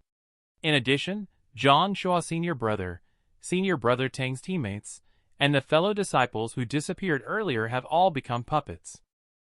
I just don't know how Senior Sister Lu is doing under the ancient well." Tang Nanjai took a deep breath and said, "When I went down, Lu Luqiang was already struggling to breathe. But Han Sigu is extremely ambitious, and will definitely change his mind. We must not cooperate with him. Besides, your fate-locking spirit string has been broken, so Han Siga can't control your movements. You'd better find a place to hide, and wait for Sect to send help. As for saving people, don't think about it anymore." Pei Ling didn't respond after hearing this, only asking Tang Nanjai what his plan was. Tang Nanjai's eyes were firm as he slowly said, "Lin Long and the others are still in the hands of the cursed ghost. If they were already dead, it would be one thing, but since they are still alive, I can't just leave them behind. In addition, Brother Pei gave me a top-grade foundation establishment Dan. It will come in handy." He then flew towards the distance as he spoke. Pei Ling watched Tang Nanjai's receding figure, her heart filled with mixed emotions. It is obvious that Tang Nanjai is going to have a decisive battle with the cursed ghost. It is rare to see the leader of the Yin Realm sect so brave and fearless, loyal and righteous. But now Senior Sister Lu is still in Han Sigu's hands. Even if he slips away, he has to take Senior Sister Lu with him. Since Han Siga cares so much about the Blood River Sword, maybe we can start with the Blood River Sword. This intellectually disabled flying sword only recognizes sword intent, not people. It can only recognize its owner through the Blood River Sword intent. Its true owner is Han Sigu. But he cannot leave the back mountain. Why can't the cursed ghost pretending to be Han Sigu fool Pei Ling? Not to mention, with the sword chi given by the intellectually disabled flying sword, Pei Ling immediately smiled with joy when she understood. Hee little sword, are you ready to meet your new master? The Blood River Sword by the Lotus Pond is devouring the essence blood of a cultivator. Pei Ling's body is filled with the intent of the Blood River Sword. He imitates Han Siga's tone and lowly shouts, "Blood River, why haven't you come to help me yet?" The Blood River Sword is momentarily stunned and appears in front of Pei Ling. "Such pure Blood River Sword intent, you are indeed my master. But master, why has your cultivation level decreased?" After Pei Ling confirmed that the Blood River Sword only recognizes sword intent and not people, he instantly gained confidence. "My Heavenly Tao Foundation establishment went wrong, leading to a drop in cultivation level and sustaining serious injuries. I urgently need to leave the village for medical treatment. Open the Netherwater Illusory Lotus Grand Formation for me immediately." However, the Blood River Sword informed Pei Ling that opening the Netherwater Illusory Lotus Grand Formation only requires the command of the clan leader. Otherwise, the temporary exit can be opened using a formation dispelling talisman. In order to avoid suspicion from the Blood River Sword, Pei Ling could only panic and claim that she had lost the command of the clan leader, and she also couldn't remember the location of the formation dispelling talisman. The Blood River Sword hesitated for a moment, and then told Pei Ling the location where the formation dispelling talisman was stored. Pei Ling knew that speaking too much would lead to mistakes. After leaving a command to guard the treasure vault, he quickly vanished using the Blood Ghost escaping art. Before Pei Ling could run far, the figure of the Blood River Sword suddenly appeared beside him. Master, where are you heading for treatment? Without hesitation, Pei Ling once again activated the blood ghost escaping art and ran. However, in the next second, the blood river sword swiftly caught up, matching his speed effortlessly. Pei Ling was surprised. Could it be that even the blood ghost escaping art couldn't outrun the older brother? Although the other party currently referred to him as Master, as long as he made a mistake and revealed a flaw. When the time comes, what awaits him will surely be the raging fury of the blood river sword. Pei Ling had a thought and reluctantly said, You troublemaker, didn't I ask you to continue guarding the Han clan's treasury? I will go find the healing cultivator for treatment on my own. Once my injuries are stable, I will naturally come to find you. Unexpectedly, the blood river sword shamefully informed Pei Ling that the Han clan's treasury had already been emptied by the 2 cultivators you sent, and there was nothing left to guard. Pei Ling at this moment wishes to give himself a slap. If he had known earlier, why bother emptying the treasury? With a helpless expression, Pei Ling can only temporarily keep the blood river sword by his side. Pei Ling quickly found the formation dispelling talisman at the martial arts arena. Just as Pei Ling was about to abandon the blood river sword and escape alone, the blood river sword suddenly gleamed with bright light. The sword quivered and seemed to be lively. Master, I remembered. You don't need to go find a healing cultivator specifically. I can use my primordial power to heal your wounds. In the meantime, Blood River Sword acted without hesitation, summoning a massive, misty spiritual chi resembling a large blob of blood fog. Amidst it, the sword intent was dense and full of vitality. Pei Ling was overjoyed at once. He immediately stopped in his tracks, and took the blood fog in his hands, and the massive spiritual chi instantly entered his body. It's just that this primordial power is too dense. With his current cultivation level, he probably doesn't need the Blood River Sword to discover any clues. He will take the first step. He will be bursting with this primordial power. He pondered for a moment. Pei Ling hurriedly ordered the Blood River Sword to protect him, while he himself activated the system to quickly cultivate the bone tempering manual, detecting a large amount of foreign true essence in the host's body. The system is currently refining it for you. At the same time, Han Sigu, who was originally resting his eyes, suddenly had a change in expression.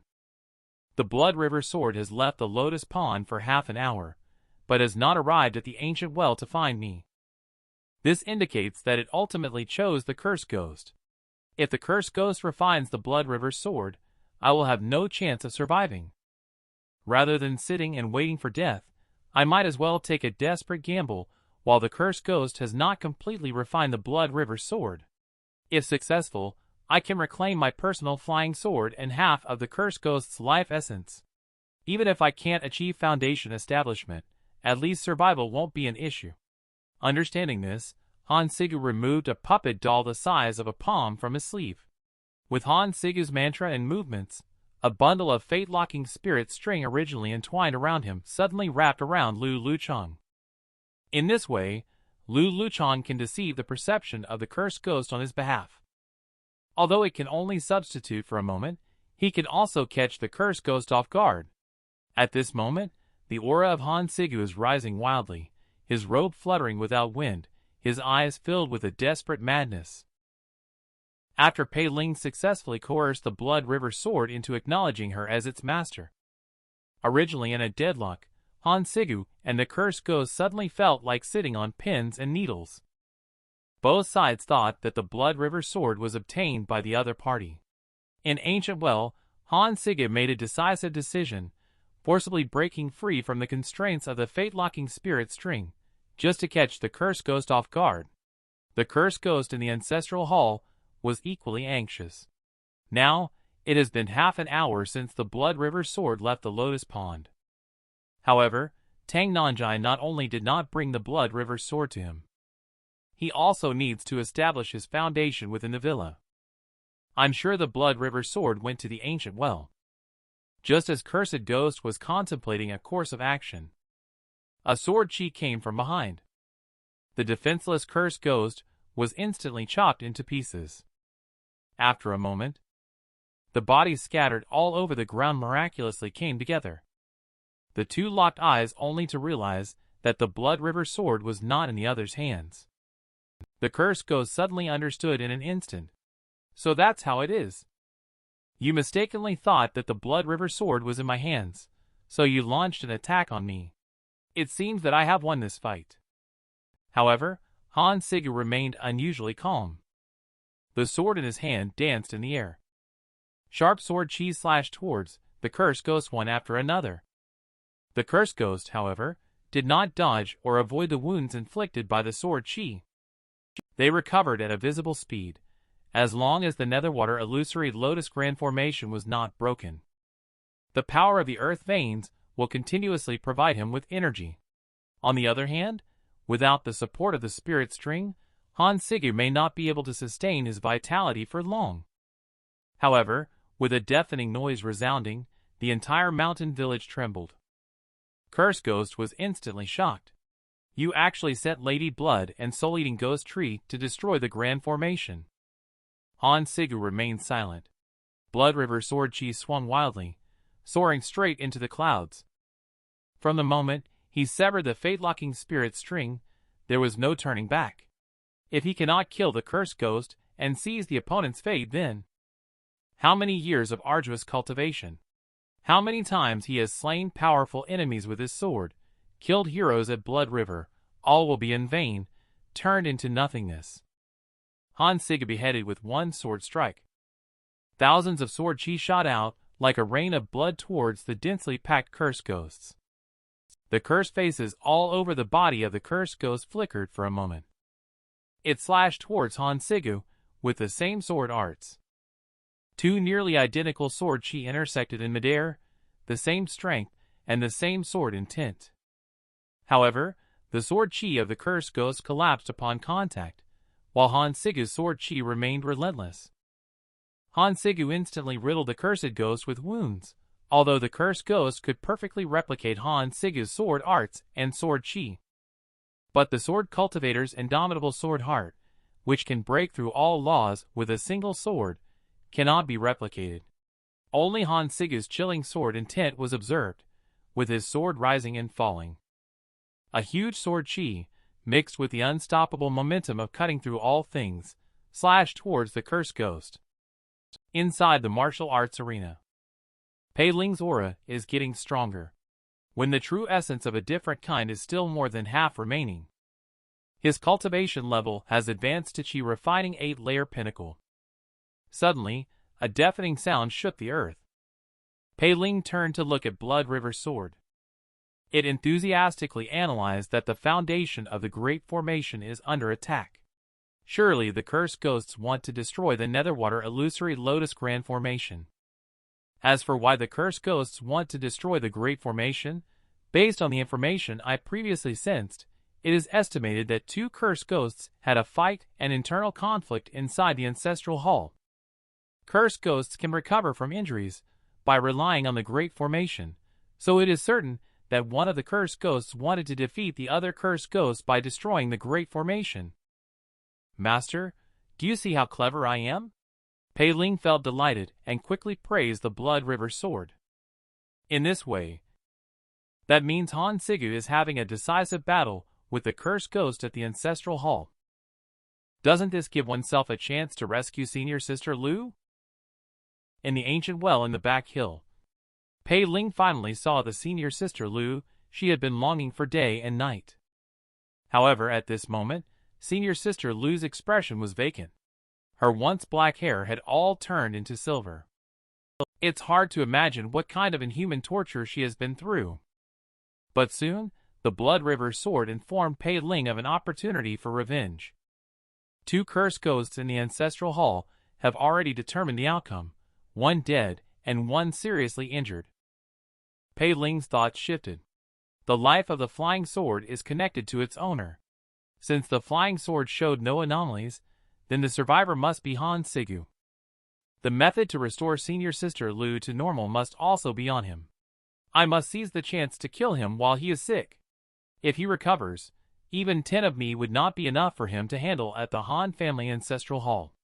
With Han Sigu's victory, the vanquished curse ghost ultimately transformed into a blood-red jade slip that fell to the ground.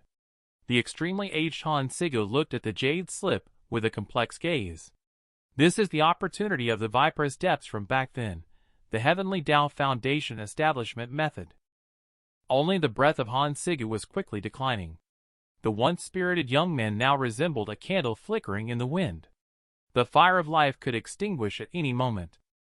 Suddenly, the already heavily injured Han Sigu was sent flying by a punch. Tang Nanjai, with a dark expression on his face, walked out not far away. Instead of immediately pursuing, he coldly asked, "Where are my junior brothers?" Han Sigu's face was gloomy. "They're all dead?" "But you could have escaped in this opportunity instead of coming here to die." Tang Nanjai was stunned. Although he had already anticipated such an outcome, he still felt a wave of great sadness engulfing his heart. He looked at Han Sigu in front of him. He did not hesitate at all and fiercely threw a punch. His punch roared like a raging sea and rushed towards Han Sigu. Han Sigu remained expressionless, accompanied by a cough. He raised a finger with difficulty and lightly pointed towards the sky full of fist shadows. A seemingly weak sword chi emerged and leaped into them skillfully. All the fist shadows were instantly cut off as if they were made of paper, effortlessly eliminated by the sword chi. The remaining momentum of the sword chi did not diminish and continued to slash towards Tang Nanjai. Han Sigu, who was supposed to resolve Tang Nanjai, was already teetering on the verge of collapse, with his life hanging by a thread.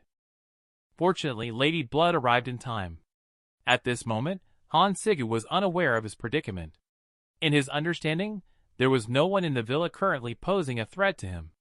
Moreover, the resources in the Han clan's treasury were enough to help him recover to a self-protective state. The only thing that worried him was the whereabouts of the Blood River sword. Little did he know that the Han clan's treasury had already been emptied by Pei Ling. And his obsession with the Blood River sword was also deceived by the scheming Pei Ling. Suddenly, a sharp sword thrust out, aimed directly at Han Sigu at this critical moment. Lady Blood shielded him with her own body, blocking this fatal blow for him. And the sword that pierced into Lady Blood's body is the Blood River sword that Han Sigu has been yearning for. Han Sigu suddenly looked puzzled and asked, "Blood River, what are you doing?" Unexpectedly, the Blood River sword is also quite stubborn. It immediately retorted, "What are you? Only the master is worthy of addressing me as such." Han Sigu was enraged and said, "Confused thing, can't you even recognize your own master? In Moon River Town, I captured hundreds of women scholars for you to use as blood food. Have you forgotten?" Upon hearing Han Sigu's scolding, the Blood River sword immediately began to doubt its own judgment. "That must have been quite a feast. Could it be that you are my true master?" Pei Ling, who hurried over, was momentarily speechless. "Oh my, I just arrived not long ago, and now the foolish sword is about to be fooled away." Fortunately, this foolish sword lives up to its name, providing Pei Ling with room to maneuver. Pei Ling insists that Han Sigu is shamelessly impersonating Zheng Jingshan. He is the real Han Sigu. The Blood River sword, who already has questionable intelligence, looks confused again. Pei Ling knows the opportunity is rare. He must take advantage and get rid of Han Sigu before the Blood River sword realizes it in order to have a chance of survival. So he directly engages in a fight with the barely alive Han Sigu. Just as the Blood River sword showed a little sign of progress, it immediately became entangled again. "You two are so close together. I can't even tell who is who exactly is my master. The world's winds and clouds are created by people like us. Once we step into the arena, time waits for no one. In this world where the strong prey on the weak, if a person wants to stand firm, he not only needs exceptional talent that surpasses others, but also efforts far beyond the ordinary. More importantly, he needs to know when to advance or retreat, and understand gains and losses. Don't provoke people you shouldn't provoke, especially in terms of knowing when to advance or retreat." A Taoist friend named Pei deeply understands the essence of this. Conversely, Han Sigu is somewhat arrogant, which led him to fail to recuperate after killing the cursed ghost. He was caught off guard by Tang Nanjai. Just when it was hard enough to resolve it, Pei Ling came knocking at Tang Nanjai's door again. Han Sigu, whose life was already hanging by a thread. He could only forcefully engage in a fight with Pei Ling. The two fought fiercely, with blades flashing and swords clashing, making it hard to separate them. Han Sigu's Blood River sword intent is surging. He swung the treasured sword in his hand freely. The sword chi filled the sky, rushing towards Pei Ling like a mountain and roaring like the sea, while Pei Ling unleashed the blood ghost escaping art to the extreme.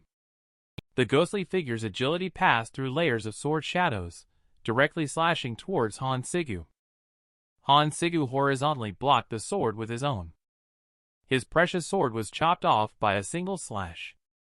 Han Sigu was seen holding the broken sword, shouting loudly, and then slashing down. Blood River sword intent suddenly burst forth, and the broken sword in hand transformed into a 10-meter-long great sword, exuding an unmatched aura as it swept towards Pei Ling. Pei Ling retreated while engaging in battle, but was still injured by the sword chi. The two of them dared not rashly make a move, keeping their distance. Pei Ling would never have expected that despite being seriously injured and not having established the Heavenly Dao Foundation, Han Sigu would still possess such strength. If the other party still has a few more killer moves hidden, he will definitely not be able to withstand them. Han Sigu was also shocked by all kinds of Pei Ling's cultivation techniques. He would have been fine if he were in his prime. Now, hanging by a thread, he clearly can't delay any longer. To break the deadlock, he can only rely on the power of the Blood River sword to fight for a chance of survival. Han Sigu with a plan. He immediately called for Blood River sword to come and help. And Pei Ling, this creeper, also chose to ask Blood River sword to come and help. The difference is that Han Sigu is fighting to the death. Pei Ling, on the other hand, has a backup plan. In case Blood River sword chooses Han Sigu, Pei Ling will immediately activate the talisman given to him by Zheng Jingshan and escape. In this way, the pressure falls on the somewhat dim-witted Blood River sword. Upon hearing both of them calling for its help at the same time, Blood River sword was momentarily unsure of which side to support. Now both sides have reached a life-and-death situation. The Blood River sword, already wearing a puzzled expression, can only rely on its instincts to determine who its true owner is. After some contemplation, the confused Blood River sword made a decision and stabbed straight towards Pei Ling's back.